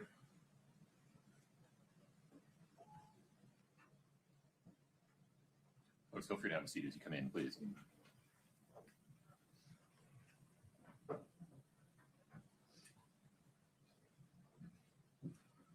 Have a seat, please. Ladies and gentlemen of the jury, before we took a break, I misspoke and created some confusion. Let me clear that up now. State's Exhibit 2-28D, as in Delta, is a February 14, 2022 text exchange between Eric Richins, as depicted in the green bubbles, and Kouri Richins, as depicted in the blue bubbles. The jury may consider either and both sides of that conversation for any purpose. You may give either and both sides any weight you think they deserve. Ms. Sherbanak, take it from there. Thank you, Judge.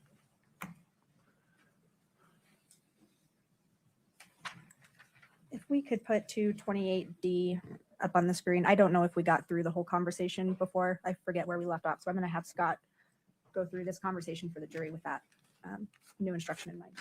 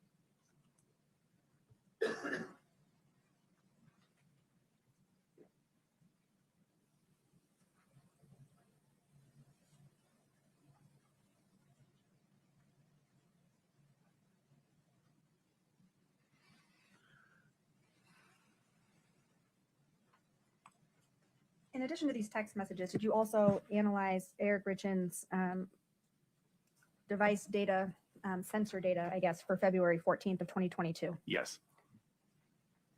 If we could show Exhibit 314D, please.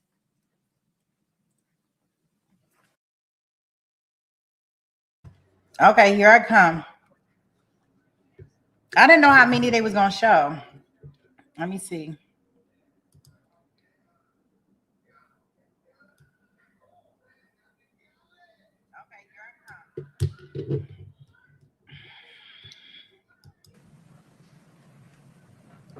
D up on the screen. I don't know if we got through the whole conversation before. I forget where we left off. So I'm going to have Scott go through this conversation for the jury with that new instruction in mind.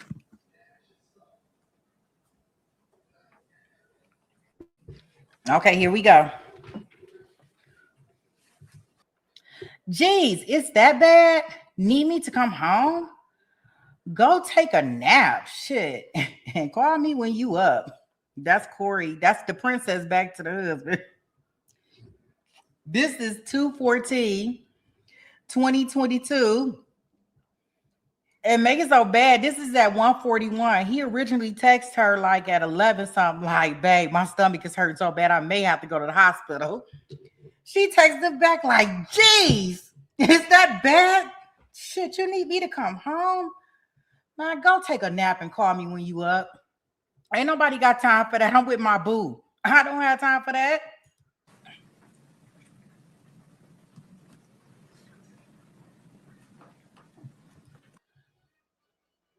Okay, then it's a message from him to his princess. He says, "Are you home?" This is 2/14/2022. This is at 1:43:56.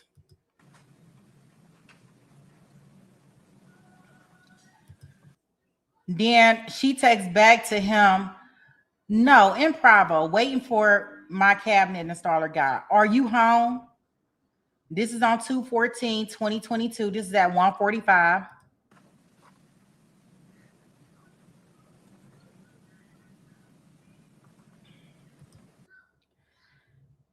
And this is from Eric to his princess. It says, "In the office, I've been sleeping out here."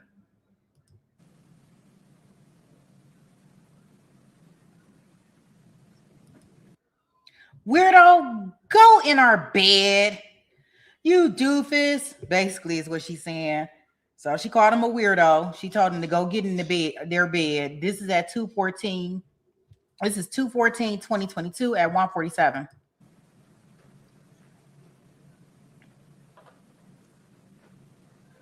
He texts back. He says, "No, it's quiet out here." This is 2/14/2022 at 1:48.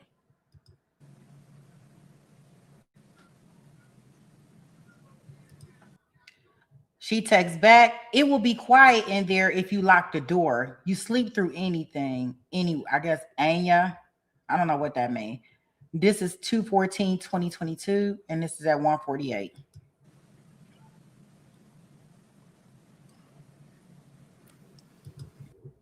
Anyway, she correcting herself.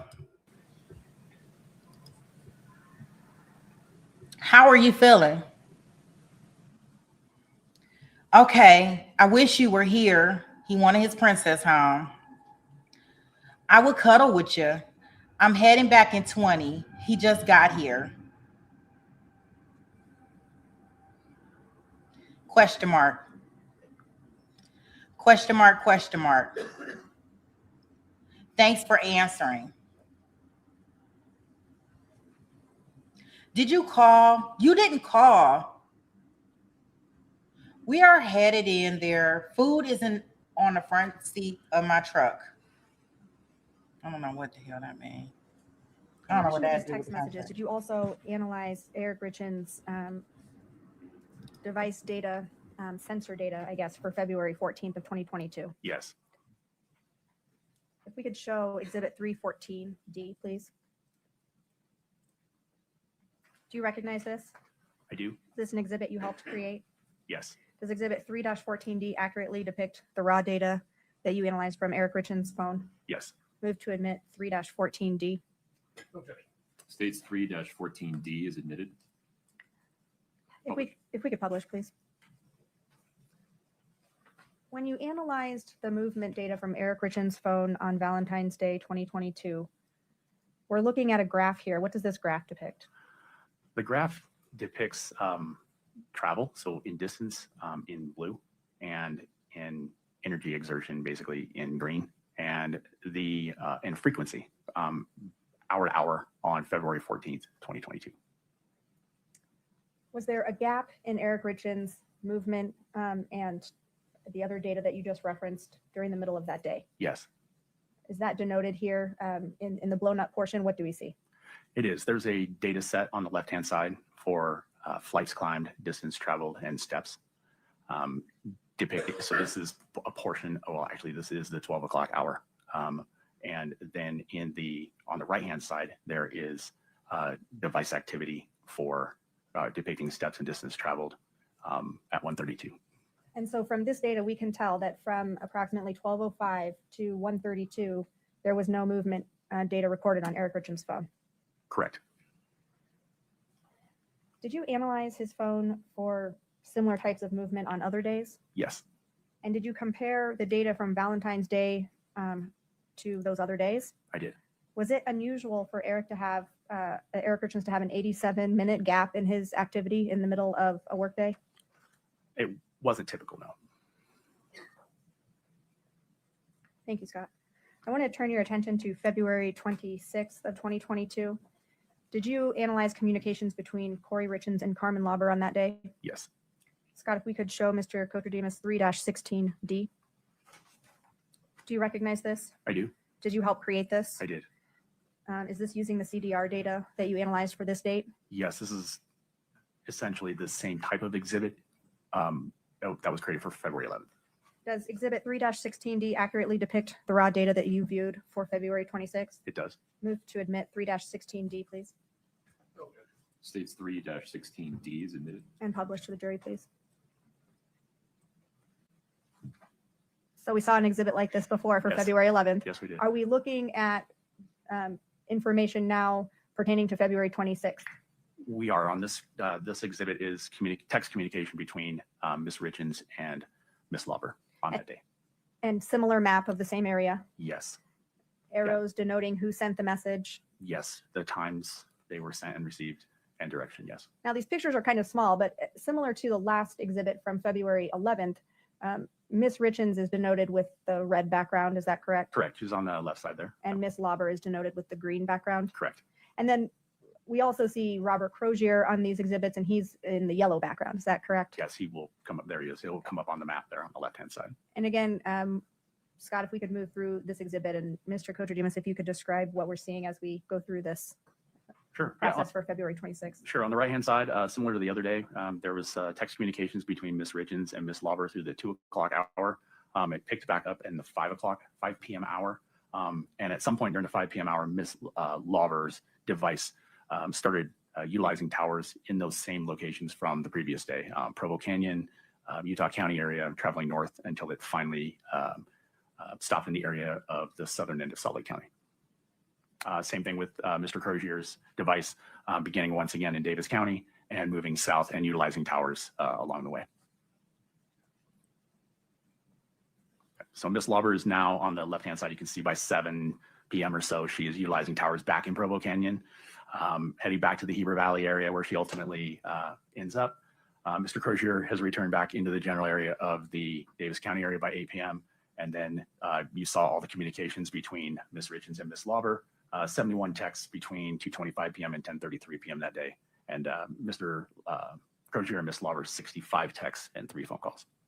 Now, similar to February 11th of 2022, did you look at the communications between Carmen Lauber and Robert Crozier for February 26th of 2022? Yes. If we could show Mr. Kotromos 3-34D, please. Excuse me. Do you recognize this? I do. Is this an exhibit that you helped create?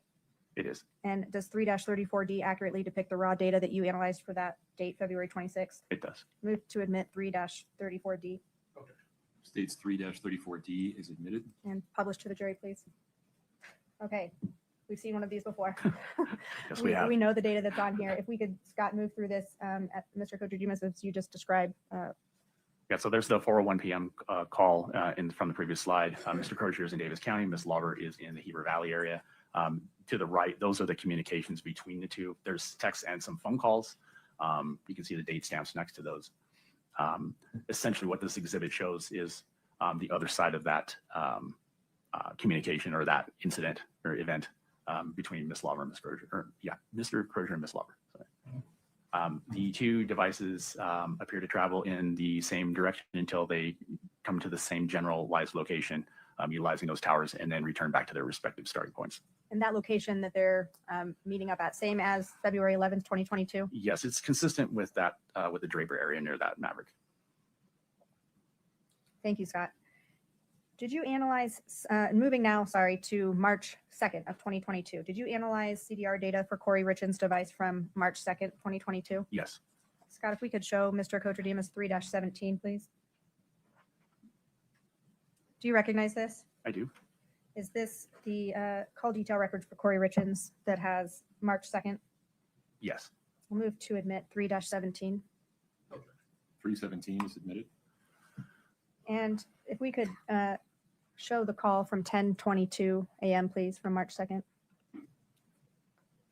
And 10:27 a.m. Is that the same number that we see from the call at 10:22 and the call at 10:27? It is the same number, yes. Are And those- again, 1040. Are those outgoing phone calls from Miss Kouri Richins? Yes, Who was she calling at 10:22 and 10:27? that's the IRS. What is the duration of the call made at 10:27? The first call is 3 minutes, and the second call at 10:27 is 101 minutes. Still talking about March 2nd of 2022. Did you look at communications between Kouri Richins and Eric Richins on that date? Yes, If you could show the witness 2-37D. Do you recognize this? I do. And is this an exhibit that you created? Yes, Is this a text message thread between Eric Richins and Kouri Richins? yes. We will talk about the content of this exhibit at a later time. I just wanted to lay out the information that you're aware of what it is and where it came from. Okay. I now want to turn your attention to March 9th of 2022. Same questions as February 11th and February 26th. Did you look at communications between Kouri Richins and Carmen Lauber for March 9th of 2022? Yes, We could show Mr. Cotromos 3-35D. Do you recognize this? I do. Is this an exhibit that you helped create It is. using the CDR data that you just talked about? Correct. Does 3-35D accurately depict the raw data contained in that CDR information? Yes, Move to admit 3-35D States 3-35D is admitted. and publish to the jury, please. Okay, so we've seen these before. we have. We're looking at the same area of the Salt Lake Valley, and again, communications for March 9th, 2022 between Kouri Richins and Carmen Lauber. Is that correct? That's correct. Scott, if we could move through this exhibit, please. And this is just the same representation of those records. It shows essentially the same travel, and it depicts the conversations, text conversations or communications between Miss Richins and Miss Lauber's devices. We got 10 o'clock hour, 11 o'clock hour. Miss Lauber's moving. She moves a little north in this. If you want to stop it right there, Scott, just for the 12, 11, 12, 13. She moves north out of the Heber Valley for this particular event. That tower at 12, 11 p.m. is located very close to the Richins residence. Other than that, the travel is going to be depicted in a similar manner. Miss Lauber is going to travel same route through Provo Canyon into the south end of the Salt Lake County area, in an area consistent with being at or near the Draper, the Maverick and Draper. And Mr. Crosier is going to do the same thing. He's going to travel south, and his device is going to utilize towers in that direction as well. On the right-hand side, you're just seeing more communications between Miss Lauber and Miss Richins from that day.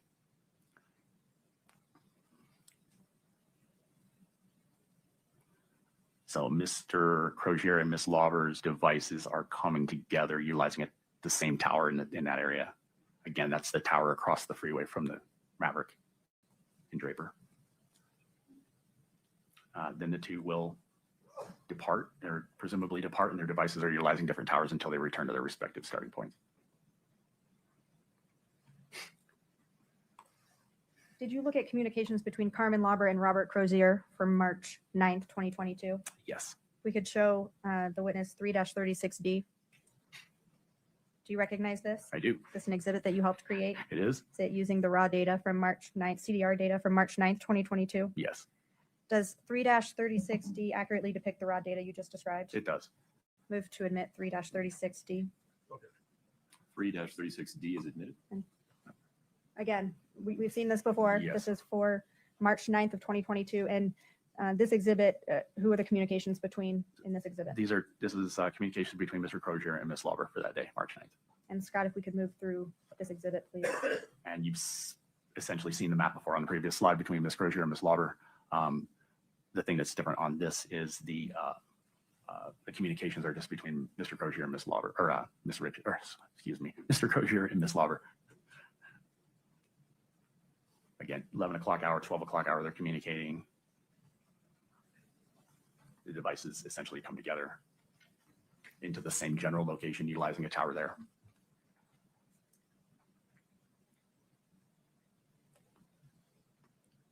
Again, that depicts the tower and across the freeway from the Draper Maverick.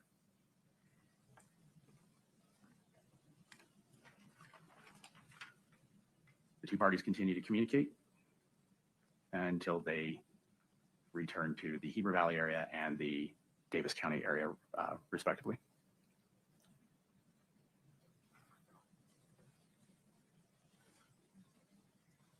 So far, we looked at communications and location data for February 11th, 2022, February 26th, 2022, and March 9th of 2022.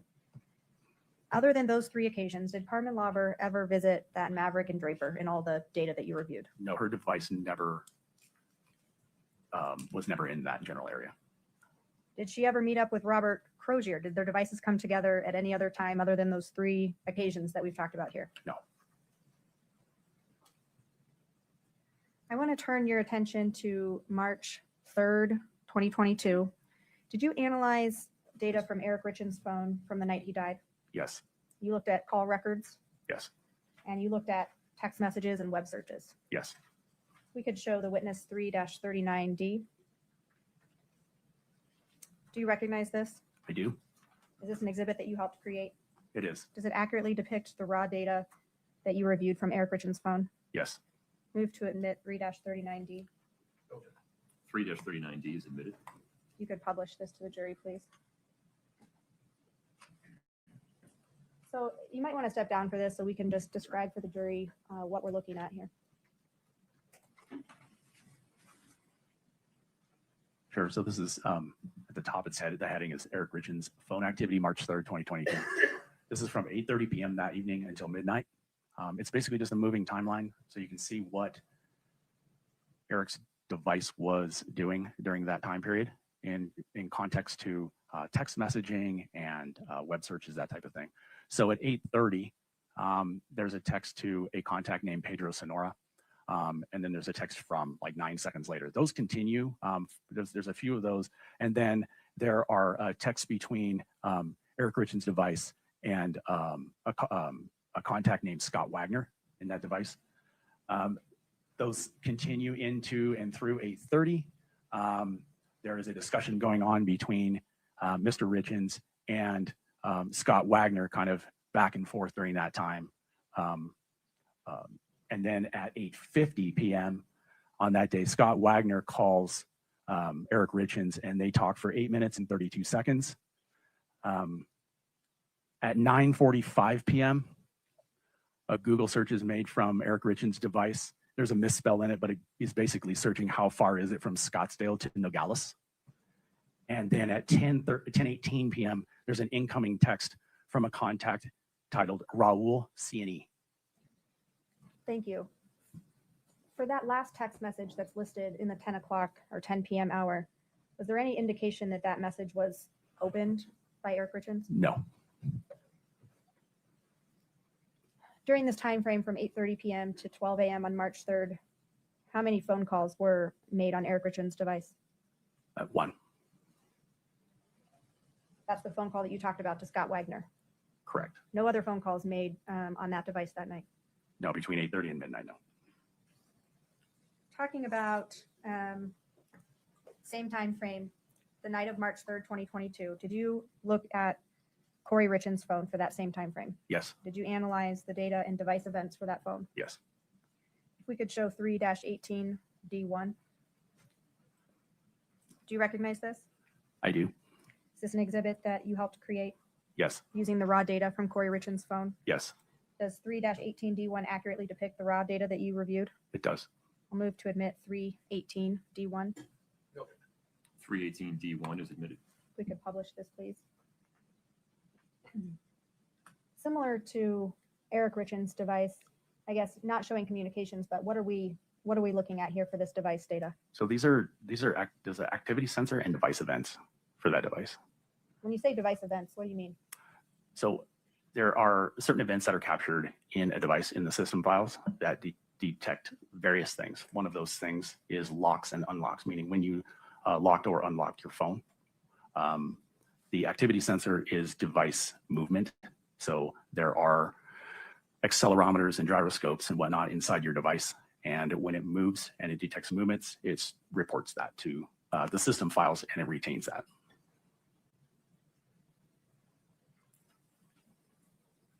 I now want to talk about March 4th of 2022. For Kouri Richins' phone, did you look at movement and device events for Kouri Richins' phone for March 4th of 2022? Yes, If we could show Exhibit 3-18D. Do you recognize this? I do. Did you help create it? Yes, Does it fairly and accurately depict the raw data that you reviewed from Kouri Richins' phone? yes. Move to admit 3-18D. 3-18D is admitted. So walk us through, there's some different things here. And maybe you want to step down to the screen to show the jury what these different markers on this exhibit mean. Sure. So we have a device event. The first thing we have for a device event on that day or in that morning is 3:06:50, the phone is unlocked. That unlock is for 28 seconds. At 3:07:04, there's a speaker activation. What that is there's an audio output route. There's audio routing in a device through the system files, and it detects when the speaker is activated. So anytime the phone is using the external speaker, you should get a system file report or an audio output report on that, and it'll tell you that the speaker's in use. Okay. At 3:08:10, the activity sensor picks up that a device travels 243 feet. So the 3:08:10 is the beginning of that trip. It's not the end of that trip. And at 3:10:37, the phone is unlocked for 1 minute 40 seconds. At 3:15:59, the phone is unlocked again for 37 seconds. At 3:19:07, the phone is unlocked once more for 28 seconds. And at 3:19:39 a.m., the phone is unlocked briefly for 3 seconds. We have a timestamp for a 911 call at 3:21:05. We have a receiver activation. We have a device, another activity movement, meaning the device is reporting that it had moved again. And then at 3:22, there is a receiver activation. And a receiver activation is when you hold a phone or a device up to your ear, say presumably your face, to make a phone call. There's a proximity sensor inside the device that activates the receiver. And so there's an activation there at 3:22:12. Thank you. You talked about the receiver activation. Is it possible that a call can start before the receiver is being used? Yes. How does that work? If you dial a number, for instance, the receiver activation only reports when you place the phone up to your. It has to detect the proximity sensor. So it's a the- movement. It's a movement. Yes.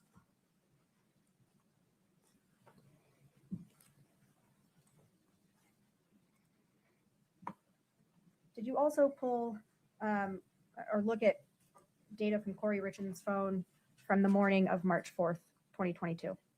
Yes. We could show the witness exhibit 3-19. Do you recognize this? I do. What is it? These are 3 thumbnails, PNG files recovered from Ms. Richins' device. Does 319 accurately depict the raw data that you analyzed from Ms. Richins' phone? Yes. Move to admit 3-19.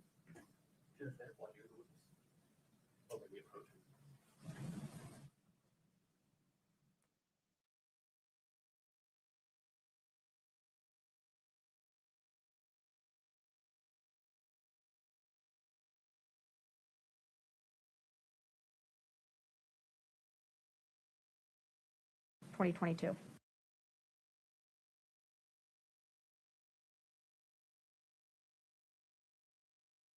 Call.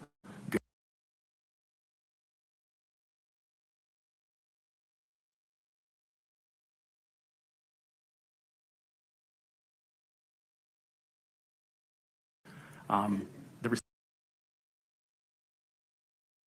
2022. Yes. We could show the witness exhibit 3-19. Do you recognize this? I do. What is it? These are 3 thumbnails, PNG files recovered from Ms. Richins' device. Does 319 accurately depict that a camera?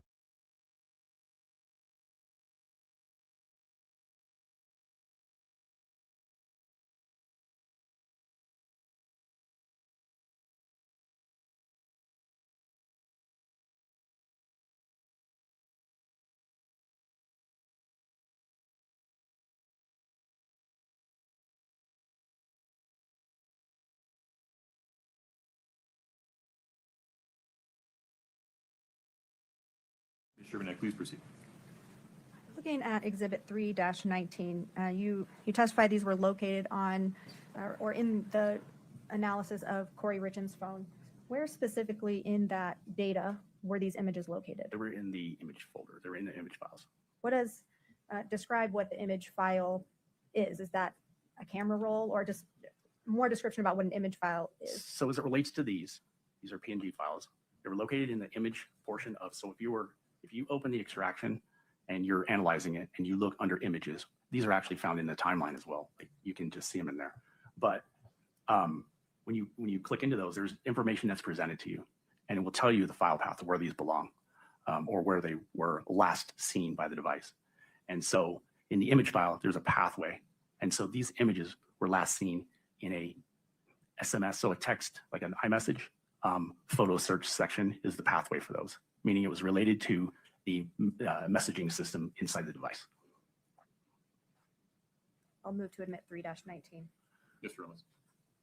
If we could display a little bit more foundation in terms of which people in the text message chain communicated that they were in need. I'm not sure that's what he said, but Or if we could get clarification on that. Sure.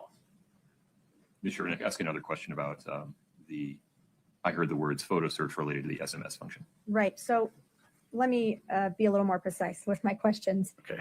Were these part of a text message? At some point, yes. Do you know if that text message was incoming or outgoing from Ms. Richins' device? No, Why not? because the original images and the source of these images was deleted from the phone. It no longer exists on the phone. These 3 PNG files are what we call ghost or orphaned images. When an image is, like when a text is built and you add images to it, or when you receive images and you click those, it creates a print of it, like basically a thumbnail of it. Now, if you send that text or receive that text, and then you delete it from your system, and then the database overwrites it because if time has passed and there's no more room in that file, you'll never know the source of that text, whether it was incoming or outgoing, who sent it, that type of thing. All you're going to see is the remnant of that. And that's what these are, the small PNG files. Again, move to admit 3-19. Weaver, in your objection, at this point, it seems like it's what Mr. Cortez found is a remnant something. I understand defendant's objection. It is respectfully overruled. You can explore these topics during cross-examination. State's Exhibit 3-19 is admitted. We could publish, please.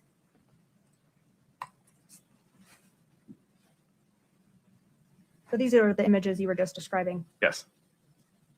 And you described that they were found in the image files as a remnant of possibly a text message. Right. I wouldn't say a remnant, it's a thumbnail. I mean, A it's thumbnail. a PNG file. I mean, it's a thumbnail. Yes. From the data that you analyzed, were you able to tell if these images were accessed by Ms. Richins' phone? They were accessed by the system in her phone. Yes. How do you know that? It gives an access indication in the file path, in the data and the extraction. It'll say when the device was accessed, and it will give a timestamp. When we say accessed, what does that mean?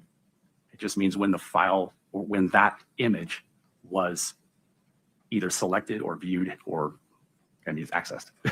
But it means it was selected or viewed by the person with that device. Correct. You mentioned there was a timestamp. When were these images accessed on Kouri Richins' phone? 8:29 a.m. on March 4th. Was the phone also manipulated in some way during that same time? There was activity on that device. Yes. What do you mean activity? There was prior to that at 8:28, there was an unlock event that lasted the duration of this access point. There was the device event log shows that the device was actually turned into portrait view and then turned into landscape view, turned back into portrait view until ultimately it was locked again. I think the lock was at 8:34, but I'm not 100% sure on the time.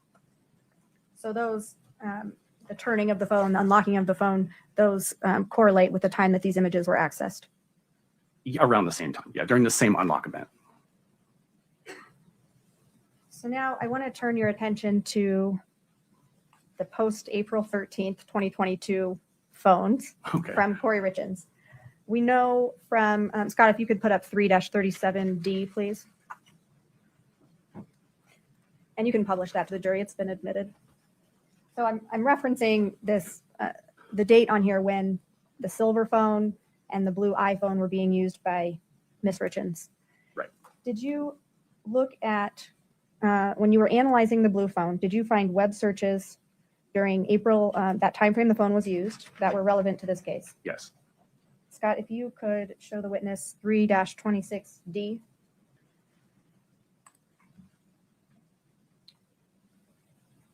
Do you recognize this? I do. Are these web searches that were located on that blue iPhone? Yes. If you could show Scott 3-29D. Do you recognize this? Yes. These also web searches that were located on the blue iPhone? Yes. And then Scott, also 3-30D. Same question. Is this a web search that was located on that blue iPhone? Yeah, this is web history. A web history. Yes, which meaning the difference is one thing is a search, the other is a site visit, a website visit. And do these three exhibits, 3-26D, 3-29D, and 3-30D, accurately depict the raw data that you analyzed for that blue iPhone? Yes. I'll move to admit those three. Mr. Ramos? You don't have an objection to these searches and you have an objection as to how they're going to be presented, meaning that redaction. My understanding is that Mr. Cotromos did not make those redactions. So I'd like to approach and present a proposal on Sure. how to Yeah. submit it.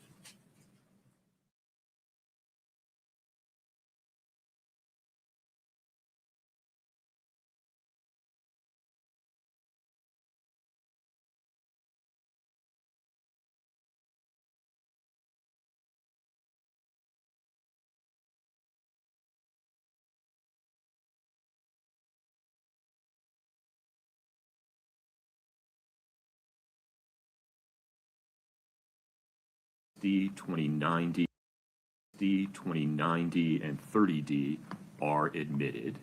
We're going to publish those. I have an instruction for the jury.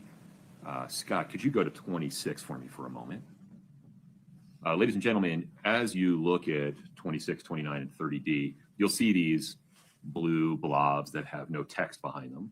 Those are intentional redactions of information that has no relevance to this case.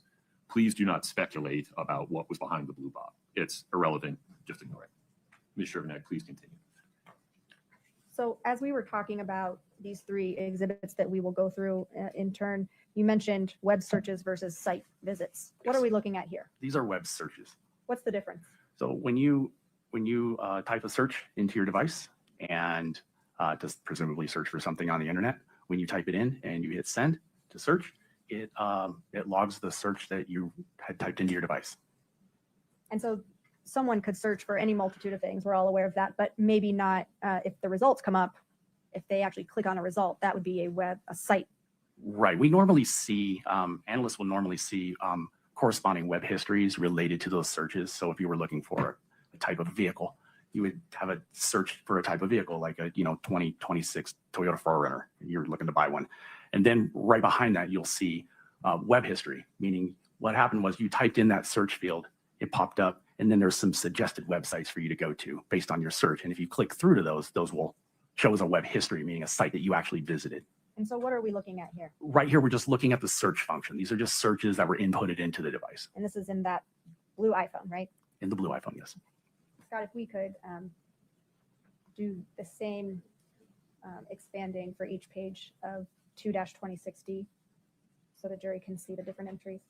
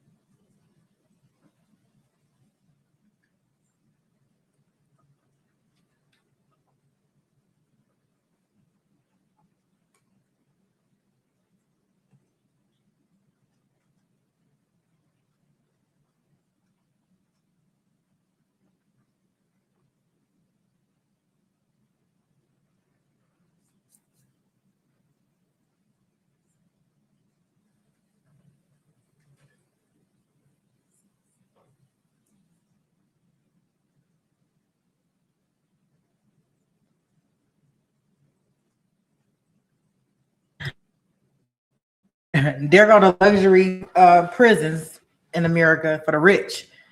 Did she think she was rich?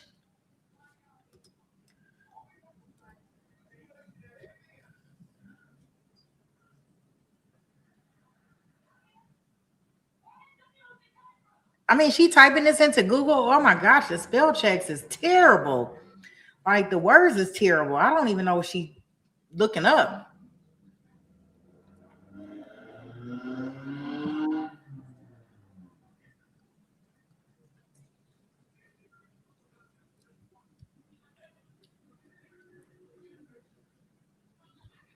Ooh, can FBI find deleted messages? What does the FBI do with electronic searches? What is considered non-natural manner of DEATG? Who determines the cause of death on a certificate? What is a white-collar crime? Why would the FBI be involved? Is there a medical... Dang, don't go so fast. When does the FBI get involved with a case?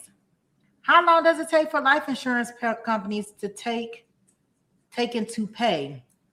What is a lethal dose of fentanyl? Ooh.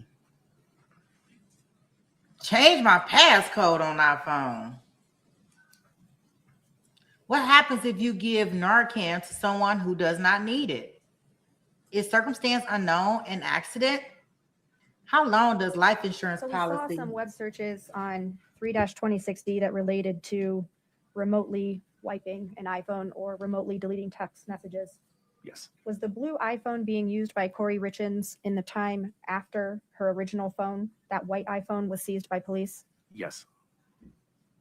Scott, if we could put up 3-29D.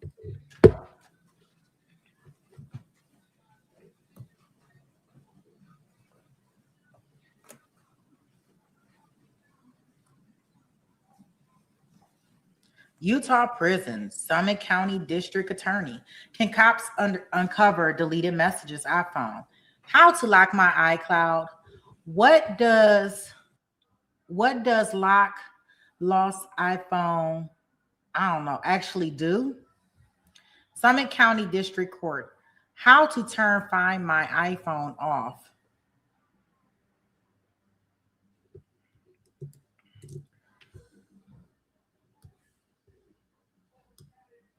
Okay, wait a minute.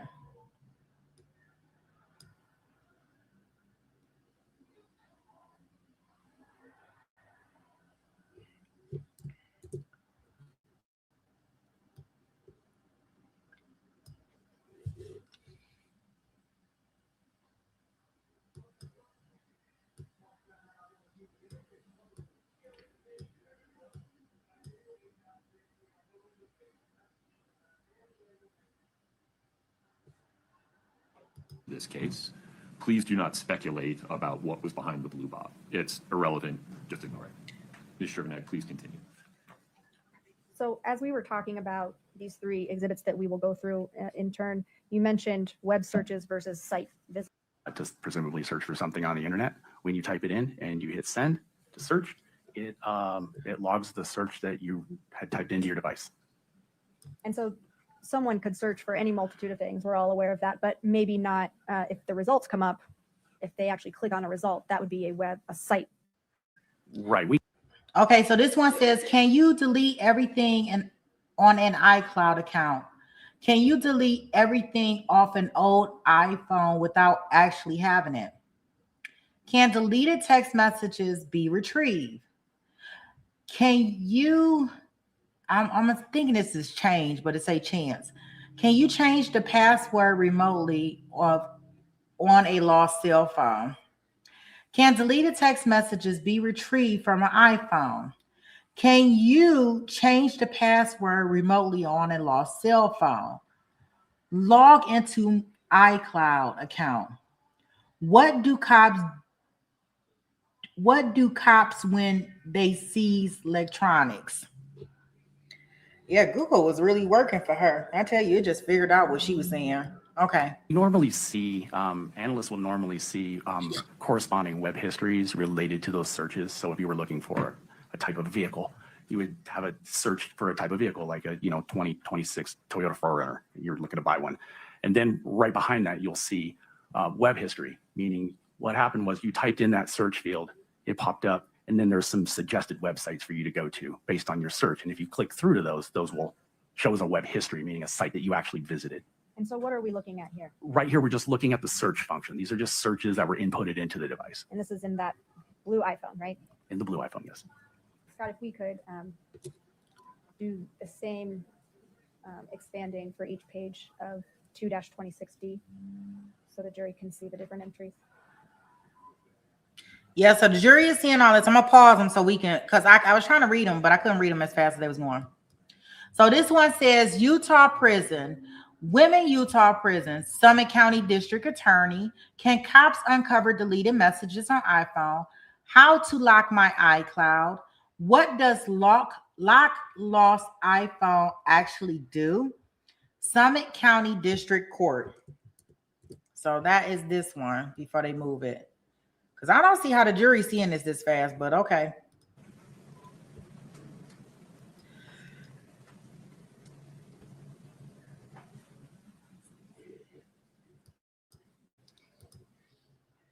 How to completely wipe iPhone clear remotely.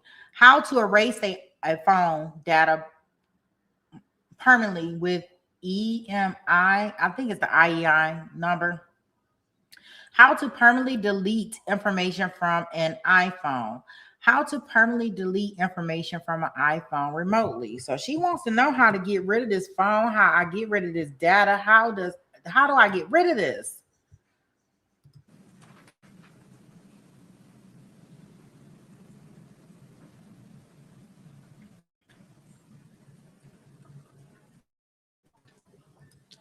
So now she want to know, can the cops force you to have a lie detector test? And what happens if you're detained, but you never get read your Miranda rights? What happens, guys? Kouri would like to know.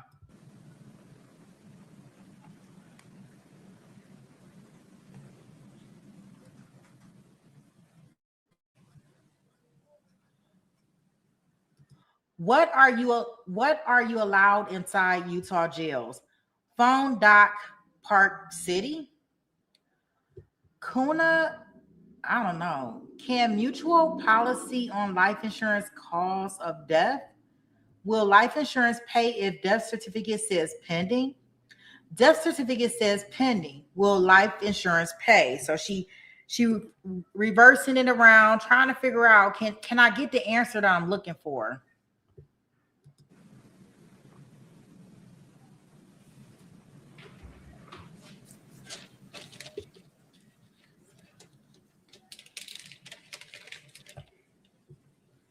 Okay, this is where she wants to talk about Federal Correction Institute in Dublin, California. So she wants to go to California, y'all. When she gets arrested, she wants to go to Cali. Luxury prisons for the rich in America. So she wants to go somewhere for the rich and famous once she gets caught.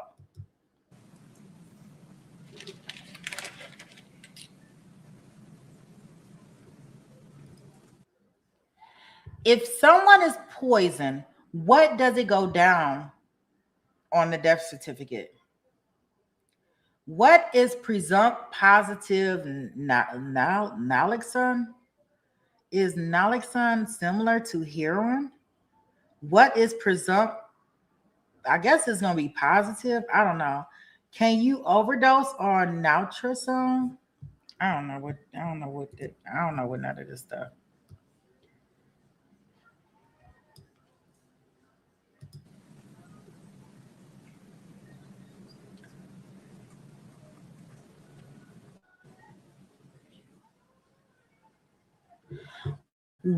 Where is my phone? Where is my location on my phone? What? I don't know what this is. Something about some alcoholics. I don't know what this means. I don't even know if Google came back with a search for this because this is crazy. I don't know what that means. What prescription just stop alcoholics? I don't know. Now she want to know, how much am I worth? Reality net worth, Kouri Richins, something net worth. So she want to know how much she worth.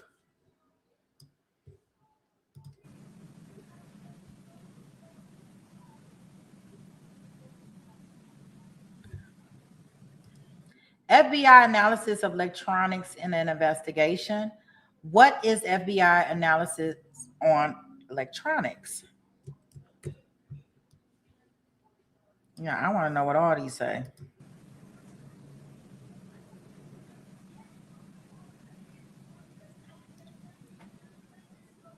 How to delete Facebook. Find my iPhone is off. Is the location still correct? Can I find my iPhone work if off? I wonder what she drinking when she was doing this.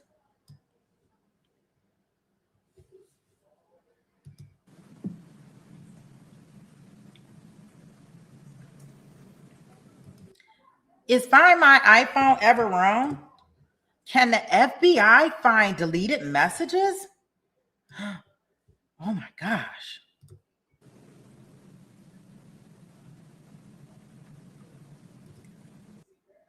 Well, what does the FBI do with electronics for searches? FBI searching electronics. I really must know, what do the FBI do with these searches?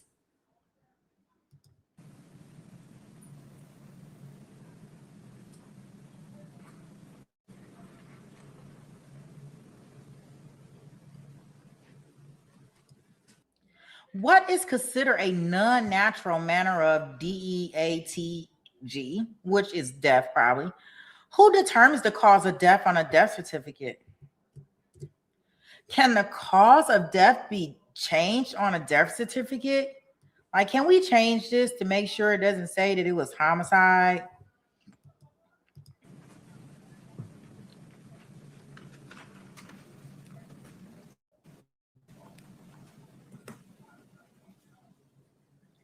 Well, even if I unalive my husband, let's talk about what is a white collar crime.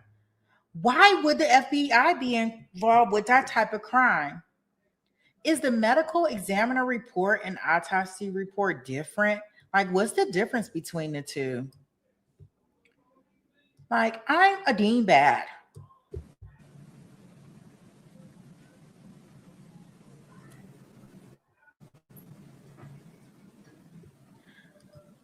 Can you now tell me, when does the FBI get involved with the case?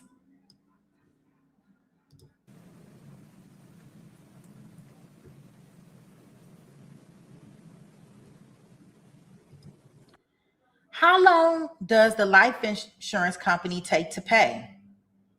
What is a lethal dose of fentanyl? Like, I need to know, how much do I need to give him? What is considered a lethal dose of fentanyl? Can the manner of death be changed on a death certificate? Like, I must know. This is my second time Googling this shit.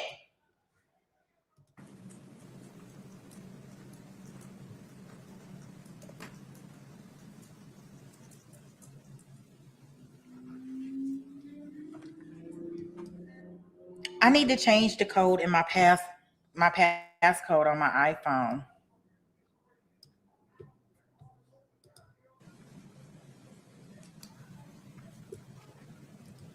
What happens if you give Narcan to someone who doesn't need it? Is circumstance unknown an accident? How long does life insurance take to pay? I need to know. This is my second time Googling it.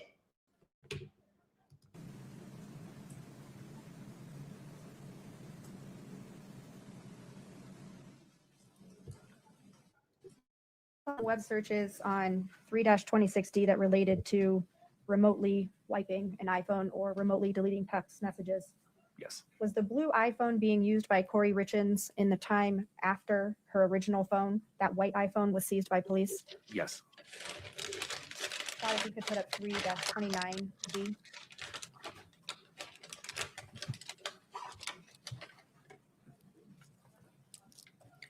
So y'all, them was searches after they took her first phone. So this is what her those were searches with her second phone. Okay, here we go. Summit County District Attorney. Can cops uncover deleted messages in iPhone? How do I lock my iCloud? Oh my gosh, they have my phone. What does the lost iPhone actually do? I needed to do what I needed to do, which is get rid of all my information. And Summit County District Court. OMG. I bet you this is how she was feeling when she was doing this. How do I just turn my phone off? Please tell me something.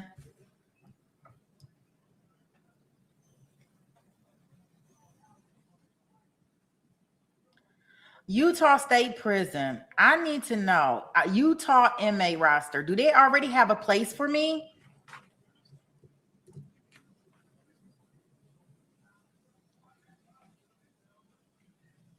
Five things you need to know You're about seeing, Utah State without to be Prison. on the phone, does that indicate a website visit? Yes. I know I'm going there.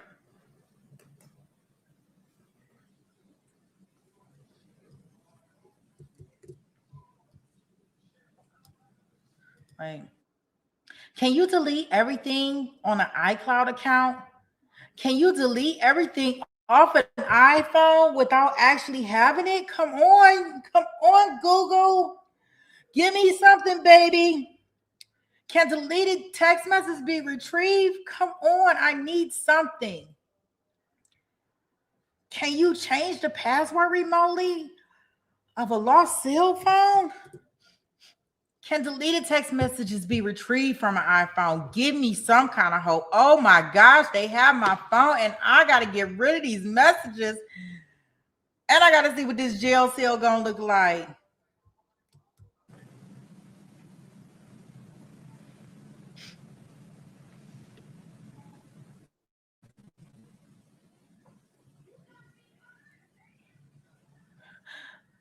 I just need to log into my iCloud account. Oh my gosh. How do I get into my iCloud account? What do cops when seize electronics? I don't know what the heck that means.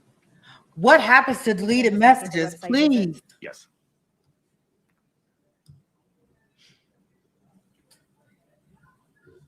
Oh my gosh, I'm so relieved. Police cannot read your iMessages. Oh.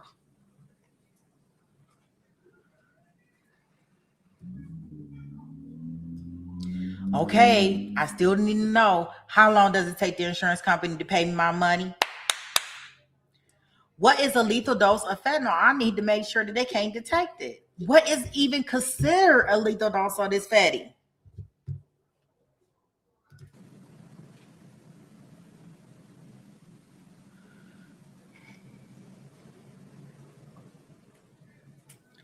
Showing results for how long it takes for life insurance companies to take out. So she run to read. Within 60 days of receiving the benefit, Kouri, you can get your money cash in the hand.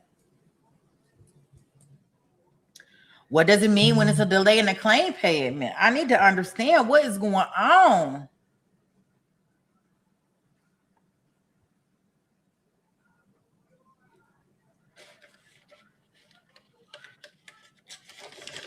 Okay, these seem like the same messages, and what they doing is they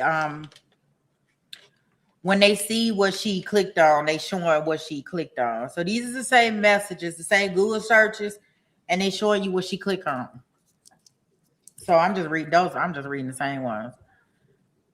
So she want to know, why would the FBI be looking at her case?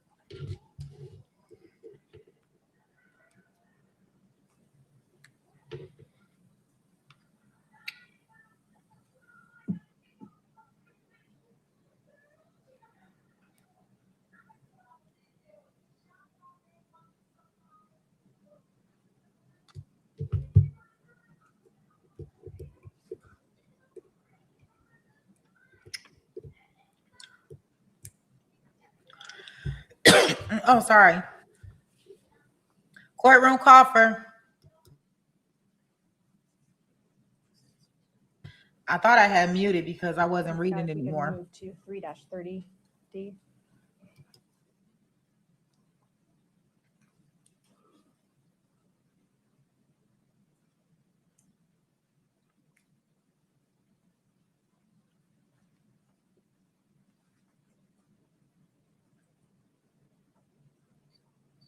And these are the website visits. Yes, correct.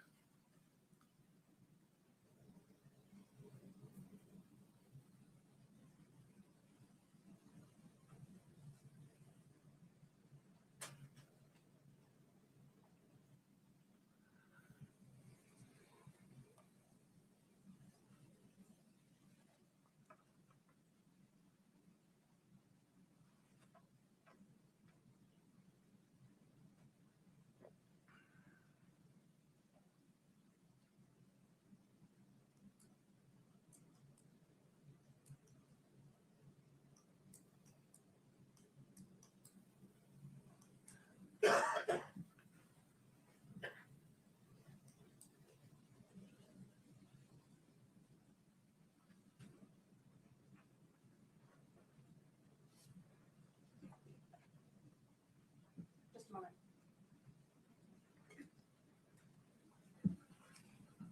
Sir, those are all my questions for you at the moment. I think the defense may have some as well. Thank you. I need a little more. That'd be great. Thank you, sir.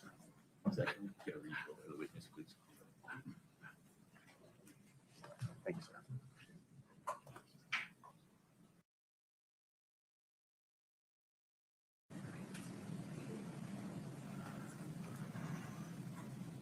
Mr. Ramos, did you want to break before beginning? Thank you. Yeah, I take a break. We got to laptop and get out of here on time. Don't commit to anything. But let's just take a stretch the leg break. We'll come back at 3:45.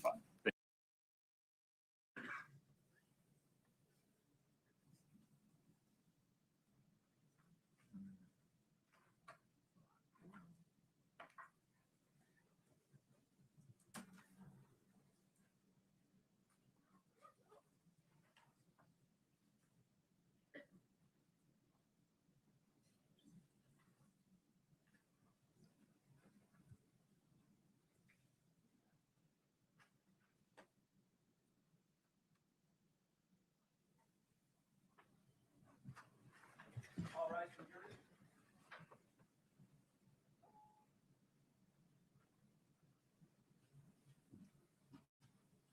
Go ahead and have a seat. Thank you.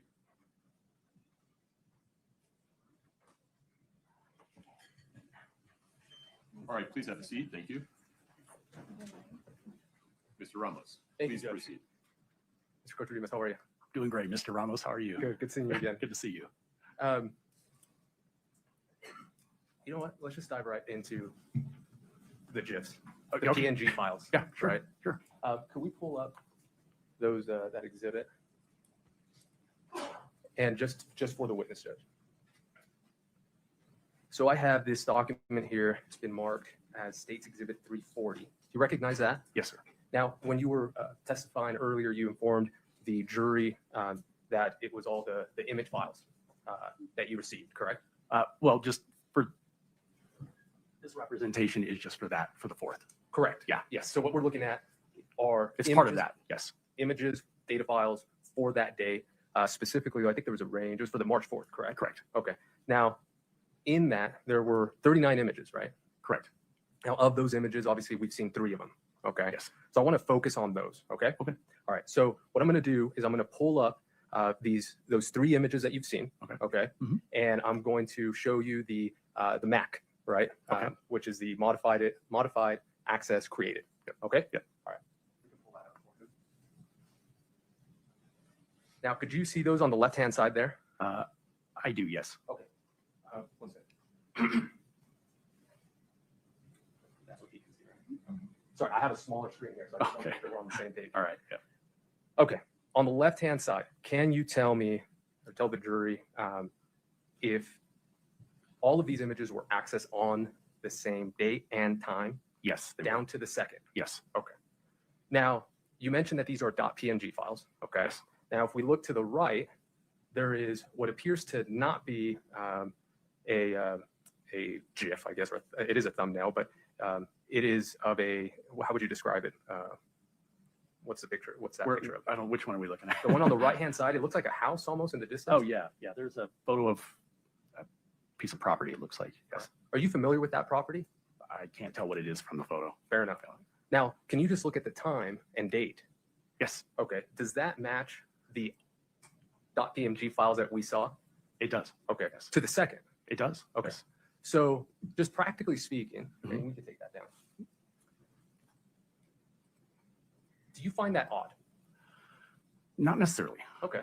Let's walk through it. Okay. I'm gonna walk through an example for you. Okay. Okay. All right. And then I want you to explain it to me. Okay. Okay. Now, in fact, let's do this. So if I pull up my phone right now, I just unlocked it. Now I'm going to send a text message, okay, to my son. All right. Okay. Now I'm going to go ahead and add a thumbnail. A photo. Yeah. Photo. Okay. And I'll do a GIF. Okay. Okay. And so I'm looking for one. I found one. So I just clicked on that. Okay. Okay. Now I just clicked on another one. Okay. And I just clicked on another one. Yes. Okay. Now I'm going to add also a picture. Okay. Just for my folder. Okay. Okay. Now I selected those 4 items. Okay. And I'm about to send it. Yes. Okay. So if you were to get my phone and put it in your system, extract it, and you analyze it, obviously it would be a text message. It would. Yes. Correct. Yes. Now, the modified access created, would all of those be the same date, time, down to the second? They could be. Could be. Yes. There's a lot of reasons for that. Yes. Okay. For example, the type of iOS I have. That could affect it. Yes. The type of extraction that's done. I don't know if the extraction type would determine that or not. Logical versus physical. I still don't think in the way these images were in the database. Okay. I don't think that would be. I don't think that would be accurate. So then let's look at the database. Okay. Where exactly were these images? So they were in the database. There's a pathway in there. Yeah, let's pull that up. Yeah, so that's where they're at. Okay. Okay. So they are in an SMS photo database essentially. All right. So is it up there now for you? It is not. Not yet. Okay. Now, the source file, is that what we're referring to? Yes. Okay. Yep. So I see here has a bunch of numbers, underscore files, full.zip, right? Yeah. Private, var, mobile, library, cache, Yes. right? Yep. Okay. Talk to me about cache. All right. So, caches are folders. They're just places where the system stores data. Okay. And if I were to go to my phone right now, I could find those .png files, that image I just sent, right? If I go directly to my text message, correct? You could. Yes. Yep. Right. Because I just sent it. Uh-huh. Okay. Now, here in this file, this doesn't lead you straight to a text message. Correct. Okay. And so it is, and I think what you said in your direct, I think it was the system, I think is the word, you were very specific. The system in her phone, I logged it. Is that correct? Yes. Okay. Those are databases. Correct. Yeah, yes. Okay. So fair to say, and you indicated in your testimony early, so I think I'm right, that there are certain things in our phones that are there, but we can't necessarily access them. Correct. We need a process to go kind of below the surface. Right. Okay. Now, in this case, these .pngs, you had 39 of them, correct? Yes. Okay. Now, you only selected 3. Yes. Okay. Did you select those? I shouldn't put. I provided what I provided. Yeah. I provided the entire extraction report, and then I provided the part of the extraction report for that day. Okay. So Yes. you provided the full 39. Yes. Okay. Understood. Now, I want to go back to that other image. Okay. Okay. Now, these have the exact same date, the exact same time, down to the second. Okay. Are they tied together? I don't know that. You don't? No. In fact, it's impossible to know. It really is. Now, in what you do, there is, we heard the word a lot, analysis, right? Yes. You analyze. Right. Okay. Now, we know that you can, we get the information from Grade Key, it's extracted, and we put it in Celebrite. The analysis comes in reviewing the report, correct? Correct. Okay. Now, and you're also very careful in your direct testimony that it's not necessarily, I don't think you use these words, but it's not infallible, right? This Celebrite report. Correct. Okay. In fact, Celebrite itself recommends its operators, is that the word? Yes. To make sure that they validate their data. Correct. Right? Yes. And there's a lot of reasons for that. Yes. For example, you do have a hardware that you use, correct? Yes. You want to validate it's working. Correct. And then also the software that you use, you want to validate that that's working. Yes. Okay. Now, this might be an oversimplification. So, That's okay. but I'm trying to process it. Okay. A lot of money went into making those phones. Yes. A lot of the data and how it works is all of it's proprietary. Correct. Yes. Now, in a way, Celebrite is trying to hack the phone to get the information. Doesn't really hack it, but it parses the data. It parses But the data. Yeah. Okay. And when it spits out, that's not a common term. When the report gives you this information, you can't take it as God's truth. There's context to a lot of stuff. So yeah, I mean, I can take it as God's truth, quote unquote. Yeah. That is how the system files within the are constructed. You can take it that that's how Celebrite put the data or extracted the data. Correct. Now, you've heard, I suspect, of the epoch time. Yes. Okay. Now, if you could explain to the jury epoch time in terms of digital forensics. I cannot. Cannot? No. Why not? I don't have enough familiarization with it. I just don't. Okay. Not on the stand. All right. Well, is it fair to say that let's look at this created and modified and accessed, that date and time? Okay. Are you aware that that time isn't actually how it's stored on the phones?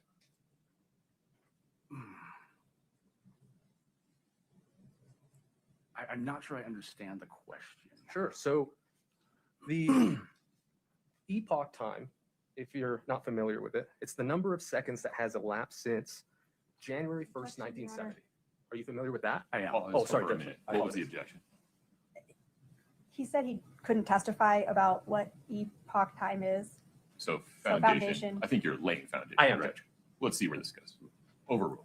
So- If you would, I interrupted you, gentlemen. If you would ask that question. Absolutely good. So the epoch time, and I'm just I'll explain it how I know it, and if it refreshes your recollection, great. If not, we'll move on. Okay. Okay. So epoch time is the number of seconds that has elapsed since January 1st, 1970. Okay. Yes. Don't know why they did it this way, but that is how the phones have registered the information. Were you aware of that? Yes, and I don't know the technical aspects of it, but it's a programming reason. Correct.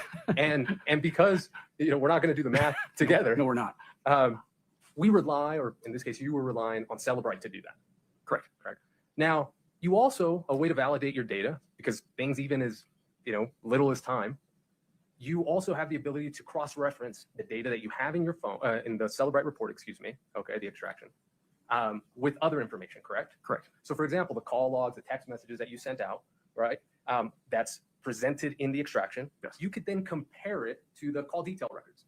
Correct. Right? And you could say, oh yeah, you know what? This matches up. Yes. Okay. And you do that in a way to make sure that the information you're getting is correct. Yes. Okay. Now, when we look at this 4 images, the 3, I'm going to call them the what's been admitted as the 3 PNGs, okay, which we all saw, or just call them GIFs, even though I know they're not right now. Right. But just so everybody's aware. Okay. And then we have this photo that appears to be of a home. Okay. Right. Now, you have records and you have call logs for March 4th, correct? Yes. Okay. And you can see who all communicated that day. Correct. Correct. And you can also get that through call detail records, correct? Not always. The call detail records you indicated mark the time that a call was sent out and a text was sent out. If it hits the carrier.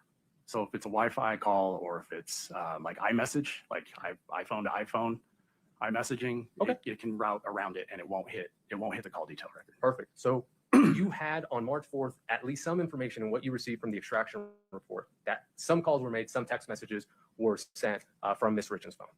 Yes. Okay. Now, with that information, you can, if you wanted to, you can attempt to see whether this image was sent or received by somebody, correct? Yes. Okay. You did not do that. I did do that. Okay. And who did it come back to? I don't know. It was not available in the system file. Okay. Would you like kind of explain why? Sure. Yeah, that'd be great. Why I think based on, yeah. Yeah. There is, from the time this event occurred on March 4th till the time the phone was seized on April 13th, I believe, 2022, there's an extended period of time that has passed in data terms. Okay. So the reason why going back to the source on this is challenging is if the text source of this, incoming or outgoing, is missing, you can sometimes go into the data file, like from the timeline and from the extraction, you can go into the database information.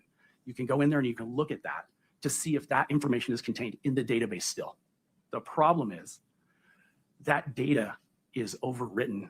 Once it's deleted, the database then overwrites it. So then what happens is the source in there goes away. There's small amounts of data that are in there. Like traces. Well, like PNGs, yeah. Okay, that are still there. But like I kind of explained with the data space, think of it as a. Oh, 1 second. Is that like a garbage collection? Yeah, we're talking about that, right? So so deletion. So think of that as, think of that deletion file as like the trash can in your house, like in your kitchen. Okay, so you delete things, you throw things into that. Well, eventually it gets full, and you got to take it out to the curb, and the garbage man comes and gets it, and it's gone. Right. Okay, so the more you use it, the more you have to take it out. So okay, let me stop you there. Yes. Because what I'm asking about is, I understand that you tried. I'm getting there. I promise. Oh no, real quick. Okay. Okay, go ahead. Okay, yeah. Go ahead. All right. So those databases store that information for a while. Okay. Then what happens is that text information, that the text threads, they're stored in a different place than these. What happens is every, I don't know, 30-ish days, don't hold me to that, but it's roughly, this iOS system performs a vacuum. And what it does is it takes deleted information that's in there that it no longer thinks it needs for the system files, and it vacuums it out, and it basically takes it out to the curb, and then it goes away. So to answer your question, I did attempt to look for the source for this, but there's none of that data remains in the device or in the databases at all. All I have is these, what I referred to previously as orphaned images. Or ghosts. Ghosts. Yeah. Yes. No, and I understand that. Okay. My question is, there are other things you can do outside of that. Obviously, that's your first one, right? You Right. try to go straight to the source. For whatever reason, it's not there. Okay. But there are other things you can do to see if you can locate whether they're tied together or where they could have gone. Correct? Correct. So you indicated that at a minimum, this is on the mobile messaging system, right? Yes. It says mobile SMS, correct? Yes. So you know that at one point it was sent or received to somebody from Miss Richins' phone. Yes. Okay, so you have contacts in her phone, correct? I do. And if you had call detail records, for example, or just in her log, or any number of things, right? Right. You can go to those and see if the individual on the other end maybe did still have that message, correct? Potentially. Yeah, potentially. Now, you didn't do that in this case. Are we talking physically contacting these individuals? And Absolutely. okay, yeah. So I agree with that statement. Okay. That you didn't do it. That I didn't do it. Okay. But I would also add to that my role in this case is as an analyst, and I provide the information, and then any following, any update or follow-up investigation is 100%. Yeah, I mean, I imagine that when you were asked to pull those images on that day, I imagine you explained all of this to the prosecution. I did, yeah. Right? Yeah. And you explained to them that, hey, you know what? These did pop up. Yep. 39 of these. And to your point and your question, I did go through call detail records. I did go through those types of things to see if there was a corresponding communication that would be contained in the call detail records that matches this. Absolutely. And you did this because that is your job. Correct. Right? You're trying to say, hey, I have this orphan ghost.png. I'm going to try to find its home. Yes. Right? Yes. And hey, prosecution, I know you're going to use this just so you know, I can't tell you who received it. Correct? Correct. I can't tell you who sent it. Correct. I can't tell you if it was viewed by Miss Richins. Correct? Correct. But I can tell you that at that time and date, the system in her phone, as you said, registered it. Correct.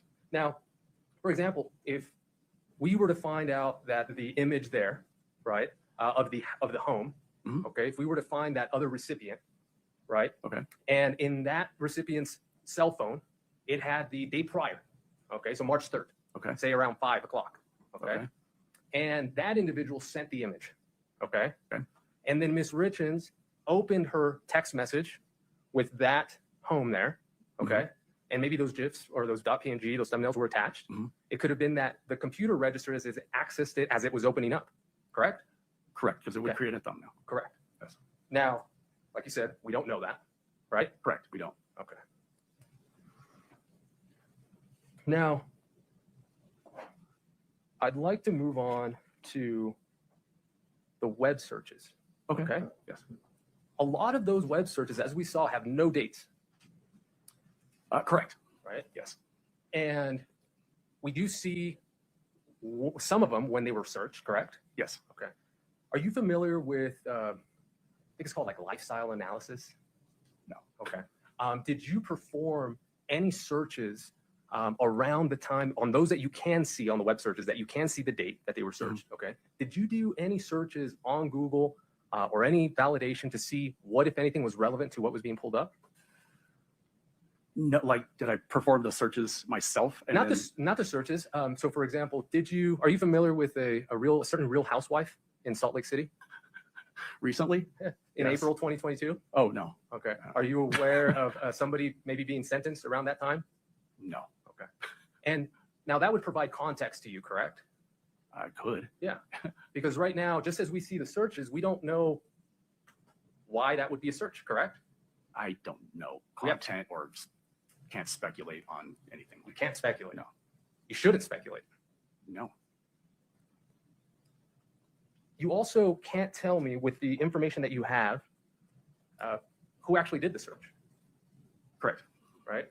It was done on the phone. It's done on the device. You could tell us the location of the phone possibly when those searches were done. Correct. You could tell us possibly the Wi-Fi that it was connected to if it was connected to one. Correct. Okay. But you can't tell us who searched it. Correct. Now, you can't tell us if we were at, if this happened on the 4th, let's go back to the GIF images, okay? Okay. On that day, at that time, are you aware, were you told that there were other people in that home? I'm aware of that. You are aware of that? Yes. Okay, and so did you reach out to those, or I guess that's not your job. You could not tell us who opened that phone at that time, correct? Correct. Okay. Now, I do want to talk to you about something you just brought up. It was you said, oh, the Wi-Fi. You said not necessarily because it could be an iMessage, right? Correct. Was one option, and then the other one was that it was connected or sent through Wi-Fi. Yeah, the file path on here indicates that it is a mobile SMS, which went through iMessage, and iMessage iPhone to iPhone typically will not hit a carrier, so it won't be in a call detail. Right. And that also is helpful to you, right? Because you're able to see of all the people that she could have possibly contacted that day, you could then narrow it to like who has an iPhone. Correct. Okay. And so because of the communication, and correct me if I'm wrong, I'm guessing here, between iPhone and iPhone, it's a different connection, correct? It makes it easier to communicate. It's a typical Wi-Fi connection, so it's not a different connection. Okay. It's just a different system, or it's the same. They're on the same system. It goes through Apple servers versus the carrier. So for example, can you pull up the Mr. Richins mobile activity on the night of March 3rd? Do you recall that state's exhibit where you laid out a graph of all the text messages that were sent from Mr. Richins to a Pedro Sonora? Yes. Right. Yes. I think it's up on your screen now. Yes. Okay. When we were talking about this, one of the last questions was about the text from Raul at 10:18. Okay. And I believe Ms. Shervanak asked if it had been read, or if you could tell if it had been read, and you answered it very curiously, which is I'm left to wonder. I just want clarification whether or not you could actually tell if it was read, or whether there just wasn't enough data to determine whether it had been read. I didn't see any. I don't remember. Okay, I'm sorry. fair. I just don't remember the No, deadline and that's why I'm specifically. following up. Yeah. That's why I'm following up. There's no response. The indication was that it was not read. Okay. Yeah. Now, here we see all these text messages, correct? Yes. And we just talked about the iMessage that you just discussed. That Yes. sometimes that won't register on call detail records, for example, right? Correct. Now that's different than this, right? That is different than this. Okay. You would expect an iMessage to show up here? Yes, because this is from the phone's timeline itself. Correct. These are system file. Correct. Just want to make sure. Could we take that one down, please? Thank you. Okay. So the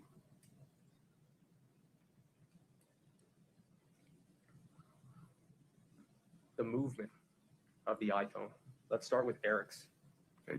You had indicated that you had done how did you phrase it? You had actually compared it. It said, you had done some sort of analysis with his overall use in terms of his activity on his watch, right? Yes. And that those 87 minutes, that gap was off, I guess. I don't think I said it was off. What was your, what were I your think I words? said it was atypical. Atypical. Yes. Okay.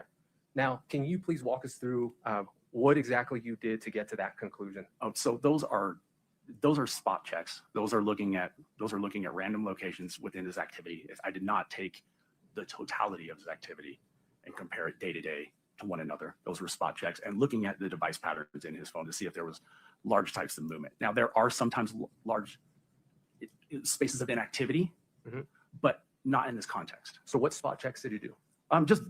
Just periodically throughout the timeline, through that activity timeline, just to look at and see if his activity indicates that his device stays in motion, and to what extent day to day. Over how many days? Oh God, I probably looked at maybe 20 days or so, just random days. And how did you log that? I didn't report it. I just made a mental note of it. Just a mental note? Yes, sir. Okay. So what was the largest deviation? I don't know that, sir. What was the smallest deviation? I don't know. How did you come up to the fact that it was atypical?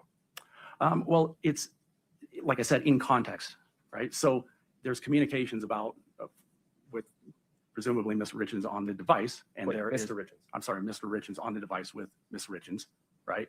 And so there was a. So right now, just so you're clear, we're talking about the physical activity. Oh yeah, okay, yeah. Yeah. I'm sorry, yeah, physical activity.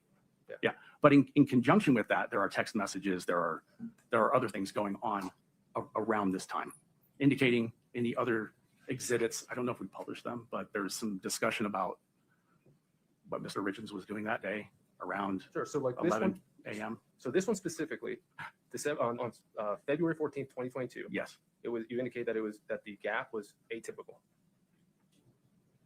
Yes, and maybe I didn't put that in good context. Sure, put it in But context in now. context with what was going on at the time, it is not typical, based on what I looked at, for Mr. Richins to like lay down and take a nap, for instance, in the middle of the day. So you could tell that he took a nap from this? I cannot, but he indicated he was going to in the text. That's what I'm talking about in context. Okay, so there's a bit of confirmation bias there. You would agree? I would agree with that. And there's probably a little speculation there on that. The thing with But device activity is you only know if the device is moving or not. Right. There is a bit of speculation, like you said, and we shouldn't do that. Probably not. Let's talk about, you can take that down. Let's talk about the activity sensor data, okay? Not in context of what was registered. Okay. But in the context of you as an analyst, okay? Okay. Now, we talked about how what you do is digital forensics. Yes. And that's considered a forensic science. Okay. Yes. Do you disagree with that? Yes, it is. It is? Yes. Okay. And part of that field, right, is what we, I guess, grew up knowing as the scientific method, right? Yes. And so, for example, here we identify a phone, an electronic device, okay? And then we go from identifying that to preserving it. Yes. Right? Yes. And we either put it in a Faraday bag or we plug it in and we make sure that the hash values and the hex code and everything matches. Correct. And we do that so that when you get the information, you know that it's the cleanest version possible, correct? Correct. Okay. And then once we preserve it, we then collect the information, which would be the extraction. Yes. Right? And then we examine it. Okay. Yes. And then we get into the analysis. Yes. Okay. So we examined it, and I'm going to go off of the activity sensors, okay? Activity monitors. Yeah. So we identified it, we collected it, we examined it. Now let's talk about the analysis of it. Okay. Okay. Tell us what you did to validate the information about the activity sensor data. And we'll start specifically with the distance traveled. And this could be for either Mr. Richins or Miss Richins' phone, okay? In general? Yeah, what did you do in this case for either Mr. Richins or Miss Richins, okay, to validate the information that was presented to you in Celebrite regarding traveled distance or distance traveled? So the distance traveled is just reported by the device based on the sensors that are contained within the device. Correct. Yeah. So then what did you do to validate that that information was correct? I'm not sure I understand the question. Okay. I did nothing to validate that information, like outside of that. Okay, so for example, that information that was there, it indicates, let's pull up Miss Richins if we wouldn't mind. The state's exhibit where it shows, yeah, this one right here. Okay. Okay. So can we publish this one, Judge? It's been admitted. So let's look at that 3:08:10 a.m. Okay. Okay. Now, the 74.14 meters, that comes straight from the extraction report, correct? Correct. Okay. And the 243 feet, I imagine that's something that you converted? Yes. Okay. And using what? Just a Google conversion. Google conversion. Yeah. Okay. And in this device travels, we know that it was 74.14 meters that was registered on the device. Correct. Okay.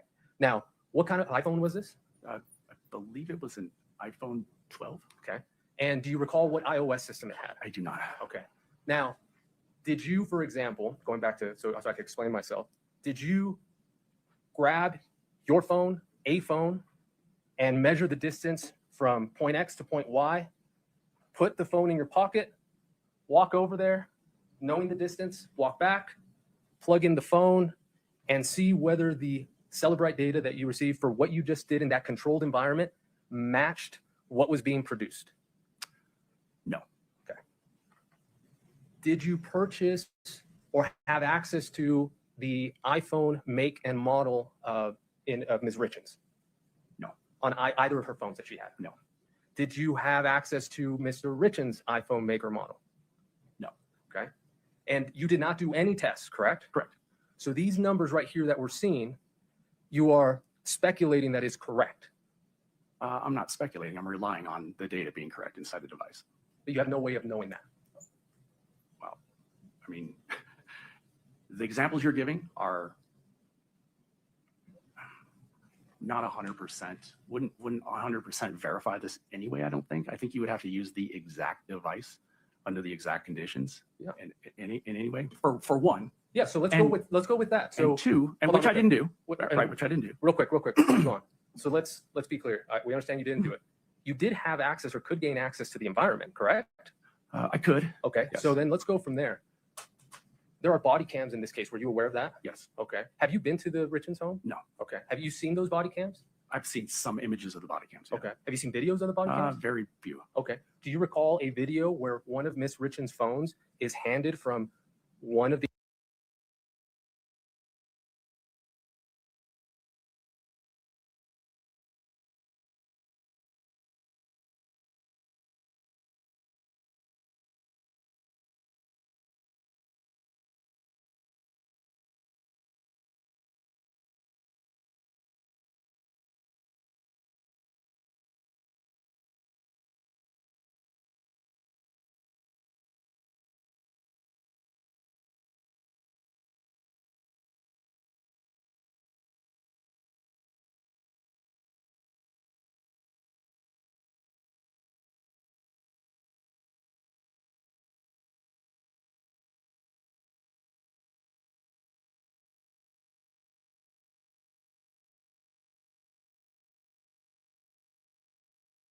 EMS to an officer, and then the officer walks over all the way to where Miss Richins is to provide her the phone? No. Okay. Had you been aware of that, or had that, rather, I'll be fair to you, had that been told to you by the prosecutors or law enforcement? Having that controlled environment, having this data, having access to the same phone, downloading the same iOS, could you have run a test to see if it was similar? And specifically referring to the 41 meters that's indicated there. I could. Okay. But I mean, your statement just actually opened up why there's a tense movement later on. It tends. My questions sometimes tend to do that. Okay, so now let's talk about even the phone unlock lock. Okay, that seems pretty intuitive. Yeah, the locking and unlocking. Yes. So, for example, when we look at the 319. I'm sorry, can we go back to the other one? I don't know if it was me. Thank you. At 3:19:39 at the bottom, phone unlocked 3 seconds. Mm-hmm. So it was unlocked 3 seconds. Does that mean it was locked at 3 seconds? Yes. Okay. And then, to be honest, this is just out of curiosity. Why don't we show an unlock before the 321? Oh, no, because that 3-night, oh, I don't know. Sometimes just things happen, right? I don't know. Yeah. Okay, we could take that one down.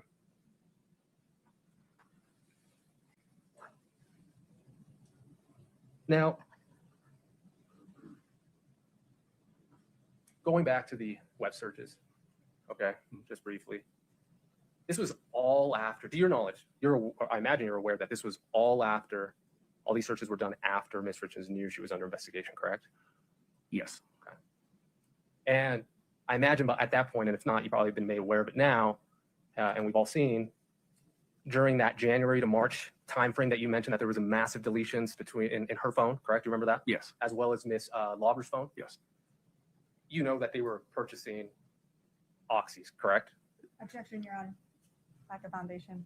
Are you aware of what Miss Richins was doing during that time, either then or now? Yes. Okay.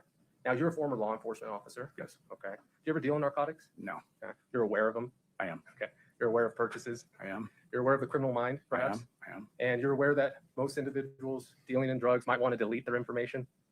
Yes. And like you said, context matters, right? Context does matter.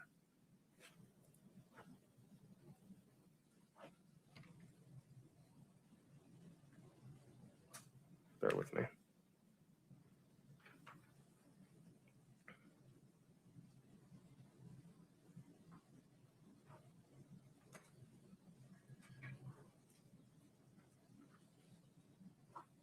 Are you familiar with Bayesian inferences? No. Okay. Or probability statements? No.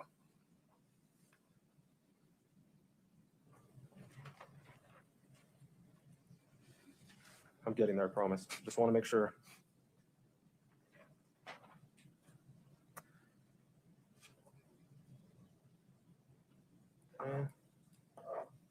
Oh, can we pull up the call record for Miss Richins? I think it was the 110 minute one, please.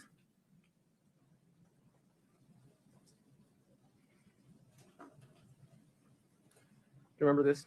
I do, yes, sir. Okay. To be honest, I don't know why you were asked the questions, but this was in March. Could you zoom that in? Sorry, Yeah. those- No, I know. those things are- Zoom it in when you find it, please. Oh, don't worry about it. It's fine. You remember what we're discussing, right? I think I do, yes. Yeah. If you can find the date, that'd be great. I believe it was March 4th or 8th. And Your Honor, this exhibit on the screen is not March.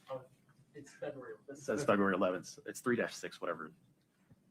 Okay, perfect. Thank you. March 1st. Is it March 2nd? So let's be clear for the record. The jury can't see what you and the witness. No, we understand. I want to make sure that Katie finds it first, Okay. and then we'll Let me know when you're ready. Is that it? Okay.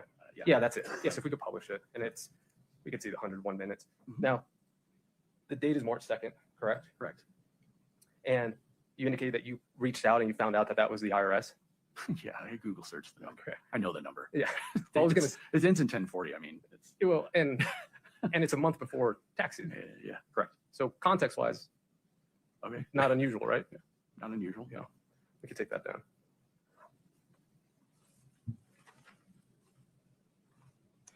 I do want to make sure did you come on in May 2020? When were you brought on? Retained. I was retained in May of 2023. May of 2023. Yes, sir. Now, you indicated that Verizon holds locations only for 12 months. Correct. Now, Ms. Richins' phone was seized on April 12th, correct? I'm sorry, April 2022. Yeah, April 13th, I think. Yeah, of 2022. Of 2022. Correct. Now, so by the time you had come on, that information was no longer available. The records were still available, but records with location data were not. Correct. Tower data. Correct. Yes. Okay. And to your knowledge, that's never been obtained, correct? Correct. Okay. We went through a lot of those PowerPoints indicating where Lauber was and the communication she had, I think, with Kouri on the right-hand side, and then kind of following. Yes. I think you made it clear. Those aren't their actual GPS locations, correct? Correct. Okay. Those are cell towers. Those are the tower locations. Yes. Right. So every time that the jury sees that little image going with Mr. Crozier, Right. those are all cell towers. Right. You're seeing the tower that device is communicating with Correct. at that time. And so there was a time during your direct that you indicated that I think it was Miss Lauber was near the Richins home. Yes. Do you remember that? Yes. To be clear, it's not that she was there. Her device was. Her device was connected to a cell tower. Yes. Okay. Now, with all this information that you have, the call details records, the cell tower information, the Carmen's phone, right? All of that, were you ever able to see, or were you asked whether she went to 75 East 100 North in Midway? I believe I was asked to look at that. Okay. And did you find anything? It's the data is not that specific. Okay. It's not GPS location. It's tower location. Right. Yeah. Right. Okay, we'll talk about those.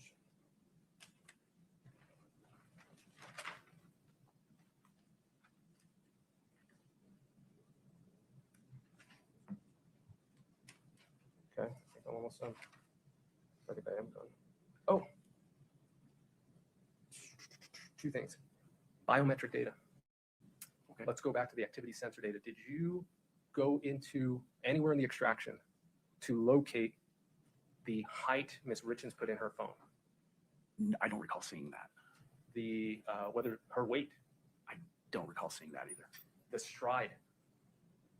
Again, I don't recall seeing that. Did you do that or recall seeing that in Mr. Richins? No. Okay.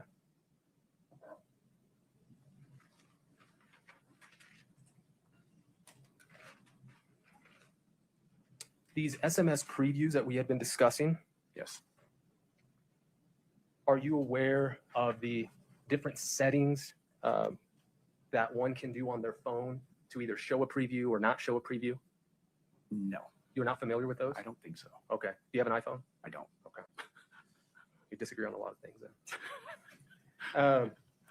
Fair. So you wouldn't have done anything there to check, or did you do anything to check her settings?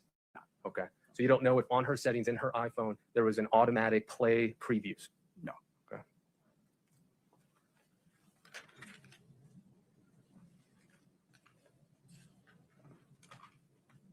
One second. May I have the light listed?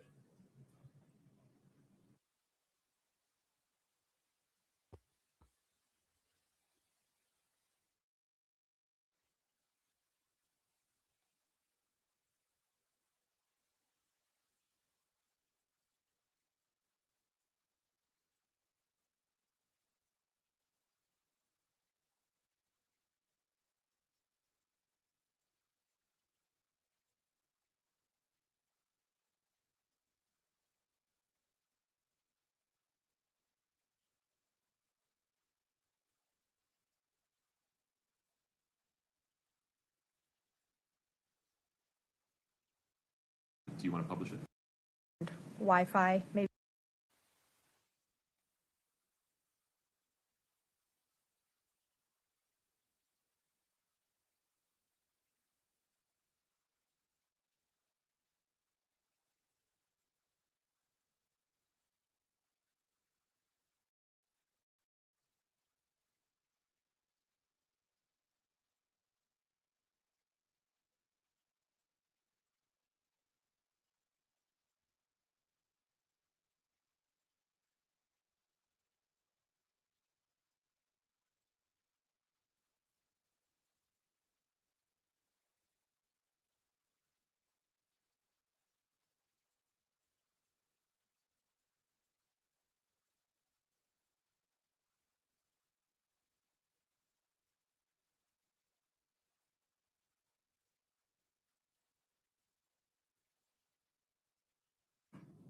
Okay. For clarification purposes, because as I was talking about the web searches, I did not specify, and I want to make sure we get it clear. Those came from the blue phone. Correct. So those were after the April 13th, April 12th, when the white phone was seized, correct? Correct. After Ms. Richins obviously had been under investigation. Correct. Correct. After her, I'm not sure if you're aware, after her home was searched. I don't know anything about I don't know that. Okay, but it was on the blue phone. Yes. None of these web searches were on the other phones, correct? Correct. That's all I have. Thanks so much. Appreciate you. Yeah, thanks. Mr. Sherman, within the scope of cross. Sorry.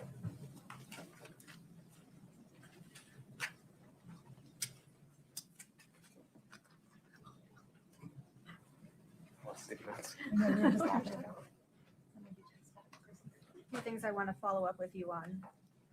We talked a little bit about CDR data and Wi-Fi, maybe why things wouldn't show up on Wi-Fi. Sure. What type of messaging can happen over Wi-Fi? Most app messaging happens over Wi-Fi. So third-party apps like WhatsApp, Kik, Signal, those types of apps. But also, again, iMessage. And so when talking about those 3 image files located on Ms. Richins' phone from March 4th, 2022 at 8:29 a.m., we don't know all of the information about those because it was deleted. Correct. If it hadn't been deleted, we'd know more. We might. Talking about the web searches on the blue phone, when you looked through and analyzed that blue phone, nothing indicated to you that it was being used by someone else. Correct. I want to talk about Exhibit 3-14D.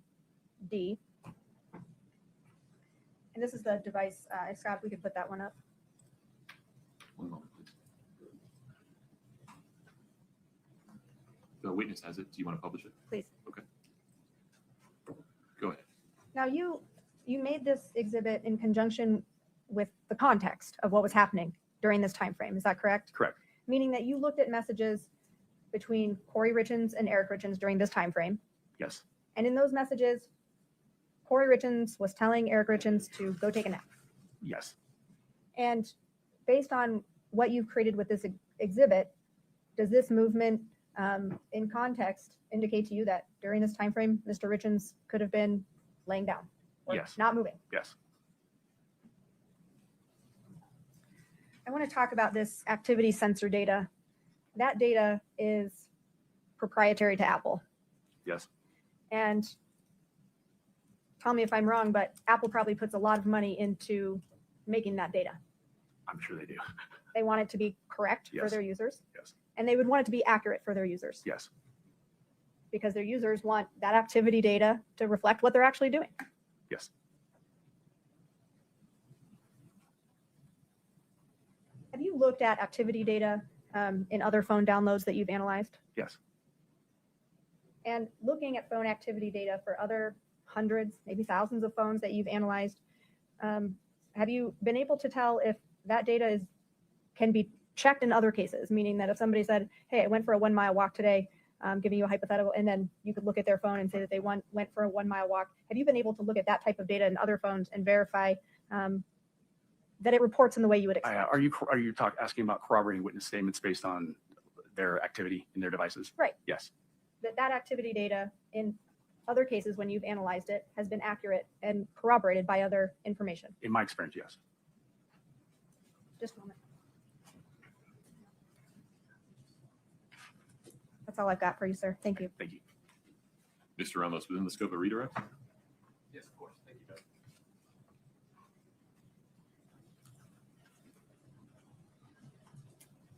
You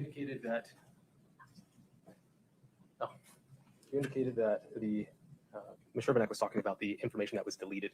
Yes. Regarding those thumbnails, GIFs, correct? Yes. Certainly, it would have been better for all of us. It would have.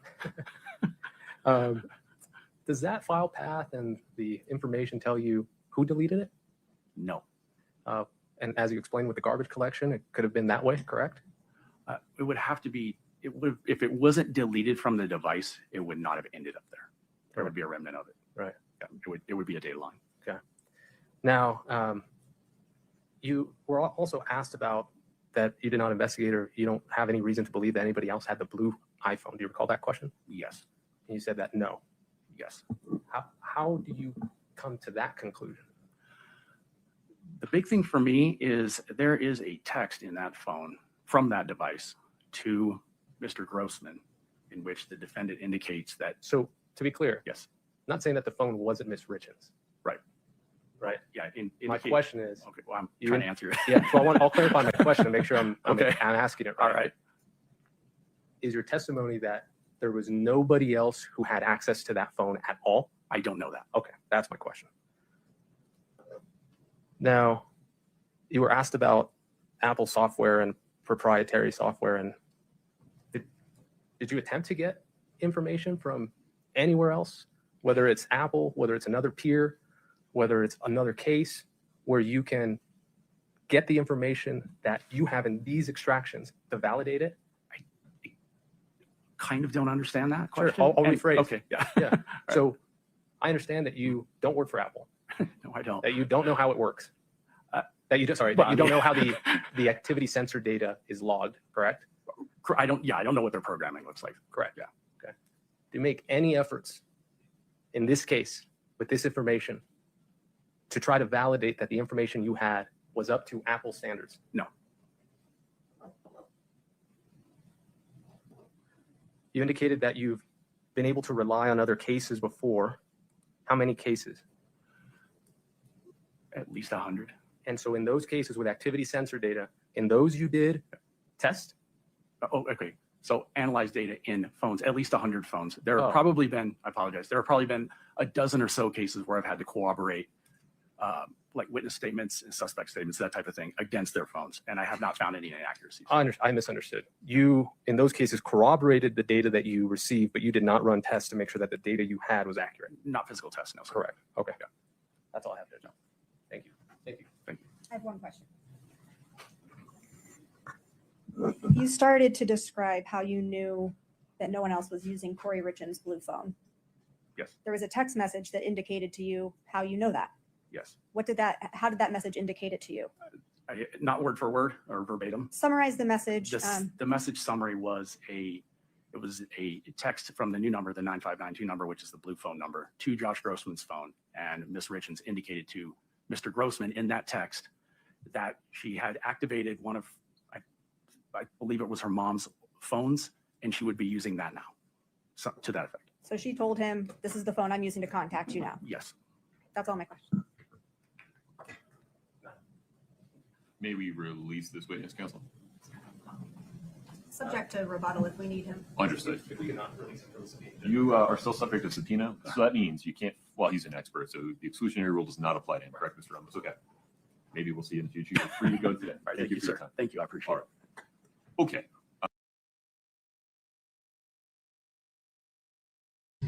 Nope, you ain't even got to jump ship, junkie.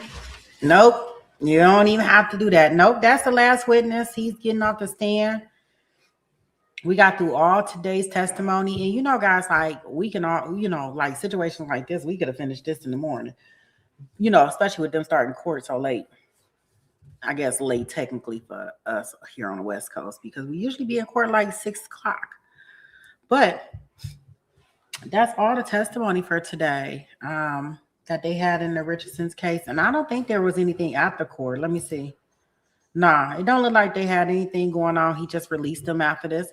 So yeah, we are 6 days in. We'll be at war day number 7 tomorrow with Kouri Richins. I did screenshot all of her Google searches. I'll try to get through there and get all of that stuff for the text messages if I can. Possibly. I'll see if I can get them in and put them in some kind of clip or something for you guys. And then thank you so much, babes. And then tomorrow we got our verdict watch. I haven't decided if we should open up another room for Colin or not. I don't know if we should. I'm thinking about it. So we'll have a verdict watch for Colin tomorrow. Kirby said that he think we'll have a verdict by 12 o'clock, by lunchtime. So I'm wait and see.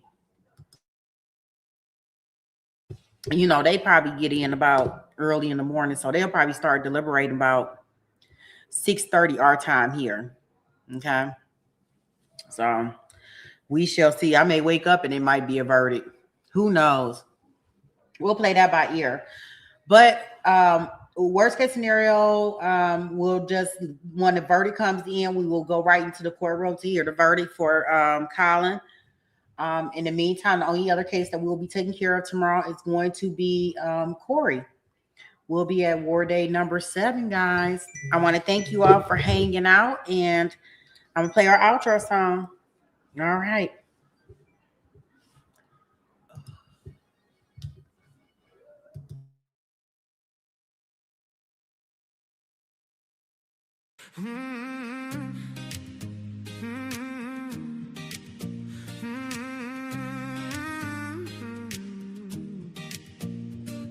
When Sweet Pea taps in, you know the courtroom lights go bright. Trials running long, but the family's here every night.